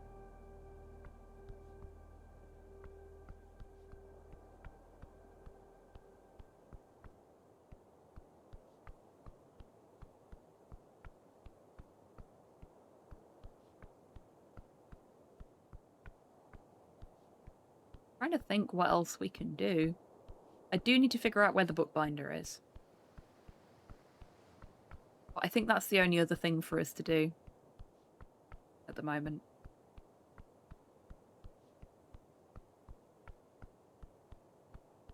Let's have a look at the quest tree.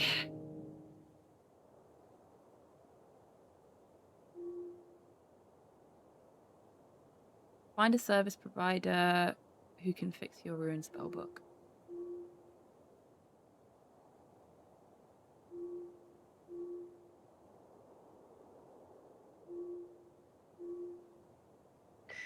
Oh, we can actually have some thoughts take root. Hey, been doing great work out there. I'm assuming this is about the asking people about the election thing. Hells yeah. You know what that makes you? A herald. A democratic herald. Doesn't that sound nice? I like the sound of that. Democracy! Of course you do. Look, this is what the new world is all about. People talking to each other, sharing ideas, debating, listening. Every conversation is a little spark of democracy igniting. And you're fanning those flames. So here's the thing. All that talking, it's energizing. When you engage with people about what matters, when you get them thinking, discussing, caring, it fills you up. Makes you feel alive.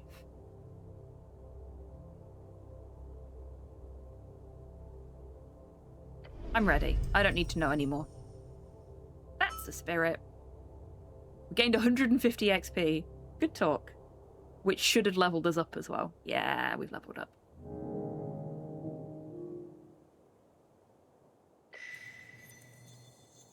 We could have done this one last week. Oopsie. A dozen dwarves and an orc walk into a tavern. The orc turns to the tavern keep and says, "Hey, give me a large one." The tavern keep says, "Please don't turn this into a joke. These are real people you're talking about. What's going on here?" Let me continue. So the dwarves go, "The dwarves have struggled as a minority for decades. They deserve respect, nothing less." No, really, what's going on? You're divided, but a truth will be achieved. Whatever, look, the gist of the story is the orc is hard at work improving this shitty little city. The dwarves are annoying and stupid. Got it? You believe for a second the orc wants the city to improve? No. You've seen too much to ever believe such a lie. The dwarves are Asgarlists. That means they like poor people, thus making them the good guys. They're a bunch of lazy assholes. All they want to do is take from the ones who work and give it to those who don't. On the other hand, the revolutionary Freestrider will bring freedom, democracy, and riches to Norvik. Last part being the most poignant. Let us focus on each of those points, one at a time. Oh, come on. Freedom. Freestrider rule would entail joining the Free City Alliance. Local politics will be focused entirely upon serving the core cities in Reeds, and the interests of the trade company. Democracy, while it is true that they initiated the move towards universal suffrage, the Freestriders are known for both ruthlessly pushing propaganda to vulnerable folk, as well as just simply buying votes. This is fact. Ridiculous. Riches. They might bring a lot of money into the city, but it's always going to the factory owners and already rich folks. Yeah, because they actually work. This is silly. Without free striders, you'd probably be a farmer. Who the fuck wants to be a farmer? I wouldn't mind being a farmer, actually. Farming is good, healthy work. Don't change the subject. I feel like I should make a decision here. Yes, you must retain the spirit of the Asgardian Revolution. After completing a quest branch, you can allow it to take root in your mind. When doing this, you must make a choice between available feats. Take a deep breath and stand up against the ever-growing wave of capitalism. You should choose Asgardian spirit and speech. With this feat, you restore 1 hit point for every hour that passes. Greed ain't so bad. To be able to unlock a better life for yourself, who wouldn't want that? You should choose Money Talks. With this feat, you gain 50% more crowns on pickup. That's an easy choice. I want the healing one. You've chosen well. True harmony comes from being in tune with your fellow folk. I agree. The Dwarven way is the good way. The egalitarian way. Feel like you've resolved some conflict in the world, or at least within yourself. Okay.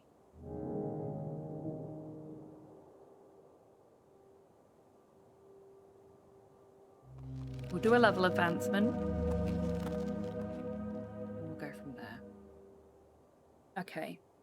Where have we been fucking up the most recently? Strength and Dex, I think. And we can only do 1 point, so we'll put it in Dex. Because I wish to steal from people and be more effective at it than I have been.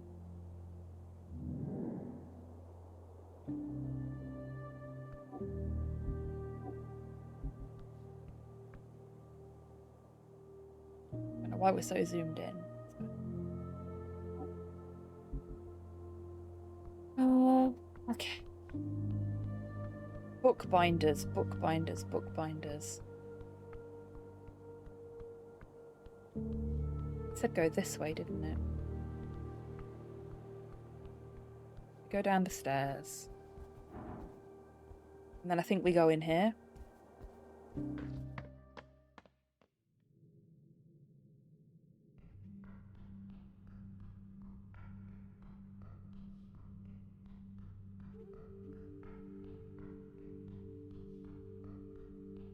And then was it up here?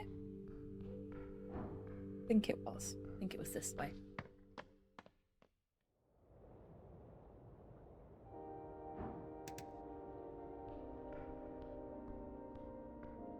Oh, something's going on over there. The bookbinder. You approach the door. Bookbinder, you got business here? Of course, I have a deep love for books now. That's fun. Didn't expect that considering everything. I'm not a big reader myself, but I indulge occasionally. He sounds surprised. But it's just banter. You can handle it.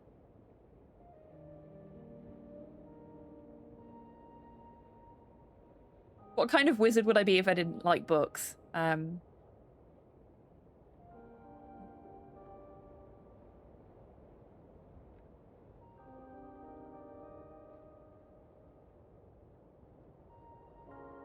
not going to be offended. You can read? Fuck off. He cracks a smile. Yay, we made a friend. Well, maybe we shouldn't just stand here talking in front of the shop. You knocking or we leaving? Within seconds of the knock, the slit on the door slides open. Beyond, you see a pair of large yellow eyes glaring at you. Hey, yo! Bird. Is this pest control? The eyes quickly tilt to the left. In a sense. The eyes push closer to the slit in the door. As they do, a bush of grey feathers pokes out. A bird folk. A cleric? Yep. Your commitment to clerikish behaviour runs deep. The birdman behind the door ruffles his feathers. Shen Yelan is my name. If you are not pest control, I need nothing from you. Please leave. I have a ruined prayer book. Can you fix it? Prayer book? Yes. I have seen quite a few. Drop inside. I will check a look. Drop it in. Yes. Horrible. Salt water. Left swollen. You could have avoided the worst of this if the drying process had been handled better. I will rebind this foul mess for you. How much will it cost? We will see. It depends on the process.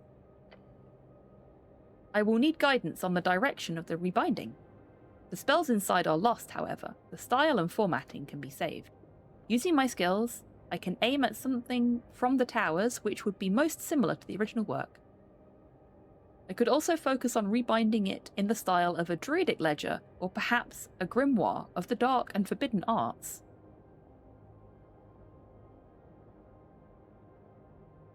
You know druidic stuff?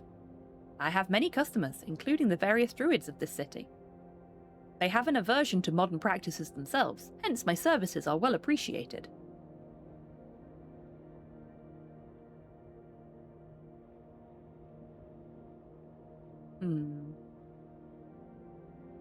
I need to look at my character sheet, and I can't, because I'm in a thing.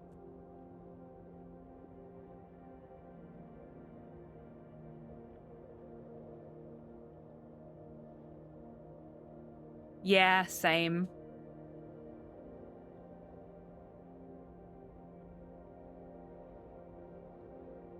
I think I might go for this one.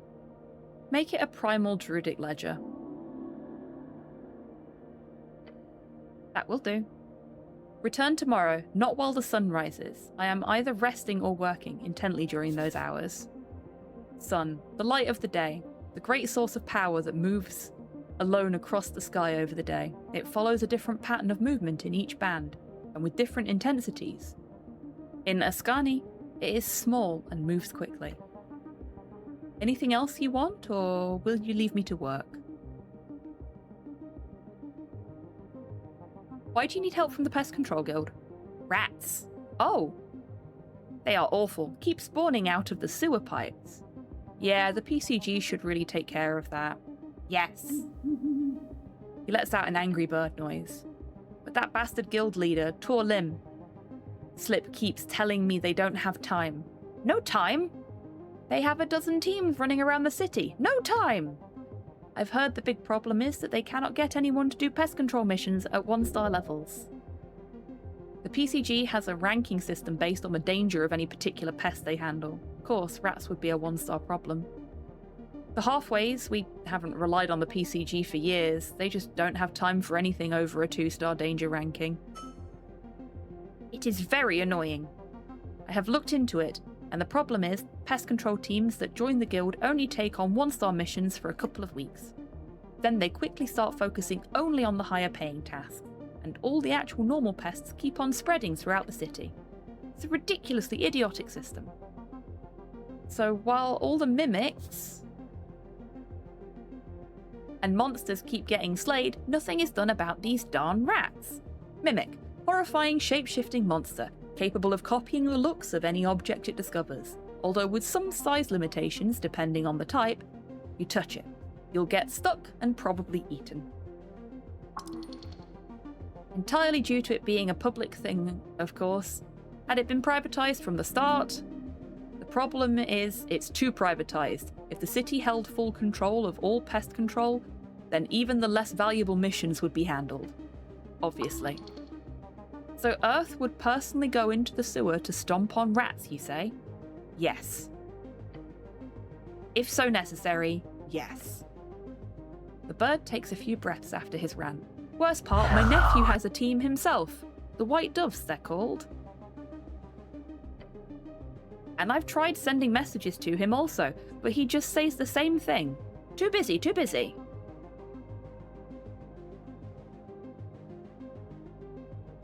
I could take a look at it. It does kind of sound like a quest. If you do, I would be very happy. The rats seem to come from the sewers connected with the city below.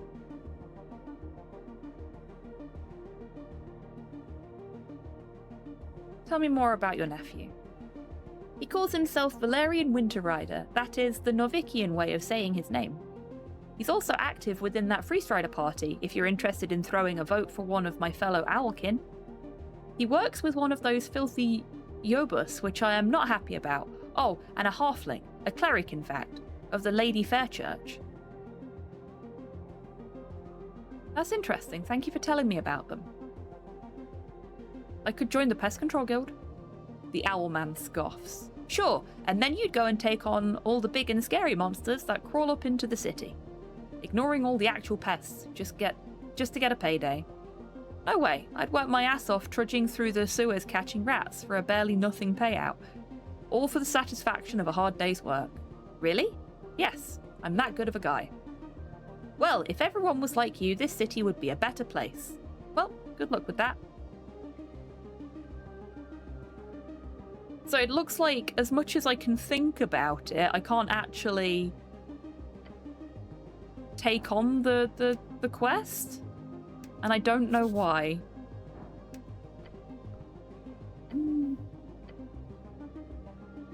No, I actually cannot take on that quest. That's annoying. Hello, Modtail. Welcome in. I hope you're doing well today. Okay. I'm gonna go and see if the nice elf will teach me things.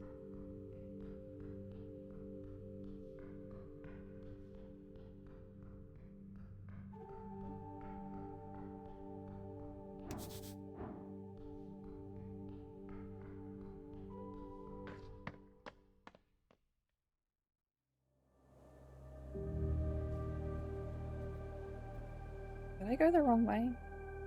I think I went the wrong way.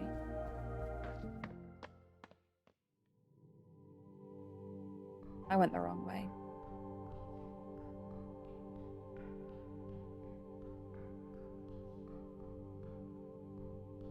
Here. That's where I need to be.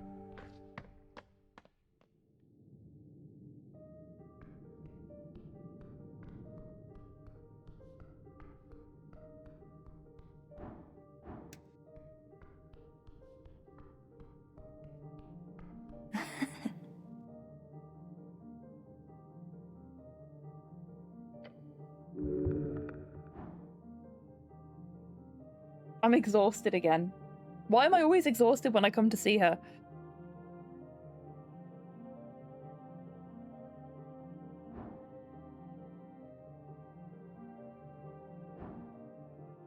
Hey Snell, why are you acting weird? Shut up. He turns away from you and the mushroom lady. Do not worry, the ladies runner here is not a fan of fungi. I'm just keeping a safe distance, alright? Oh, he hates mushrooms, okay. He takes a few more steps away. Your companion must have had a bad experience with mushrooms at some point. You should inquire about that later. This is info that will come in handy later for sure. Come on. No! A natural one! How could you do such a thing? How could I do such a thing?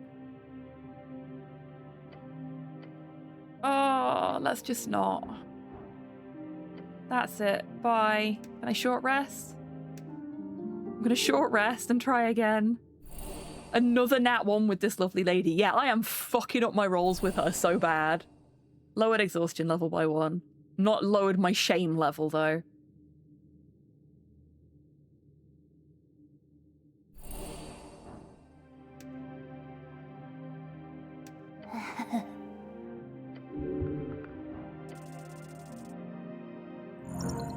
Oh my god, finally a success.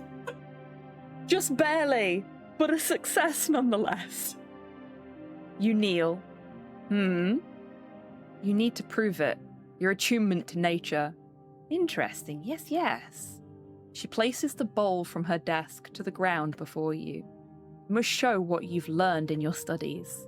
The primal forces are complicated, but you can still sense the tingle of your strings through every branch and mushroom. Hold your hand over her bowl. As you reach out, the elf hums. She then moves the bowl even closer to you. You've attempted this before. It did not go well. You believe that is all you require.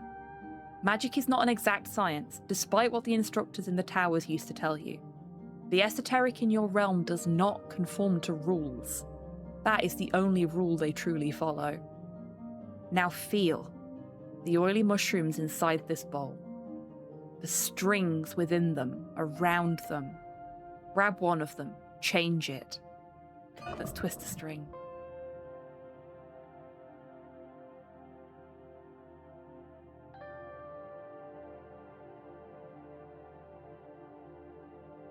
At first, nothing. Then a twinge. Whatever you touched, it is connected with the spores, the growth, the decay. You did little, but you did something. The elf nods. What did I do? You ruined my brew. Shit. Oh, whoops. She laughs. You caused the fungi in the bowl to change acidity. It's subtle, but it's there. You performed an act of druidcraft, human. Use druidcraft to unlock unique interactions with the natural world. Yay! The goblin looks on, giving an uncharacteristically stunned expression.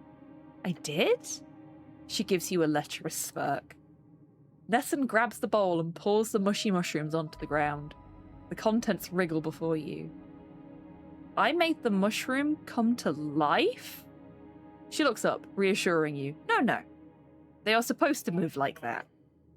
You did not perform that big of an esoteric feat. Not yet, at least.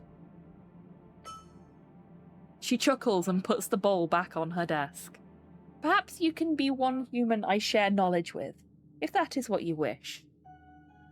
I love plants. Class conflict updated. Very well. What do you want to know, human? What is druidcraft, really? I would call it a most useful path of communication with nature. It can be used for many a thing, but for you, I would suggest focusing on the basics. Use it to move peacefully through the roots, and to show your balanced nature to those primal spirits who roam below. Can druids create magical food, perhaps? Certainly. There is a spell that would be very useful for you, since you're on the run all the time. Good apple. It creates 5 apples. Each can feed a grown man for a full day, although considering your diet, you could probably down a couple. Oh, I love apples. Can I have that spell, please? I don't have that spell scroll, sorry. But I do seem to remember I handed one to Moongor. She might keep one in the roots of Pooh. Moongor? Oh, I've met her. Bugbear, right? Yes, indeed. How wonderful. She really needs more socializing down there. Such a lovely woman. A bite on her. What is she implying? The elf is quite the provoker. Horrible.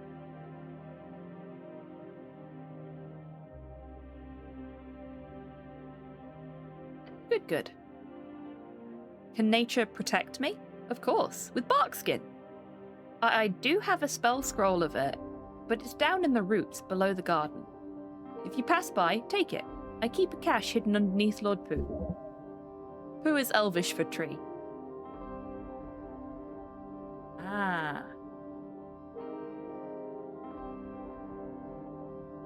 Some kind of animated tree, I suppose? Something like that. We have a password. Just say Minun Sexikas Puni, and it'll open right up. You can have the other stuff inside as well, since Sage Leaf wants you to succeed. Oh, great, thanks. You're welcome. She gives you a creepy smile. What are these primal forces? Nature. Her face says it. It's self-explanatory. That includes, but is not limited to, elements, life, anything that grows, really. It is that which exists at the core of all.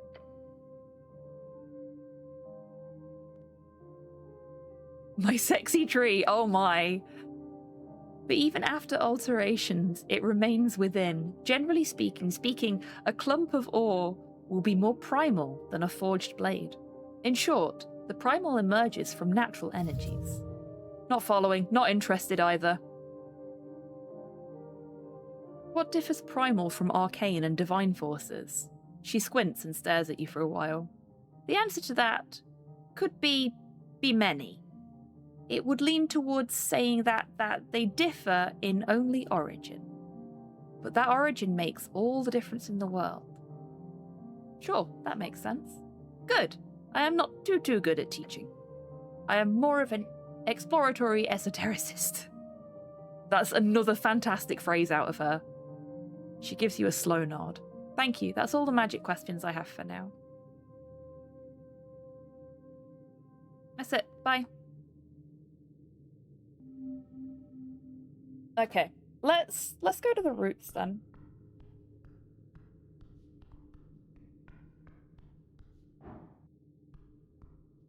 Trying to think of the quickest way to get to the roots from here.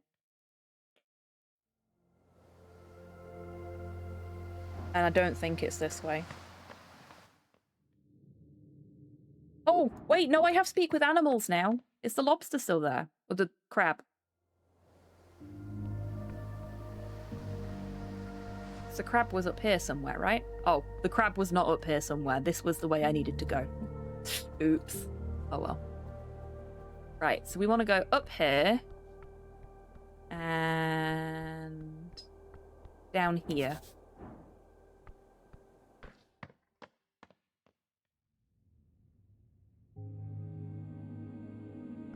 Any crystal can keep negative people out of your life if thrown with enough force. Absolutely.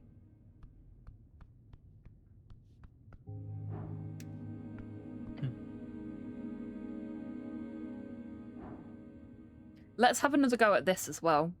It's still challenging for us, but... Damn. No, we failed again. We'll have to try another time.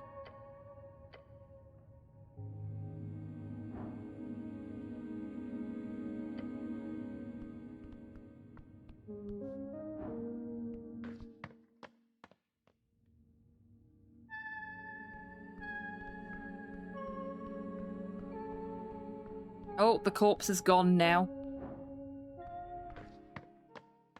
Like, fully gone.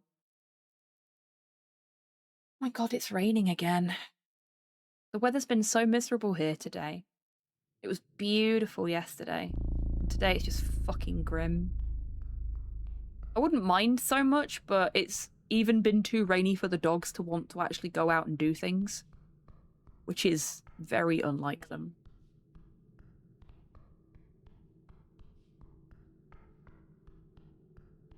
It this way?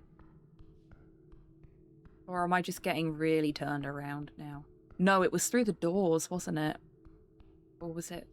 No. We go all the way around here.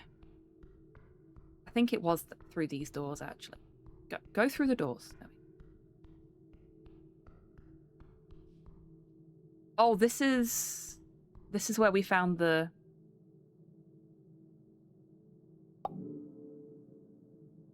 This is where the ooze was. Maybe because we were on our own that time, we got killed. I want to try...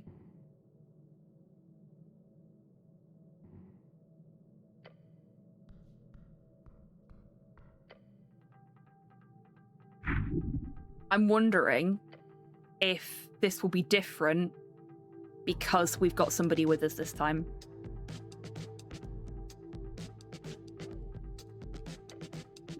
So I'm not going to bother reading through all this because we know how this conversation goes. There we go. Cleric, you okay? You hear your companion's voice faint as if he was far, far away. This is possibly quite terrible. Hold on.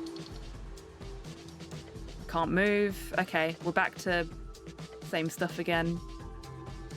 Stop playing around. Stopping like that reminds me of that time that the goblin takes a step closer to you before jolting back. All around you, acidic gel. Cube, slang for gelatinous cube.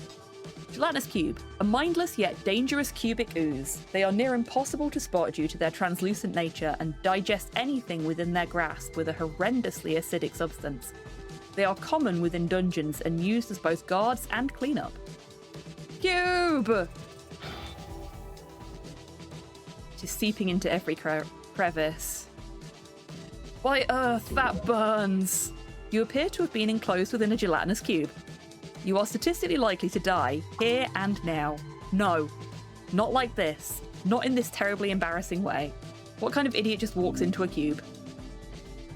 Okay, we're back to this again. Cleric, you hear the goblin's voice faintly behind you. Listen to me. I don't know why, but the cube ain't aggressive. He tosses in a rope that quickly gets sucked into the gelatinous mass. Push a bit closer to the edge and grab the rope. I'll help you pull you out. The rope doesn't get nearly close enough for you to easily take it. But if you can get to it, you might live. Listen to his voice. Oh, it's an impossible check. The goblin knows this horror. He does not want you to be dissolved. Escape the cube. Fuck, terrible rolls as well. You struggle against the incredibly hard mass around the limbs, around everything. Strain and push. You fight, yet your muscles give out. The burning continues inside and around. Cleric, a faint voice calls out to you. That feeling isn't nice. The one where you're sitting, eyes fixed upon the bucket. Okay, so we've got the sour apple story again. Well, not the sour apple story again, but the apple story again. You ate 15 apples, apple scrut, dwarven slang for apple core. We had all these entries before, but then we died. Little shits. Children are the worst. Apple boy.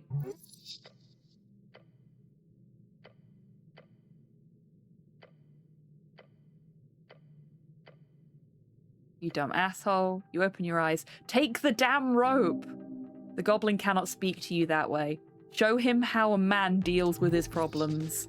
He does not enjoy seeing you be dissolved, clearly. Yes! What are you, sleeping? Get back to the grind! Okay, I got one of them. Apple boy, yeah. You push and fight against the endless pressure of this translucent force of acid and pain. And then you grab the rope and cling to it. Let's go, the goblin yells and pulls with all his might. Your muscles urge to stop. The lack of pain on each limb as it escapes the cube's surface causes you to continue. And finally, you leave the cube. You pant and wheeze and cough up pieces of still sizzling cube ooze onto the dungeon floor. Pain fades.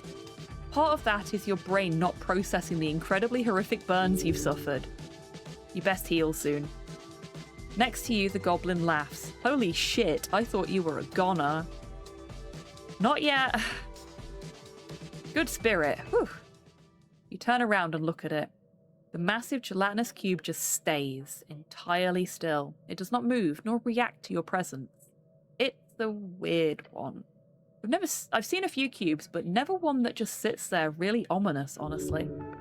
It's clear that this cube is, at the very least, not actively hostile. Tell me what you know about these things, Snell. For one, they're never this passive. They also shouldn't be this big, I don't think. I've heard of them splitting and merging at times, but not to this size. Beyond that, I just know they're attracted to... He stops and thinks for a bit. What was it? Not clerics, is it? I swear on the gods, if it's clerics... He snaps his fingers. They're attracted to heat. Warmth? That is a synonym, yes. The goblin points to the glowing torch inside the cube. I bet that has something to do with it.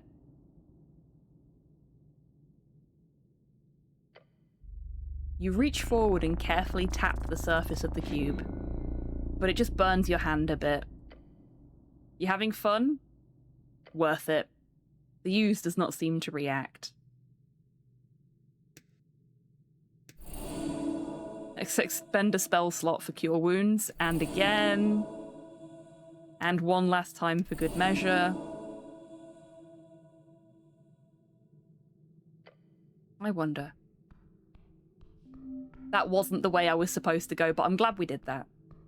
So, I guess... It was here.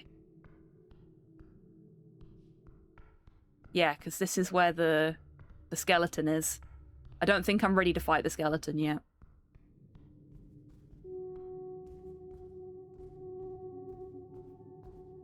Oh, and the bugbear's moved.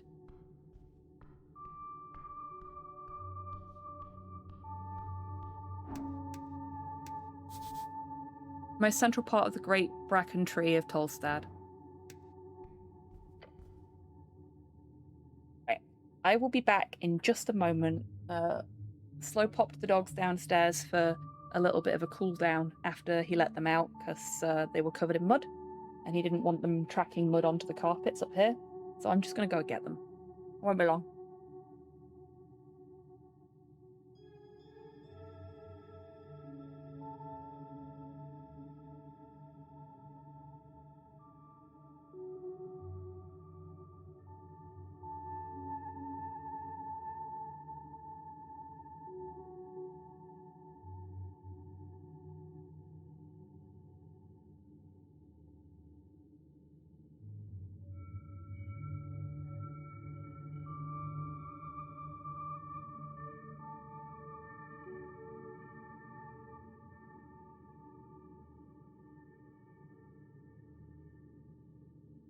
There we go. I've been doing away training with the dogs all week because I'm going to be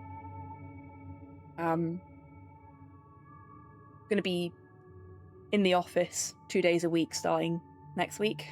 So I've been having to do like intensive away training with the dogs to get them ready for me not being here.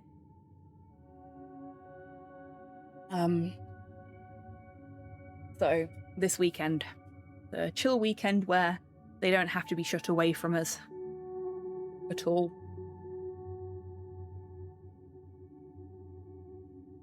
Give them a bit of decompression time. Among the tangled mess of vines and mossy rocks, you see the thick roots of a bracken tree. An Ascani tree known for its impervious nature, sometimes called ironwood, the Ilum forest holds the largest collection of bracken in the world. The Ilum forest is a great woodland covering most of the border between Ascan and Reeds. It is the domain of the Ilum elves. It spreads like a 1,000-footed spider. The natural retaking, the artificial. It's beautiful. Yeah, wisdom is just me.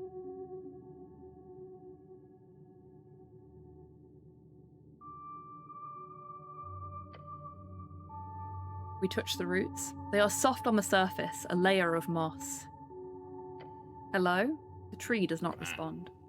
Alas, I don't think it's got a mouth or a brain. I guess you could talk to it with some magic. Then again, I'm no expert. Let's look beyond the roots. They are thick and create a vast, tight forest. However, there is something there. A space beyond the roots. So this is the bottom of the big tree. More or less. The roots go deeper. Much, much deeper. Minan Sexikas Puni? The roots slowly but ever so slightly widen, revealing the goods within. The cache has been revealed.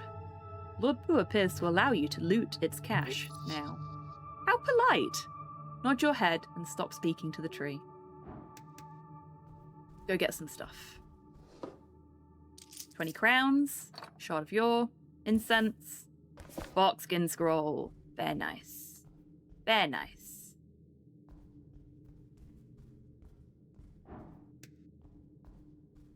It's another shard of yore. And another rat! A green rat! I have a green rat now! There is a green rat for my collection.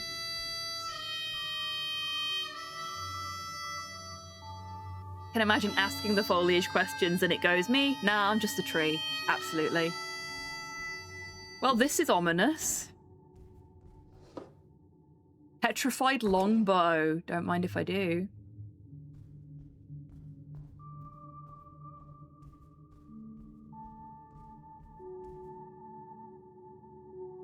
Sorry, I heard the noise again. I thought it was Nick chewing on the drywall. It's not. He's chewing on his chew, but he's got it in the carpet, so he doesn't have to hold it. Being really fucking lazy with it. Oh, there's the bugbear.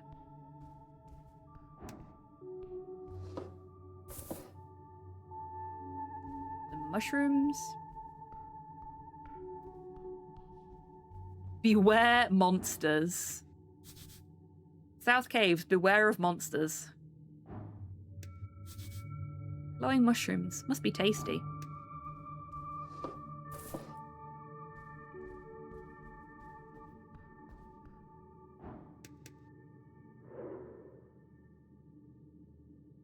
Okay, so we need a 20 to get anything more about Moongore. Ain't happening.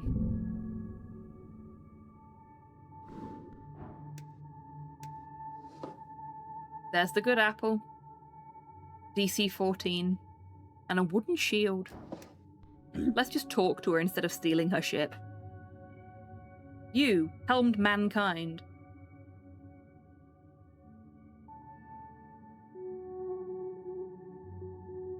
I have some questions about the day of the tea shop explosion. I felt a slight rumble in the earth. I was down here guarding the roots. So nothing too out of the ordinary. Nothing. I have to tell you, human. Have you seen a man in yellow pass by here? She grunts. Is that a yes? I did. Are you looking for this man? Yeah, well, clearly. The bugbear shows you a deep frown and says, if you see him, stick a knife through his heart for me. Wait, why? I saw him approaching from the pillar chamber, told him to stop, to step away from halfway turf. But that bastard, he cast a spell on me. That's awful. No, I was weak. I saw him approaching. He wore an ugly yellow robe. Then he said a few words and I suddenly, happily allowed him to pass. A charm of some kind. I was helpless, like a kitten. Gods, I hate kittens. Run away from her before it's too late.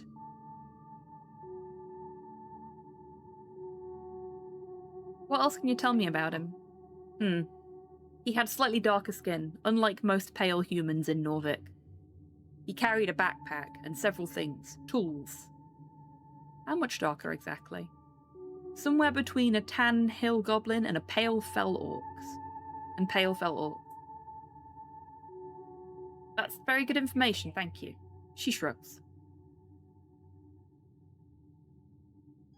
I'll avenge your honor, I swear.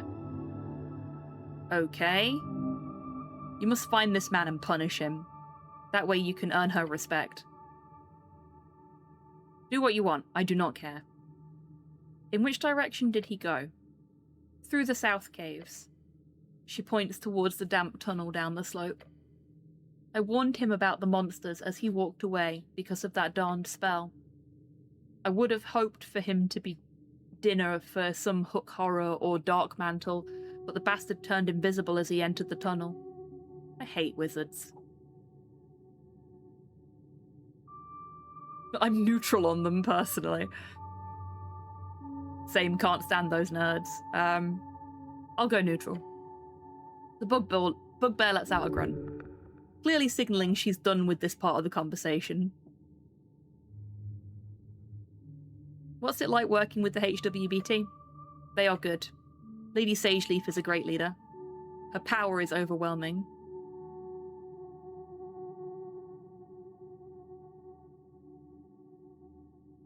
You look a lot stronger than her, though. I am not. Do not even imply that, human. She looks away for a moment. I've been given a life here, a purpose.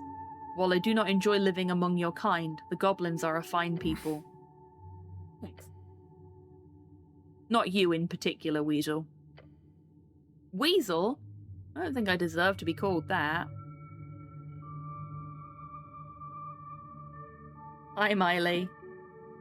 Wrong side. You want to be on my left side if you want pets. Hi. Hello.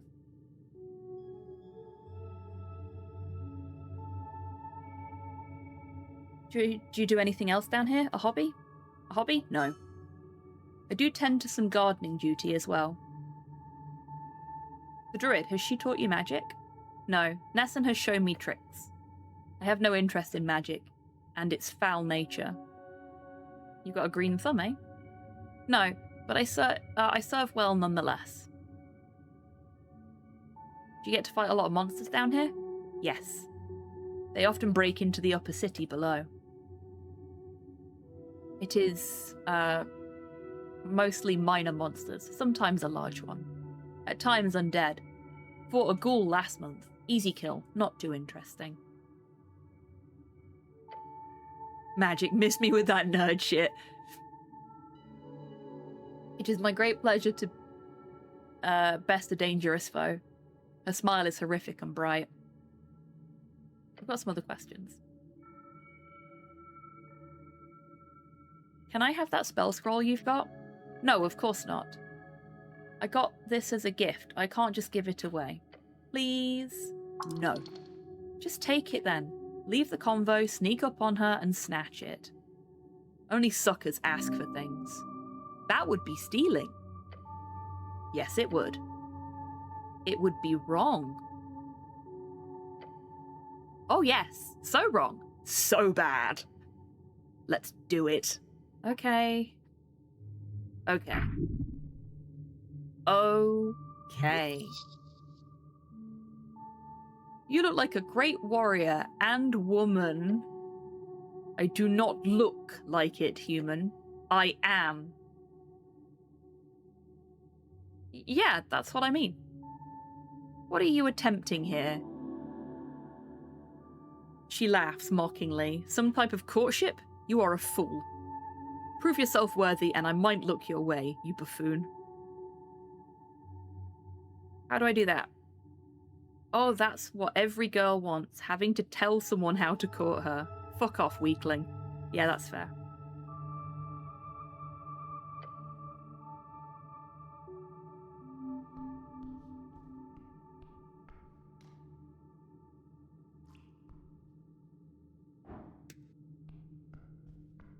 Oh, I actually just run in front of her when I want to steal something. Oh, fuck! Thief! The bugbear's massive hand clamps around your wrist like a vice. Pain. Immediate pain. How dare you steal from me? Her grip tightens. You feel bones shifting. Dishonorable, shameful. This is what you've become.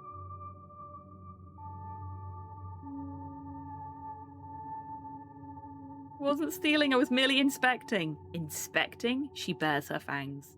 You were inspecting my belongings? I saw you reach forward, grab, and then attempt to pull this right in front of my face. She pulls you close enough to smell her breath. Meat. Old meat. I should break your fingers. Oh gods. One by one. Moongor, maybe we can silence Runner. Snell shuts his mouth.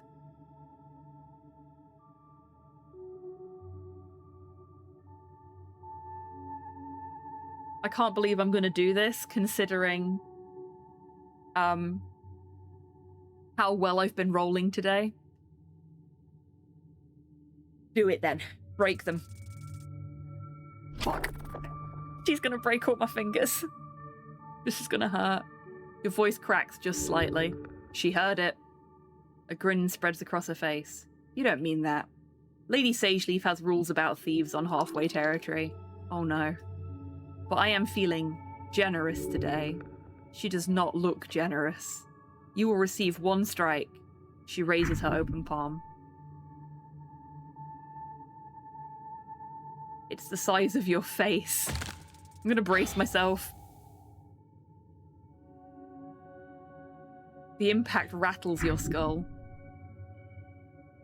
Stars. Many stars. You hit the ground hard. Consider that a warning. She looms over you. Steal from me again, and I will take the hand.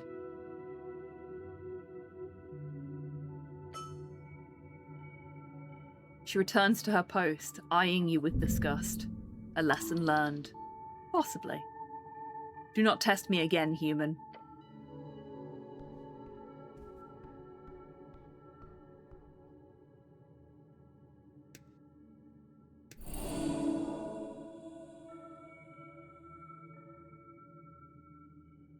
I've run out of rests. So I can't try and steal good apple again. Much to my dismay. I'm really glad I prepared Cure Wounds though, because I have been hammering the shit out of that.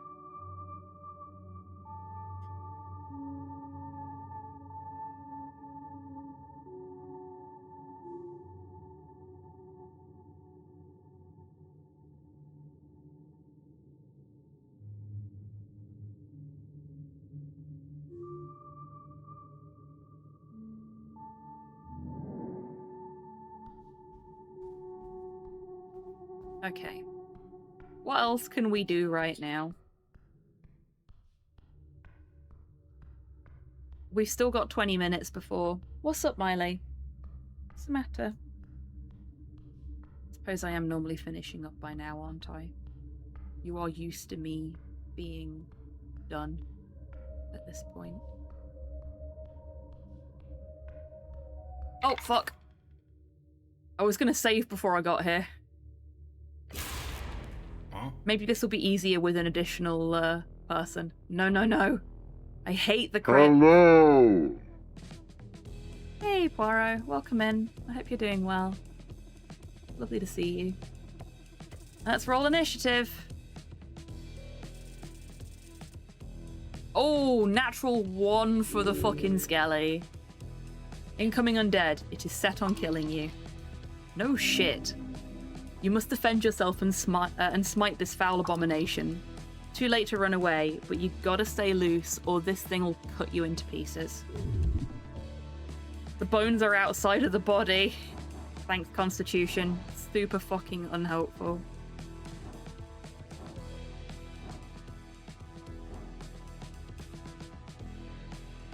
Dex is looking like our most doable.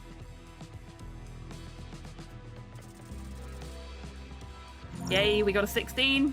That'll do. Your feet, they dance. Side to side, your eyes focused on the skeleton's blade. You're ready for anything. Destroy it. Don't you have some holy magic against this thing? The goblin brings out his sling. In one swift move, he launches a projectile towards the abomination.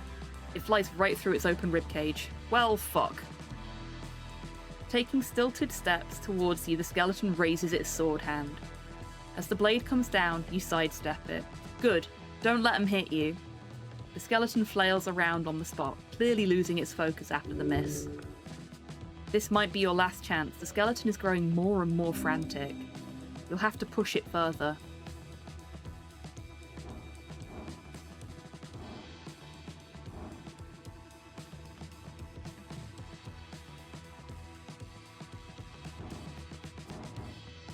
Okay. Let's look for a weakness. Yes, nat 20! There. As you move around it, you spot an arrowhead jammed into its spinal cord. You glance at the goblin, who gives you an erratic nod. Go! With a single tug, you watch as the structure of the bony apparition completely collapses. As the thing's shriek fades, ribcage and skull fall into itself. The bones spill to the ground in a pile of dust and scrap metal. No other threats. This skeleton must have been the only guardian. Thank you, Snell. You're welcome. You did good too. You've performed your duty. This crypt has been cleansed. The goblin leans on his knees, panting. Gods, I hate crypts. He raises a finger and wags it. Nothing good ever came from constructing a crypt. You either get a cursed place filled with death, or a meat grinder filled with undeath. Agreed, that's why they burn corpses these days. You watch the bony apparition fall on its keys. Ah, poor Skelly. It's happened to the best of us, Modhail. Really, a genuinely smart tradition. Best thing humans ever invented. Actually, I think it was a dwarven thing originally. Oh. Well, it was smart to adopt it, or at the very least a bang from somewhere far away echoes down the hallway. The goblin jumps. A shiver down your spine. Then the chamber grows silent once more. A scent of death still lingers. He clears his throat. Fuck this place. Let's go. Hold on. I have to make sure this warrior gets what he deserves. Which is... some respect. I'm gonna whisper a prayer to Earth. Right, I get it. I'll do what I must.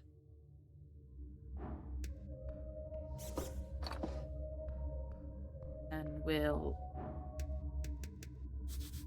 Hi, Miley. The first tomb of Earth. Can we engage with this? This is it. This is the first place his body was placed 27 years ago.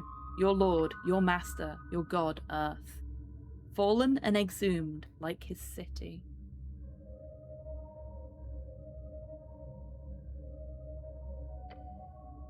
Watch closely. This is how every divine dominion ends. Oh, punching my microphone stand. In my desperate attempt to remove my shirt sleeve so I could pet the dog. With the cracking of an ugly tomb, this place is still wholly consecrated. Despite this, horrors still walk the grimy tiles. Earth's traces still linger here, as it should.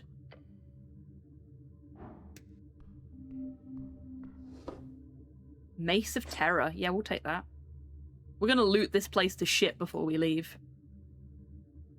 You reach for the mace. It is cold. Colder than iron permits. The metal feels wrong. Got yourself a nice weapon, eh? As your gloved hand wraps around the handle, a chill runs up your arm. Not just cold. Something else. A presence. Watch out. Nothing. Just the empty crypt. You saw something. In the corner of your eye. You good? The goblin looks concerned. Did you see that? See what? Glances around the crypt. There's nothing here but dust and bones. You look down at the mace. It's ornate. Well crafted. Yet, your body seems to fail when you hold it. Something is very, very wrong with it. What? Is it cursed? Did I just get cursed? No, it's...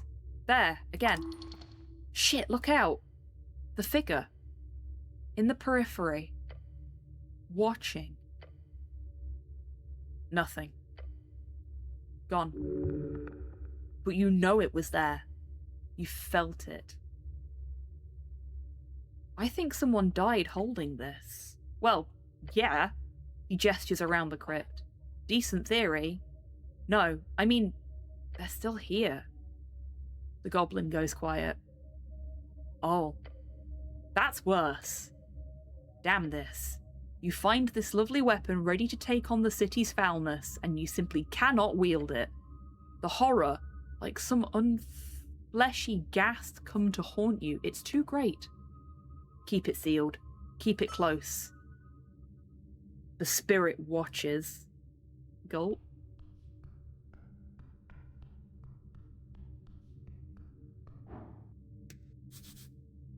Crypt of an archer. It is empty. Not yet, it's not. Now it is. Just call me Lara Croft because I'm raiding tombs. Okay, this appears to be fully pillaged now, so let's get the fuck out of here. That could have gone a lot worse than it did.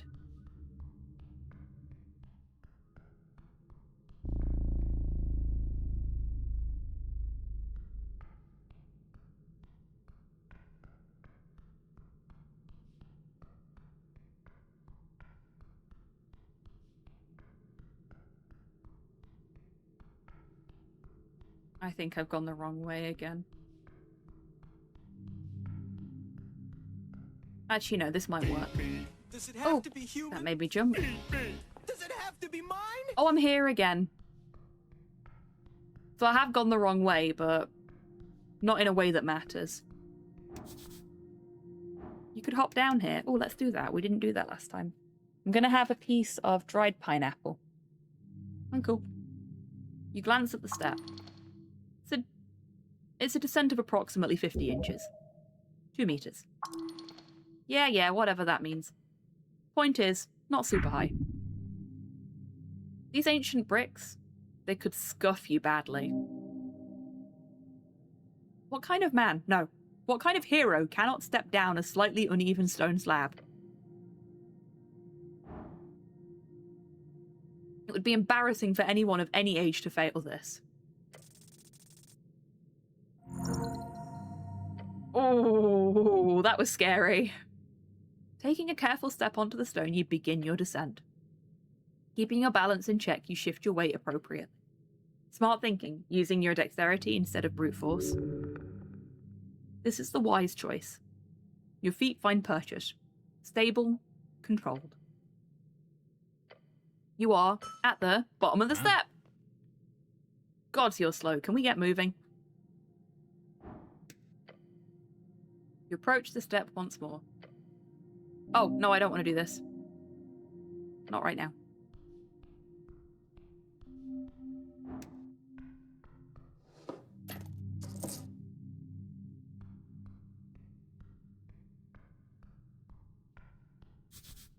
Dexterity. One goofy looking cat.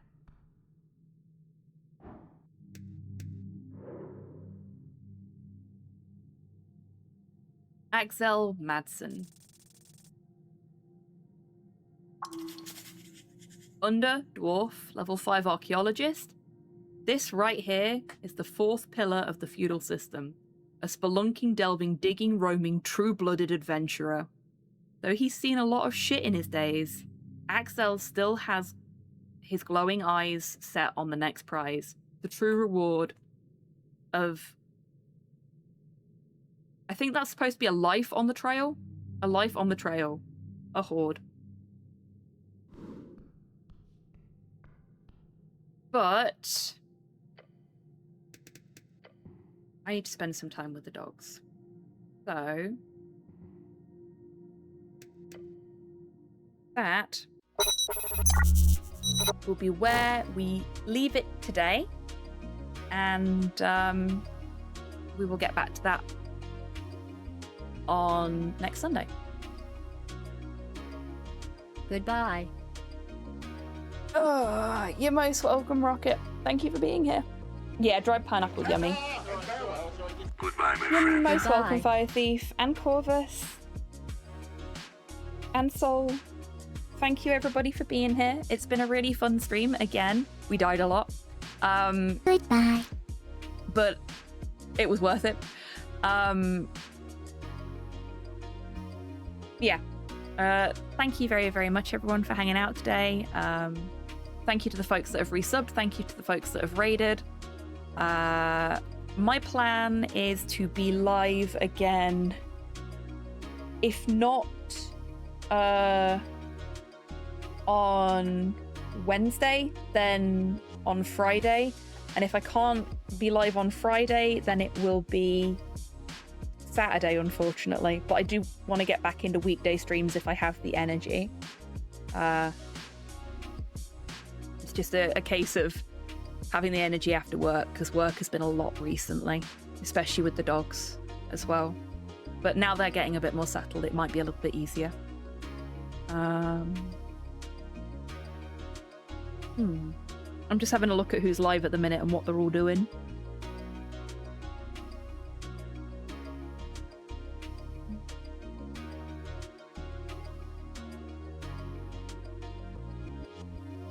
Trying to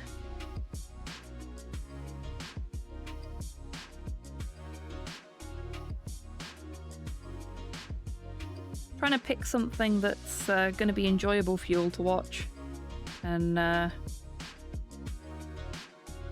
seeing much, unfortunately.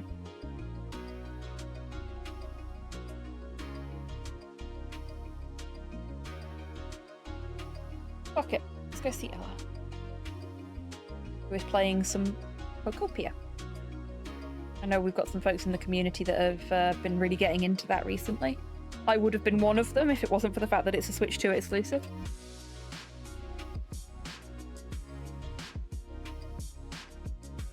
You're most welcome, Mum. Thank you for being here. Mod Hell as well. Yep. So I've told you when I'm likely to be live next. So hopefully I'll see you all then. But until I do see you next, I want you lovely folks to take care of yourselves, take care of each other. Wash your fucking hands, but not your prayer books. And have a great rest of your weekend and a wonderful week, everyone, however you're spending it. Now,